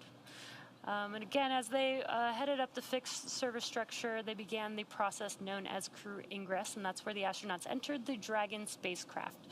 The SpaceX team then performed a series of checks to ensure the suits, seats, and vehicle interactions were all functioning properly. Yeah, they made their way two at a time down that crew access arm, and then getting in one at a time into the Dragon spacecraft. We saw Shell and Bob make the walk down first, followed soon after by Samantha and Jessica. And they were helped into the vehicle by that closeout team, which a little while ago we did hear that they made their way off the crew access arm. They were able to close the hatch with the crew safely inside, execute the side hatch leak check, and so we're less than an hour to go now. And so things are going to start to really pick up as we go through a series of go, no-go polls to arm the launch escape system and then start propellant loading. The crew poll for readiness was completed at the T-minus 60-minute mark, and the Dragon poll for prop loading is coming up here at about T-minus 55 minutes. And then after that, we'll be at T-minus 45 minutes. There will be an internal mission control Hawthorne poll. Freedom SpaceX, at this time you are go for section 6. When you're ready, please report go for launch.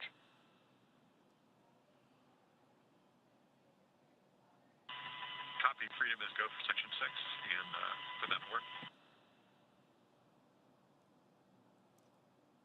Again, just pausing for those comms between the core and the crew for astronauts. At T-minus 45 minutes, we will have an internal mission control Hawthorne poll and then the launch director's poll for propellant loading.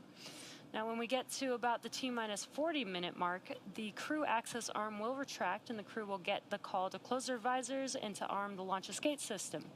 Now, that's the automated safety system in place that can fire the 8 Super Draco thrusters on Dragon to quickly separate the crew from the rocket, either on the pad or during the flight on the ride uphill.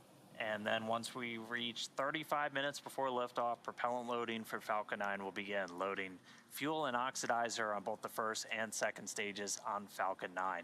So we'll continue to get views of the crew. They're going to get ready to report their readiness for launch. They're in their suits throughout this entire phase. But for right now, we are just standing by for these final polls, and then we'll get into propellant loading. So with things starting to pick up, let's send it back now to the teams in Florida. Over to you, Daryl. All right, thank you, Dan. And since we last saw you, our team has grown. Check this out. So Megan MacArthur and I want to welcome a group of NASA social participants onto our launch broadcast. They are standing behind us and all around us. Guys, welcome. So you might ask, what are NASA social participants? This is them, and they are stoked, and here's what they've been doing. NASA puts out an open invitation to social media influencers who engage in STEM and science communication to come out to Kennedy, and you're looking at the pictures of some of the stops they went to around Kennedy. They tour this multi-user spaceport in the days leading up to launch, and it ends with a rocket launch. They get to see it as close as you can possibly get, the same distance that the media and VIPs get to watch it. So I know you guys are excited about that. NASA social participant Camille Calabeo is otherwise known as the Galactic Gal on Instagram. And so you're here with all of your NASA participants, and I want to ask, first of all, how's it going so far? It has been absolutely amazing. So this is actually my first NASA social. I started my platform during COVID, so you know, we haven't had NASA socials since then. And it has been absolutely incredible. I know we had a delay, and so, you know, some of us went home, some of us stayed. Yes, Moonman 4, you can make it. Just 51 minutes more left, and things are looking great right now. some of them are foodies, some of them are space influencers. And so it's just been really phenomenal to be here and get to experience this with everyone. Absolutely, and each one of you represent a substantial audience that you're communicating with and sharing the science, which we appreciate so much. So we're so glad that you're here to do that. What's been the favorite part that you've done so far? That is a really hard question. Everything has been absolutely amazing, of course. But I think the best part for me has been, or was, getting to see 3 different rockets on their pads at the same time. And it really just solidified to me what a time to be alive, right? You see SpaceX with Starlink, then you see SpaceX with Crew Dragon, and then you see SLS and Orion taking us back to the moon. And that was just really incredible to see that right here with my own eyes. Totally, and you guys got lucky, really, because there was a launch last week. You've seen 2 launches. We have NASA socials that don't get to do that. Yeah. So good on you for seeing that. What is one of the more challenging aspects, would you say, to communicating science in this day and age? Yeah, I think communicating science on social media is challenging for a couple different reasons, but I think one of them is that people just don't have long attention spans anymore, right? You get 30 seconds of people's attention a lot of times. So most of my content is actually on TikTok and those types of really short videos, and you get 30 seconds, and that's really hard to communicate effectively, educationally, and engaging, right? You have to engage your audience and keep them engaged for those 30 seconds that you get. And I think for space specifically, it's challenging because space can be criticized a lot, especially from the general public that might not be otherwise connected to space. And so I think just really communicating why are we doing this and why it's really important to humanity and life on Earth. All right, well, the Galactic Gal, I want to give you an opportunity to ask a question of a NASA astronaut, Megan MacArthur, put you on the spot. Oh, you put me on the spot. What one question would you ask an astronaut? Okay, so this might be cliche, but I'm sure we have a lot of young people watching, and I would really love to hear from your perspective as a female astronaut. What is something that you would recommend to somebody, say, 5 years old? Well, I think what I recommend to kids of any age and any gender is to figure out what it is that you love to do. Be curious and try new things, right? Don't decide just one thing. At 5 years old, I'm going to do this one thing, right? Because there's so many other amazing experiences to have. So be curious, ask lots of questions, find that thing that you love to do, and then pursue it and get really good at it. I love that. Thank you. All right, while we have all of these social media influencers Reminder here, for all we operators, want to reach out to our 57 social A2's media up in influencers and or people go, who are no, go using full. it out there in the audience throughout the show. We've been taking your questions at the hashtag AskNASA throughout the night. We have time for a few more before Falcon 9 fueling begins, and you can see it in the bottom right-hand corner of your screen. This one from Megan. While on the space station, what was your biggest accomplishment? That's a tough one. I think for me, meeting the challenge of every single day, meeting the schedule every day and whatever that brought was really the challenge, because every single day was different. Some days were easier than others. Some days were really hard. Some days you really had to lean on your crewmates. Some days you really were helping out your crewmates. So it was that maintaining that even keel for the entire 200 days. So, Moonman, that is a good question actually. Do you think Dracos have enough power and control to boost the ISS? First of all, to boost the ISS, you need a certain axis. It's not actually about power or control. It's more about what is the axis in which you are boosting. I mean, your boost, whatever engines you are using, the force of that engine should be in line with the center of mass of the International Space Station. So therefore, what happens is, if you don't have any, the axis with the center of mass of the International Space Station, then what will happen is it will create a torque. Imagine it like this. A pencil can be balanced on your finger at the center because the center of mass is at the center. So if you are trying to move your finger up a little bit with the pencil placed at the center, then you can easily move up. But if you are trying to lift it up from its edge, then it will not lift up and it will create a torque, basically a rotation motion, right? So that similar concept happens in the International Space Station. So if it is not aligned with center of mass, it will create a torque, which means the International Space Station will start rotating rather than getting a boost, or rather than getting a boost. So first requirement is your docking port must be in alignment with the center of mass. Once we have that, then the Dragon should have enough power and control. So if Soyuz can do it, Soyuz has a different, scenario, basically. I can understand that. But the problem with the Elon Musk Dracos are that its forward and forward thrusters, basically moving forward and moving backward thrusters, are located in the nose cap. And when it is docked with the station, then it's those thrusters are locked inside that docking port. So it basically can't boost that unless it is At T-minus 10 seconds, launch control will be hands-off, relying on automated abort criteria for the remainder of the count. Operators advise the launch director whether structural breakup or fire is imminent or occurring per Dragon manual escape flight rules.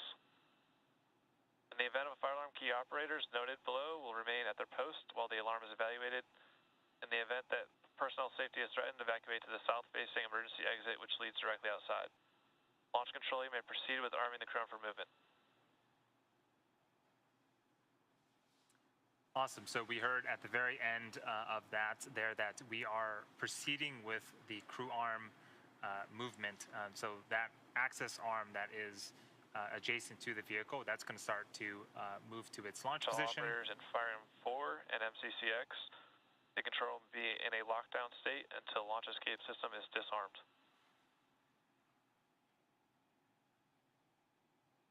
Okay. So yeah, let me finish that.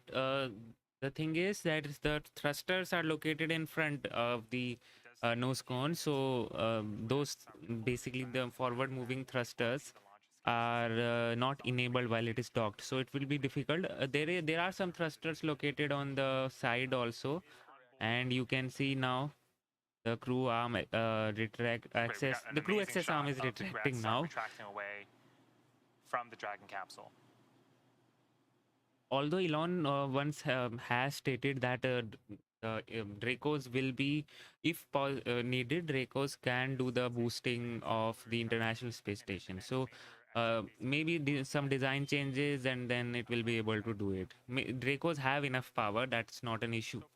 So yeah. We are monitoring the clearance area around the launch pad, as well as air and sea space around the flight corridor.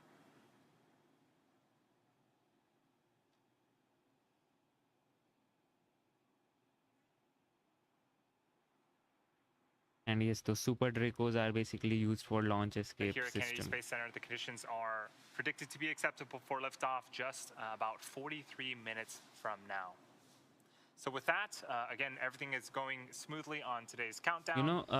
Why people have used this hypergolic propellant here also.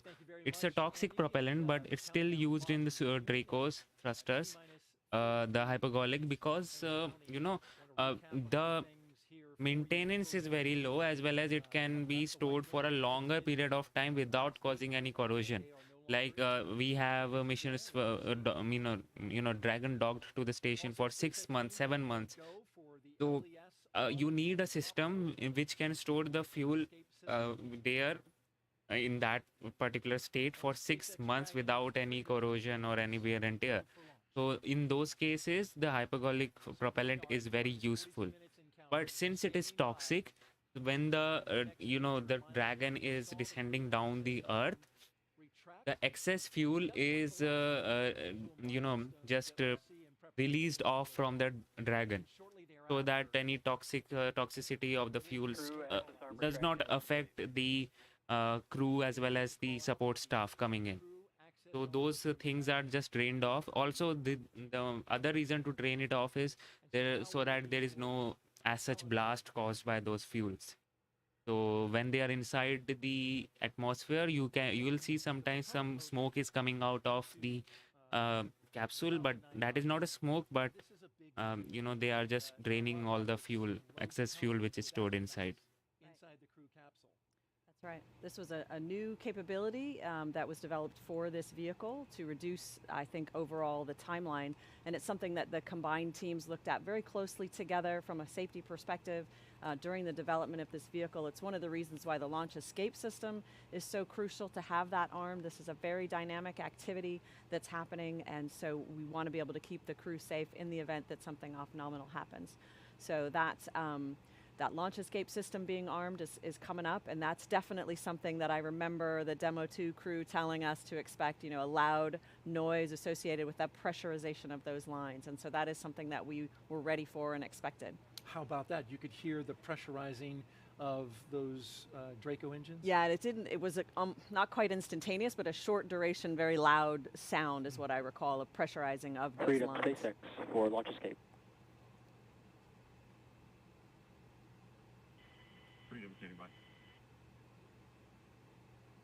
At this time, I can give you a go for Section 7, closed visors and armed launch escape system.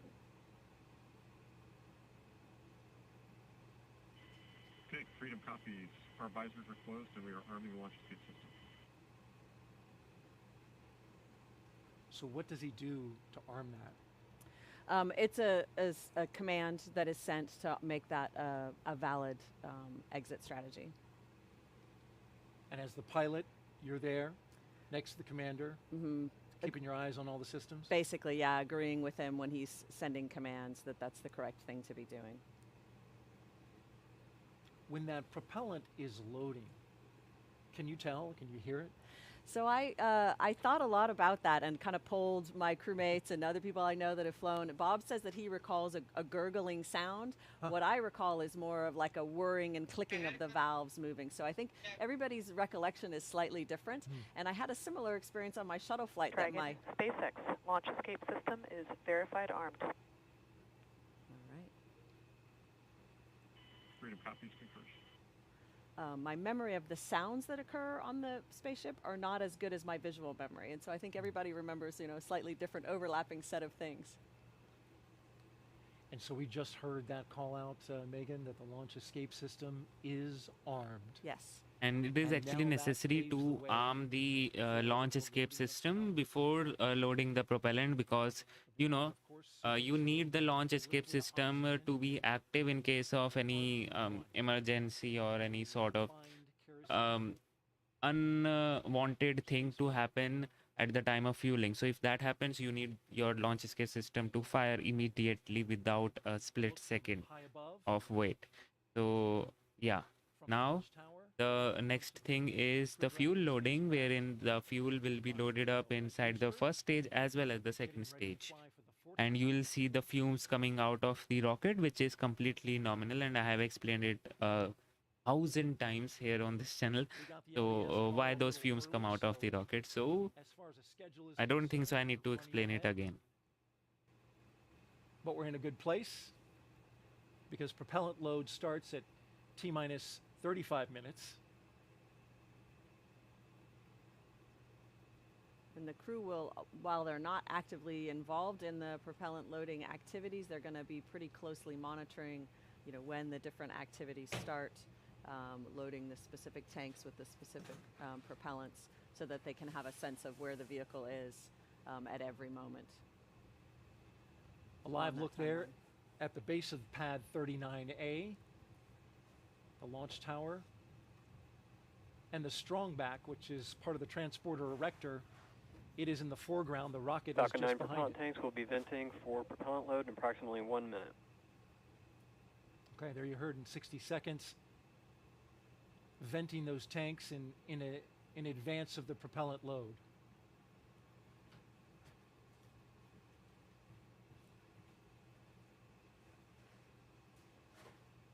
It's 3:15 a.m. Eastern Daylight Time here on the Florida Space Coast. The overnight launch will light up the night sky here in Florida. The spacecraft at the very top, it's a new one. Crew Dragon Freedom, named by the crew. Although so talking about the B4 Moonman 4, last evening only, Tori Bruno has tweeted a Vulcan engine picture wherein the quote of that image was, if I quote it right, was These are the flight engines, B for flight engine. So it actually didn't have that engine on it, but just the nozzle was in development, I guess. But yes, it's coming in. It's all getting together. So you will see B4 coming in for flight very soon. So talking about the good engine, see, it's if I talk about the characteristics and specifications, yes, it's a good engine, no doubt about it. But it's all about reliability when it comes to engine. Characteristics and performance is one thing, reliability is another. And both are related, kind of related. When you have a good performing engine, then you have a good reliability also. But sometimes what happens when you are trying to squeeze the every bit of performance out of the engine, then the engine can be a bit harsh on you, like we have seen on Raptor also. Like the copper got melted when the Starship was landed. So those things are, you know, needed to optimize. But what I'm saying is, yes, it's a good engine on paper, but practically how reliable it is, how reliably it can fly the Vulcan, and then can it be reused properly without much delay. That's the main thing. If it is possible, if all these things are possible, then yes, it's a good engine and a kind of competitor for Raptor. Raptor operates on a whole different level, but yeah, BE4 comes in that race also. It's like it's in that race, but very behind, very far behind. But we were able to interact with them in the evenings. We would occasionally have dinner parties, as we do up there, and so we would get to chat with them a little bit and hear about their lives and hear about their plans. Was that interesting? It was very interesting. They were lovely people. They were very gracious Propellant guests. load has started. There you hear the call out. And we have propellant load. Begun. A big milestone. And the crew inside must be hearing some pressurizing noises, loud noises there. So and the vibrations too. So it would be good, you know. And to hear some new stories. And like I said, though, we really did not work with them. They worked exclusively on the Russian segment. And so it did not disrupt our ongoing science work that, of course, we're doing that's so important for our international partners. So I think it would be difficult to carry out a movie production as well as carry out the actual work of the space station. Just another example of the continued private use of the International Space Station, and I guess you didn't photobomb their shot? I did not, no. I stayed safely behind the camera or in the other room entirely. We are now T-minus 33 minutes, 57 seconds and counting away from the second launch of a Crew Dragon with people on board in 2022. Today will begin the next 6-month rotation mission to the International Space Station. The launch escape system is armed. That happened just before we started loading the propellant onto Falcon 9. The Dragon capsule, though, it was loaded with its propellants about a week and a half ago, just a few miles down the road at a facility SpaceX calls Dragonland. In order to fly, Dragon needs a fuel and an oxidizer. So for the fuel, SpaceX uses monomethyl hydrazine, or MMH, and nitrogen tetroxide, or NTO, for its oxidizer. And together, those propellants feed the Draco engines that maneuver Dragon on orbit, as well as the 8 Super Draco engines that would power the launch escape system in an abort scenario.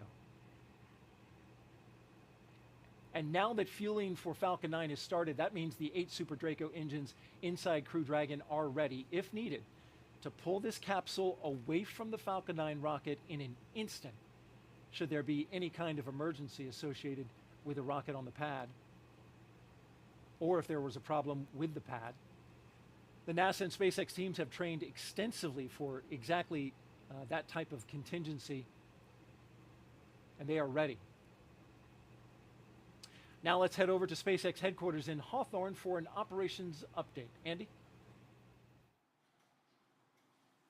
Thanks, Daryl.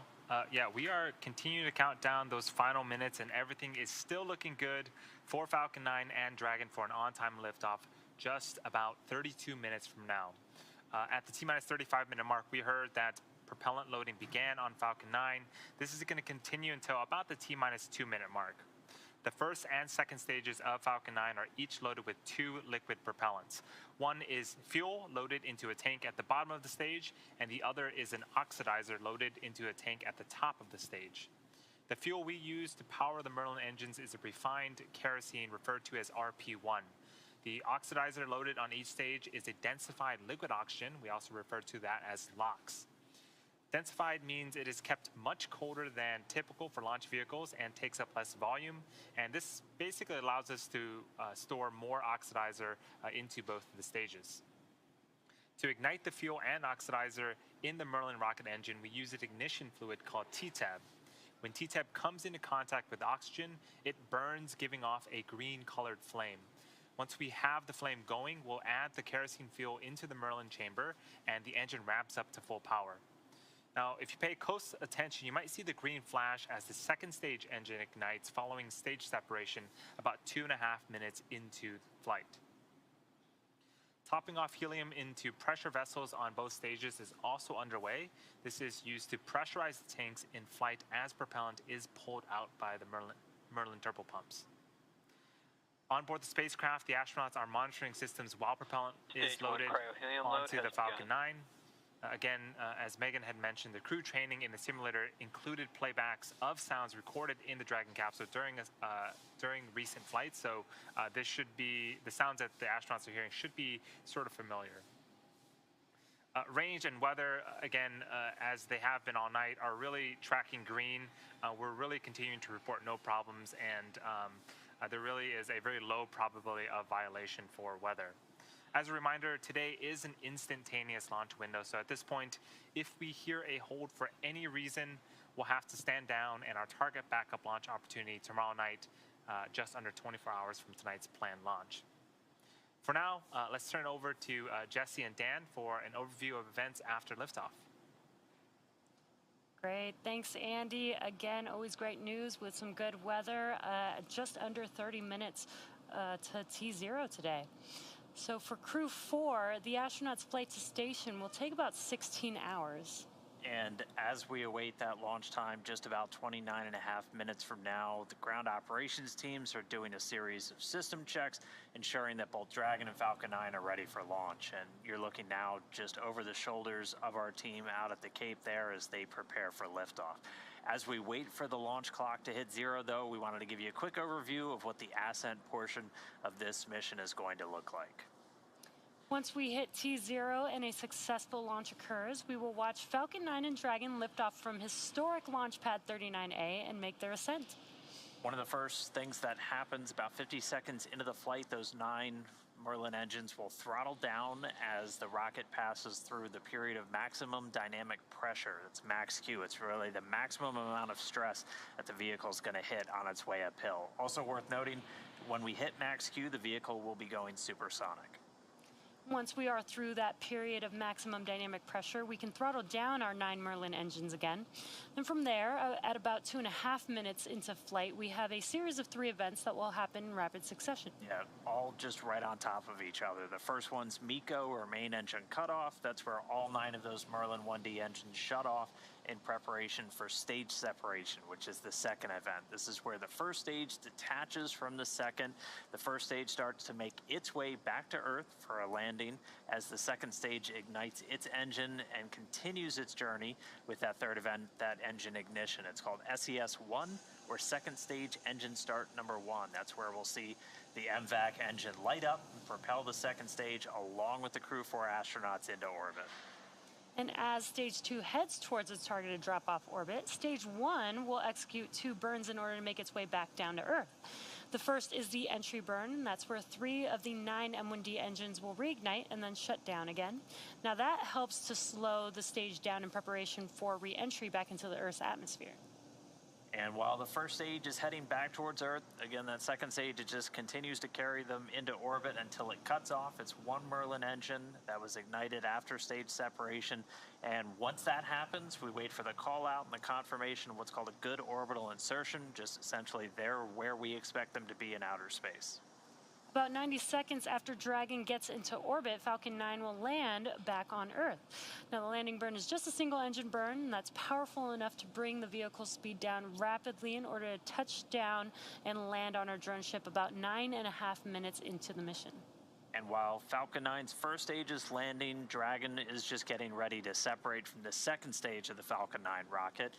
It takes about 3 minutes after we get on orbit, and we just wait for the vehicle to cancel out any rates, essentially make sure everything's nice and stable before the two spacecraft separate. We should get a great view from the second stage of Dragon's trunk as it flies free. Once Dragon is a short distance away, it starts going into a number of checkouts immediately, looking at some of those Draco maneuvering thrusters. There's 12 around the service section of Dragon. Those are the first ones that get checked out. They'll also increase that separation distance from Falcon 9's second stage.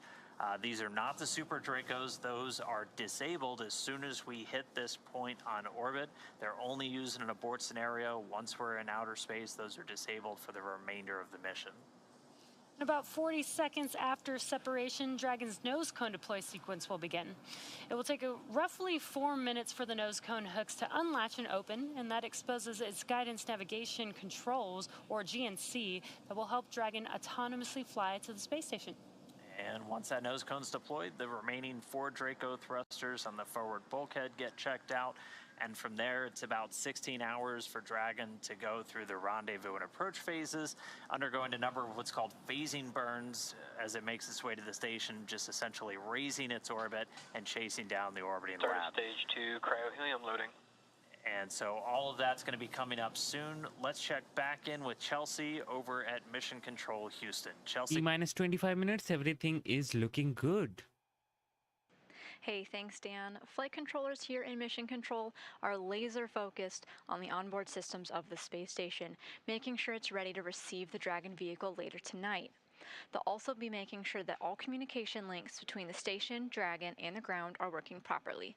The consensus is that everything is proceeding nominally. Teams here in Mission Control Houston, the team in Hawthorne, and the astronauts aboard the space station will monitor the autonomous docking of the Dragon spacecraft tonight.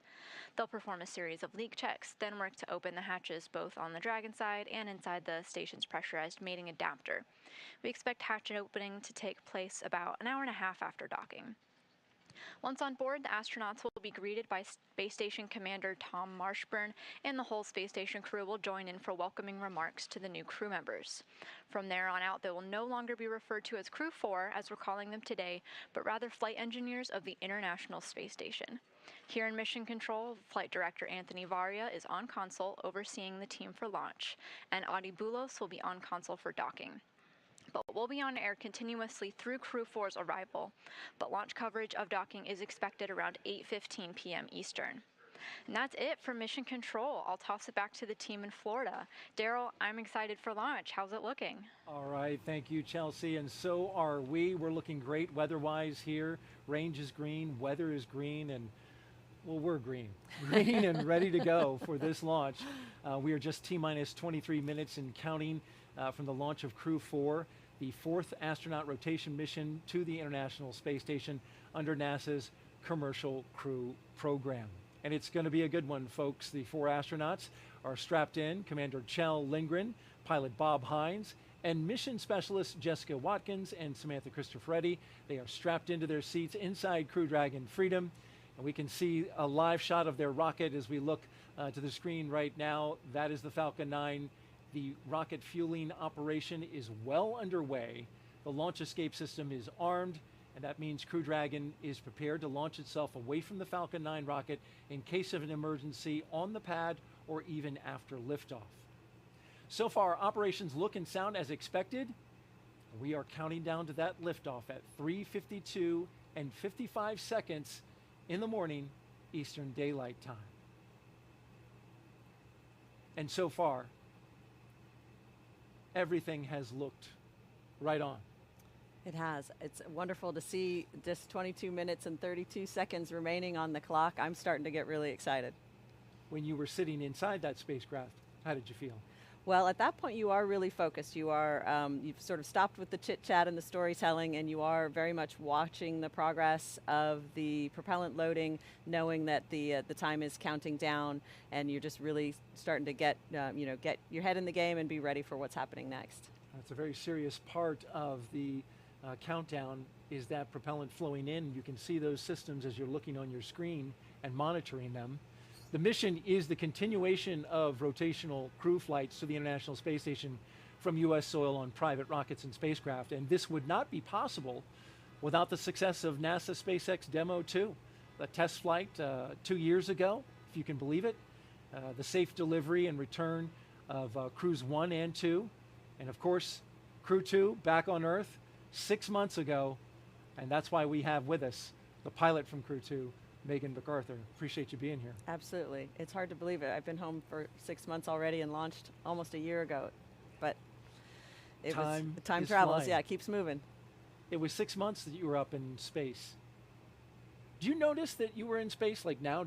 Have you, the symptoms of having been up in space for that long completely passed? Or? I would say they're 90% back to Earth normal, and there's some lingering things like back pain and some joint pain and things like that that will pop up. That I go, well, am I just older now, or is Earth just harder? But for the most part, back to normal. Very good. Well, you've done a wonderful job for us tonight, and we appreciate it. As we continue to count down, we're looking for the next call out, which should be stage 2 RP1 load complete. Yes, be followed by strong the thing is that actually the thing which amazes me with the Falcon 9 engines are that it uses RP1 and LOX, which produces so much of soot. So in that case, they are able to reuse the engines, clean it up, and reuse the engine for so many times is incredible. Absolutely incredible. Methane engines, hydrolox engine don't produce any soot, so it's easier to reuse them. But Falcon 9 Merlin, I don't know how the hell they are doing it. Including the skin of the rocket, so that it condenses the humid Florida air, and you see there the clouds are coming off, but at the very top it's also venting. Are looking in for a good launch. It's an impressive sight. I forget that I can also look over my shoulder and see it in real life. In fact, you just did that. We can't see you on camera, but Megan turned and wanted to see that it was the same thing she's looking at on screen, and indeed it is. We are bringing you live pictures of the launch of Crew 4 from the Kennedy Space Center in Florida. Liftoff time 3:52 a.m. Eastern Daylight Time.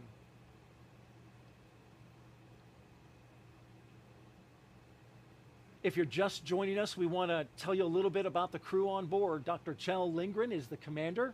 He was born in Taipei, Taiwan, but spent most of his childhood overseas in England. He is married with 3 children. He was an instructor and jump master with the U.S. Air Force Academy, and he also has a doctorate in medicine. He served as a NASA flight surgeon and then as an astronaut aboard Soyuz, where he spent 141 days in space during Expedition 44 and 45. And as I mentioned, today he is the commander of Crew Dragon. Sitting next to him is his pilot, Bob Hines, who was born in Fayetteville, North Carolina. There he is. He's married with 3 daughters. He has a Master of Science degree in aerospace engineering and served 21 years in the U.S. Air Force as a test pilot and as a fighter pilot in the F-15E. He came to NASA as a research pilot, but today he's the Crew 4 pilot for Crew Dragon Freedom. A fine commander and pilot. You understand the role of pilot very well. You served it in Crew 2. That's right. The pilot's role is largely to help the commander keep track of what's going on with the systems, any off-nominal conditions, while the pilot is monitoring where the vehicle is and where it's going. So you work very closely together. Jessica Watkins is one of our 2 mission specialists. What a view of that venting, basically. You can see those, the air is very, very, the wind speed is very low there, and you were able to see the vents properly out there. That was a great view. System designs for the Mars Perseverance rover. She became an astronaut in 2017, one of the many turtles that are going around here at the NASA astronaut crew team. She's going up into space for the very first time as a mission specialist. The second mission specialist is Samantha Cristoforetti. She was born in Milan, Italy. She has 2 children. She's a fighter pilot, and in 2013, Cristoforetti launched into space aboard a Soyuz for a long-duration spaceflight to the International Space Station. Several years later, she was awarded the Knight Grand Cross of the Order of Merit from the President of Italy, and today she returns to space with Crew 4, 2 fine mission specialists. Now, each of these 4 crew members will be a part of Expedition 67 once they arrive at the International Space Station. If you are here locally and watching this broadcast and want to step away from the screen, Stage 2 lock load has begun. just heard the call out for Stage 2 prop load. As I was mentioning, if you're listening to the radio, you can find the launch coverage on the frequencies you see at the bottom of your screen, VH radio frequency 146.940 on the megahertz scale, and UHF radio at 444.925 in the FM mode on the megahertz scale. All of that can be seen, or I'm sorry, heard rather, here on the Space Coast. Megan, let's talk a little bit about your science. Your team spent 199 days in space, a record, you call it 200, a SpaceX record for an entire crew of astronauts. With all that time spent on board Space Station, can you explain how Space Station acts as that orbiting laboratory where Crew 4 is heading right now? Absolutely. So the space station is obviously a very unique environment, right? It's long-term access to micro-G environment that scientists can't replicate or simulate accurately here on Earth. So it's the ability to run these experiments that teach us fundamental things about the physics of fluid mechanics, about combustion, things that we can't, again, replicate on Earth that can lead to discoveries that can benefit us in space, but can also benefit us back on Earth, like understanding diseases well enough to create new treatments for them, or understanding combustion in a new way to allow us to build cleaner burning engines. Exactly. You mentioned some of the science that you've worked on. What was your the most impressive and stands out to you in your mind? Well, it's hard to choose a favorite, but of course one that is always popular is one you get to eat. So we got to participate in the Plant Habitat 4 experiment, where we grew chili peppers that hailed from Hatch, New Mexico. And so we got to monitor them over a period of many months. It was a fruiting plant that took a long time to germinate and to fruit. And for long duration missions will provide an important vitamin C and other minerals for crews on long duration missions. And they were also just really tasty. So that was a lot of fun. That's a bonus. And you know, growing plants in space is part of deeper space exploration, especially growing them in mass amounts, right? So that you can feed a crew. Absolutely right. It'll be an important part of those future missions. Crew 4 will fly aboard a brand new Dragon capsule, by the way, that the astronauts named Freedom. But the booster has flown 3 previous times, and there you can see it there with the sooty covered NASA meatball right above them. That's Crew 4 below, standing next to their booster. This flight will be the 4th for that booster, which is a first for NASA and ESA astronauts. Now, at the time that booster lights and takes that crew into space, the International Space Station will be 260 miles over Western Romania. We talked a little bit earlier about chasing down station. Well, when this thing lights, Crew 4 will then spend the next 16 hours chasing down the International Space Station for a rendezvous at 8:15 this evening. And there's a special guest there. That is an Apollo astronaut, Harrison Schmitt. He is a moonwalker, you may recall. One of the 12 men who walked on the moon. He launched on the night of December 7th, 1972, from the same launch pad we're using tonight, pad 39A.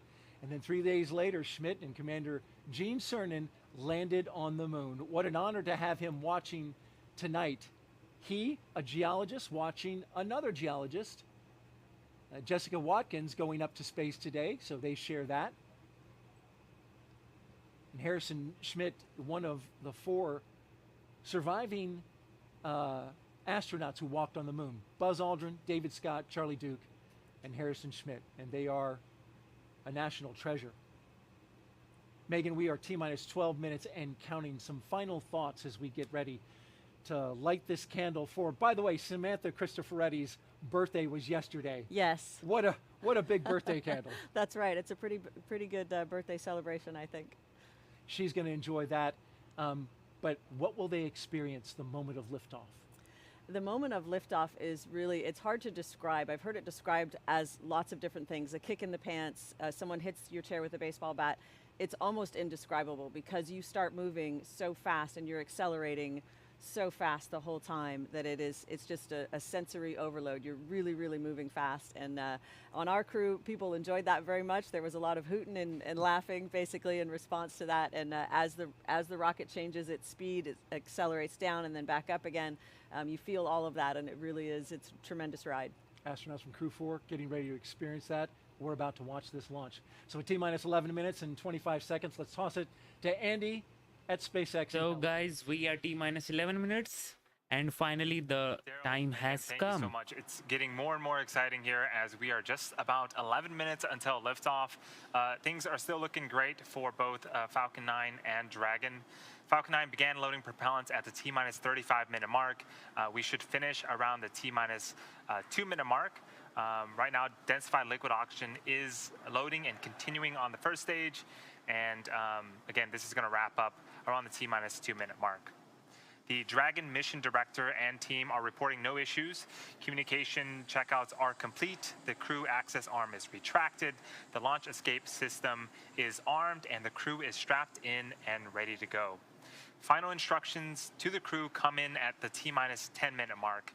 The crew displays will be configured for launch. This setup gives the crew insight into how the launch is proceeding and provides constant update on vehicle health. At T-minus 5 minutes, we'll be in terminal count, and the Dragon will transition to internal power. And we'll hear continued call-outs on the countdown nets as we get closer and closer to liftoff. Range and weather are both green. Right now, I am joined by Dan. Dan, after ascent, we're going to hear some call-outs for different types of abort modes, right? Yeah, that's right. On the way uphill, you'll hear. SpaceX, please confirm crew displays are configured for launch. Freedom confirms. Displays are configured for launch. SpaceX copies Crew 4, and on behalf of the entire SpaceX team, we're honored to have you aboard Dragon Capsule Freedom today. It has been a privilege working together to prepare for this launch to the International Space Station. We wish you a great mission, good luck, Godspeed, and time to let freedom fly.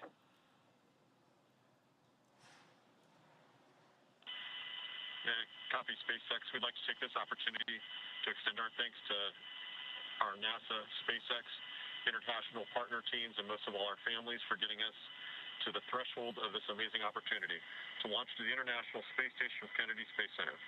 A heartfelt thank you to every one of you that made this possible. Now, let's let Falcon roar and freedom ring. Okay, so crew displays are configured. The crew just reported they're good to go. They're ready to launch. Saw a couple of fist bumps there. But yeah, as you mentioned, we'll hear a couple of different call-outs on the way uphill, a combination letter and a number. You'll hear 1A right at liftoff, and these just correspond to the different abort modes. There's 2 for the first stage, and then A through E for the second stage, and these are telling the crew essentially which direction Dragon's going to be pointing when it performs a burn of those Super Draco engines. Also gives you an idea of where they're likely to come down if we have an abort on the way uphill. But you'll hear those throughout the flight uphill. You'll also hear a number of call-outs from some of the key positions on the Falcon 9 team, the guidance, navigation, and control officer, and also the prop lead. And we're going to be looking to hear trajectory nominal, propulsion nominal, just as we make that flight uphill. It's going to be about a 9-minute trip from ground to orbit. And right now we're just 8 minutes away. And we've got a couple more events coming up starting at right around 7 minutes, right, Andy? Yeah, in about 50 seconds at T-minus 7 minutes, we're going to begin engine chill on the first stage engine. This is where we inject a small amount of super chilled liquid oxygen into the Merlin engine turbopumps before letting the full flow of LOX during ignition. So we do this in order to make sure that we don't shock the engines because liquid oxygen is so cold. We actually do the same exact things for the second stage engine, and that happens during ascent, but we should hear the call out after liftoff for that as well. And again, that is coming up in about 15 seconds, and we should hear the call outs over the nets.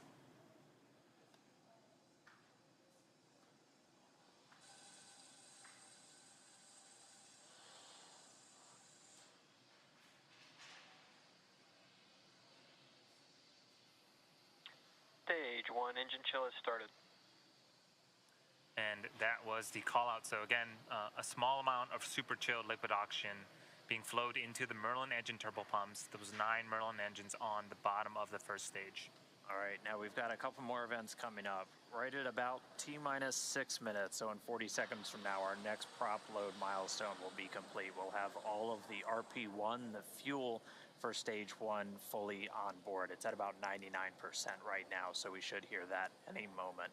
After that, we'll hear a number of call-outs related to the Dragon flight computer. They'll get ready to configure for terminal count and then move on to internal power. RP1 load is complete. And then we hear the RP1 load is complete, so we got that a little early. So all of the RP1, the refined kerosene is on board the Falcon 9, both the first stage just completing. We already heard that the second stage completed a short time ago. Coming up, we're going to hear the call out for Dragon to transition to configure for terminal count and then transition over to internal power. And then we'll hear the propellant tanks on Falcon 9 getting ready to pressurize, adding some additional rigidity and structural support as we get ready for the strong back to retract. It'll move just a couple of degrees at first, and then we'll see it swing open completely at the moment of liftoff. And that strong back providing access to Falcon 9. It's also Hi Belfast child, welcome to the stream. We are T-minus 5 minutes until the launch. We have waited for so long, almost 4 hours, and we are now go for the launch. The final one we're going to hear is at just 2 minutes before flight when we get the liquid oxygen finished on board that second stage. This will be instantaneous. Okay. Falcon 9 tanks are pressurizing for strong back retract. So that call out that we just heard, Falcon 9 is beginning to pressurize for the strong back retract. So if you look closely on the left-hand side of your screen, or excuse me, the left-hand side of the vehicle, there is a large truss structure. That is the strong back. We have some clamp arms just at the bottom of Dragon. In about... Retract sequence has started. Stand by for killer arm movement. Well, right now, those clamp arms are beginning to open up. You can see them right behind all of the white clouds around the vehicle. Once that is fully open, then the strong back structure will retract away. Those vents look so clear right now just because there is no wind. And as we get closer to T0, it will continue to recline back to make room for Falcon 9 and Dragon to lift off and clear the launch pad. T-minus 3 minutes, everything is looking good. So to summarize, this launch has 4 astronauts and some supplies to space station. The major science includes a smart shirt, wherein it will be wearable it will be worn by those astronauts, and it will give the 24/7 health monitoring to NASA so that they can monitor the health of the astronauts without having basically without doing those routine tests. Then we have the space concrete, which is being made. Then the artificial retina manufacturing, which will be done in space. The other one is the aging factor in microgravity that will be understood. So these are the major science which is going to space. The oxidizer loaded on to stage 1. T-minus 2 minutes 44, and those vents. In about a minute here, we should hear the last call out related look so cool. to propellant. That's going to be stage 2 LOX load complete. And again, that is the last of propellant loading on the vehicle. Dragon is in terminal count and on internal power. And as we wait for that call out, all of the white clouds that you're seeing on screen, that is normal and expected for us at this stage in the countdown. We'll continue to see them build up as we get closer and closer to D0. We want to make sure that we are keeping the tanks as full as possible, and the warm ambient air of Florida is helping to create those clouds around the vehicle.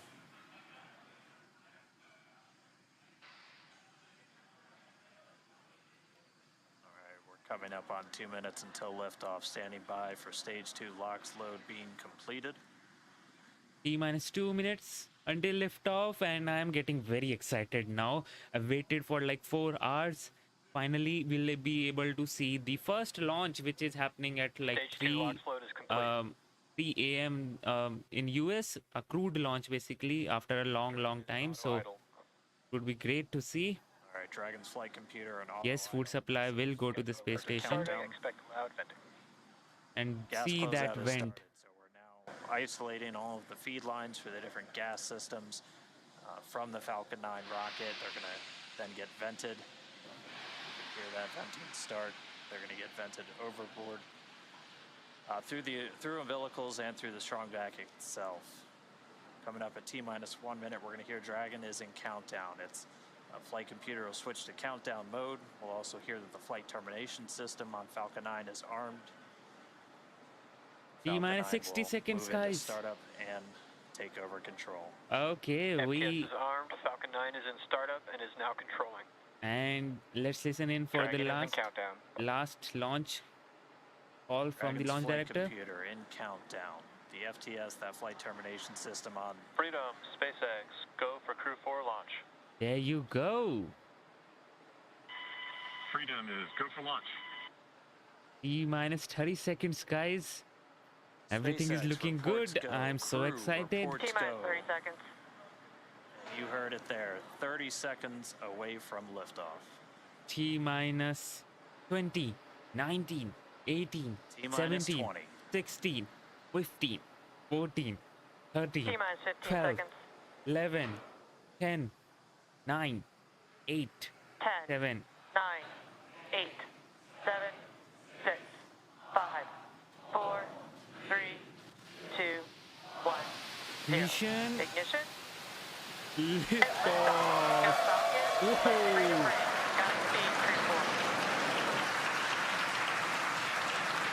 See that go. Vehicle pitching downrange.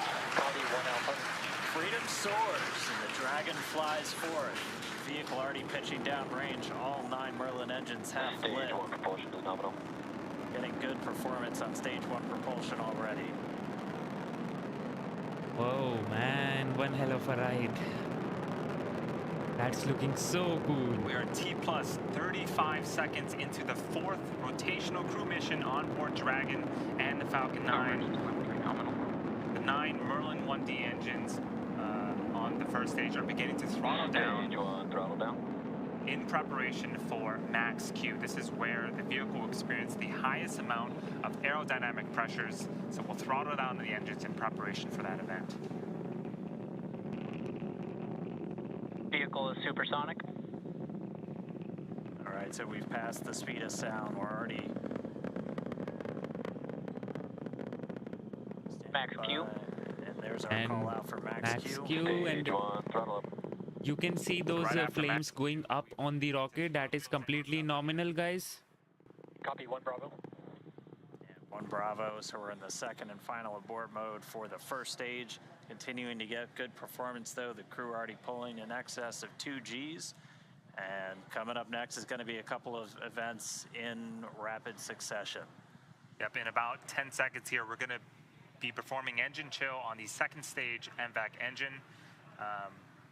And then in about a minute, we're going to start off with MECO, also known as main engine cutoff. This is where those 9 engines that you're seeing ignite on, being lit up on screen, those are going to cut off in preparation for stage separation, where the first and second stages will separate from one another, and then the single Merlin vacuum Wow, just engine look at those flames and the plume coming out of the rocket. That is so cool. Heard that MVAC chill has started. MVAC chill started. Things are looking great. And almost faded away now. The plume has almost faded away. Engine starting to throttle down. 70 odd kilometers is the Standing altitude. by for Miko.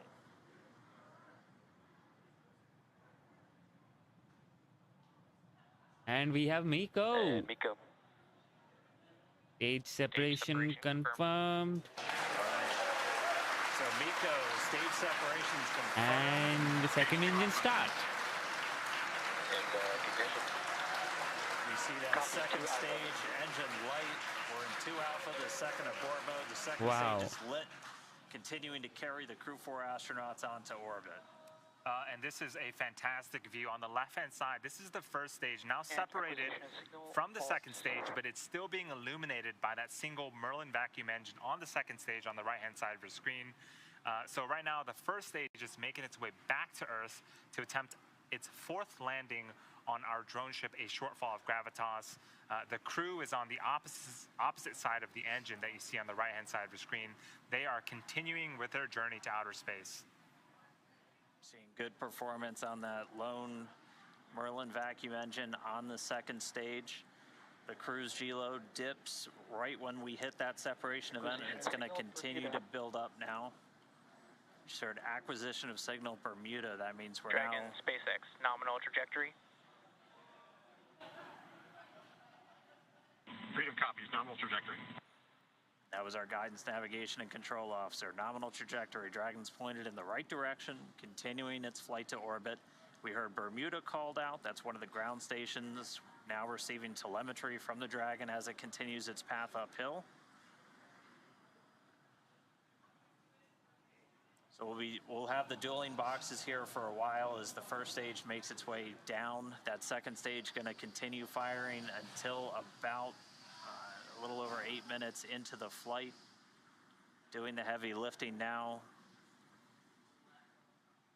The first stage has a couple of events itself in order to land on a drone ship. So at T+7 minutes and 25 seconds, it's going to start its entry burn. It's going to be one of 2 burns.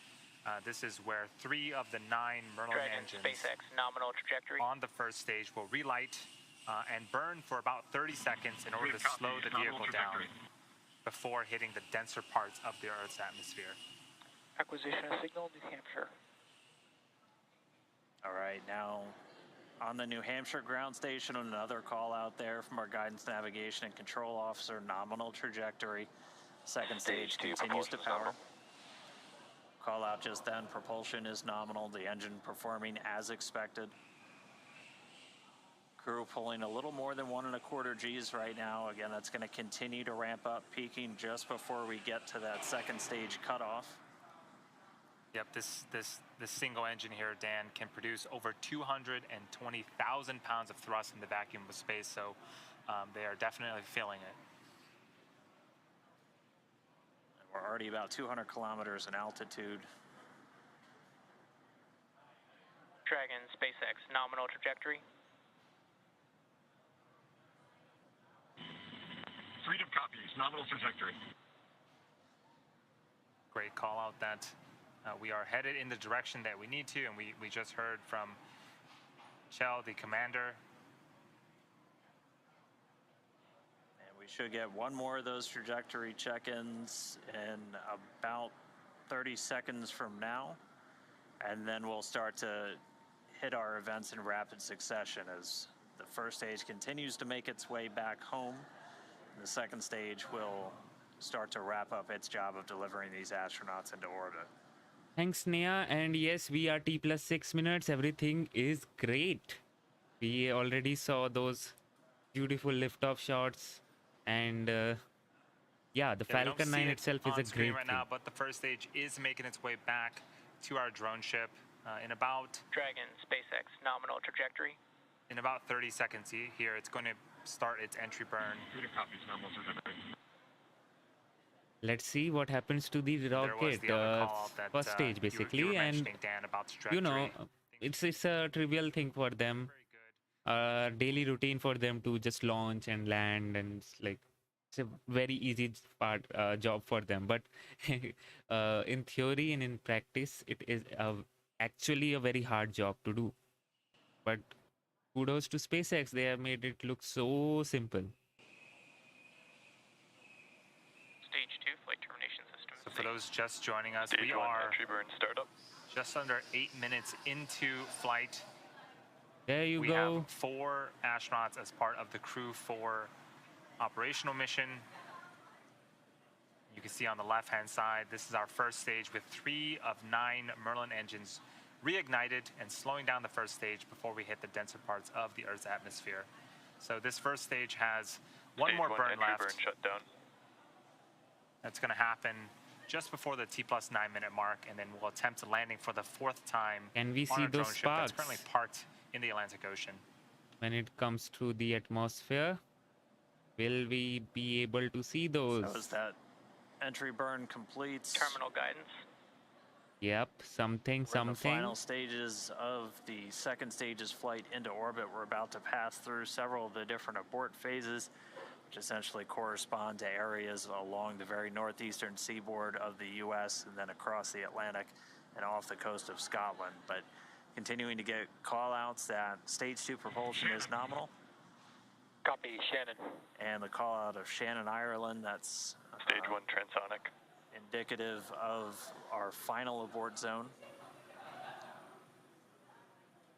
And after this second stage engine shuts off its engine, we are going to be listening for the confirmation of a good orbit. And which we tells have a us that shutdown. The crew and Dragon are where they need to be in Stage orbit. 1 landing burn. Dragon, SpaceX, nominal orbit insertion. And that was the call out that we wanted on the second stage. Here's a fantastic view. We're glad to be in orbit.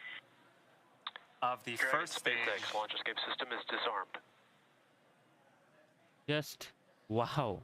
Fantastic view of the first landing stage. legs deployed. Landing legs have been deployed, returning back to Earth for a 4th time. Dude, what else did you expect? And just like that, a 4th landing as part of the Crew 4 mission. The views, oh my You can hear the god. applause behind us. The vents, here you can see those vents also. But Still prior some to this, fire, but Acquisition signal, Newfoundland. we saw the crew, we heard that the crew Hey, the has zero been G indicator. successfully inserted into a good orbit. And this is them in 0G. And 2 of them for the first time. That's a monkey. And getting a look, it looks like we might have a couple of 0G indicators. I see a And turtle in Bob Hines' hands. That is the nickname for the astronaut class from 2017, of which he and Jessica Watkins were a part. I believe we've got a monkey floating over by Samantha Cristoforetti, but first view of Crew 4 on There orbit, you go. experiencing microgravity. They're still attached to that second stage, which at this point is going to continue to coast for a couple of minutes. It's got small reaction control thrusters on the upper part of the second stage that can be used to cancel out rates, essentially making sure that they're on a stable coast before we get to that separation event, after which we'll see Dragon Freedom flying free for the first time. We've got, a Wow, couple of that's stowaways. great. The turtle class really does seem to be taken over now. Yeah, I must say that you know, this launch, especially the landing part, was very beautiful. The footage did not cut out, and we got some beautiful views going through the clouds in the night and doing a perfect bullseye landing. And there you go, the turtle. Well, that's one hell of a turtle, I must say that. Whoa. Ready for the nose cone opening, which it stays closed for the flight uphill to help protect all of those guidance, navigation, and control sensors. It's also covering 4 of the Draco thrusters that we're going to be using for this turtle providing flying the all majority over of the there. thrust, the push for these different phasing burns as Dragon chases down the space station. But Turtle seems to have some magical force on it. We can see the monkey is very stable, but the turtle is not for some reason. for separation. And we have separation. From the second stage, looking at the unpressurized service section of the Dragon. And there it is. What a magnificent view. Wow, just wow. So, guys, that's it. Finally, we have people on board the Crew Dragon and into the way to the International Space Station. And things are looking great here. Yes, we saw some beautiful images of the liftoff. Uh, the landing image was, video was very beautiful, and now this amazing deployment. So guys, I think I should end this stream now. It's been a long day and I have some work to do now, so won't be able to talk to you much. But thank you all for supporting me. Thank you all for being here. And shout out to all the members and the Patreon. Thank you all for your support. Without you, this channel is nothing. And we'll meet again tomorrow, I guess. Yeah, tomorrow with the Electron launch. And that Electron is one hell of Electron, because they will literally be recovering it properly this time using a helicopter. And that Electron is a unique one, and you will see it tomorrow. So we have got some views of the screen also now.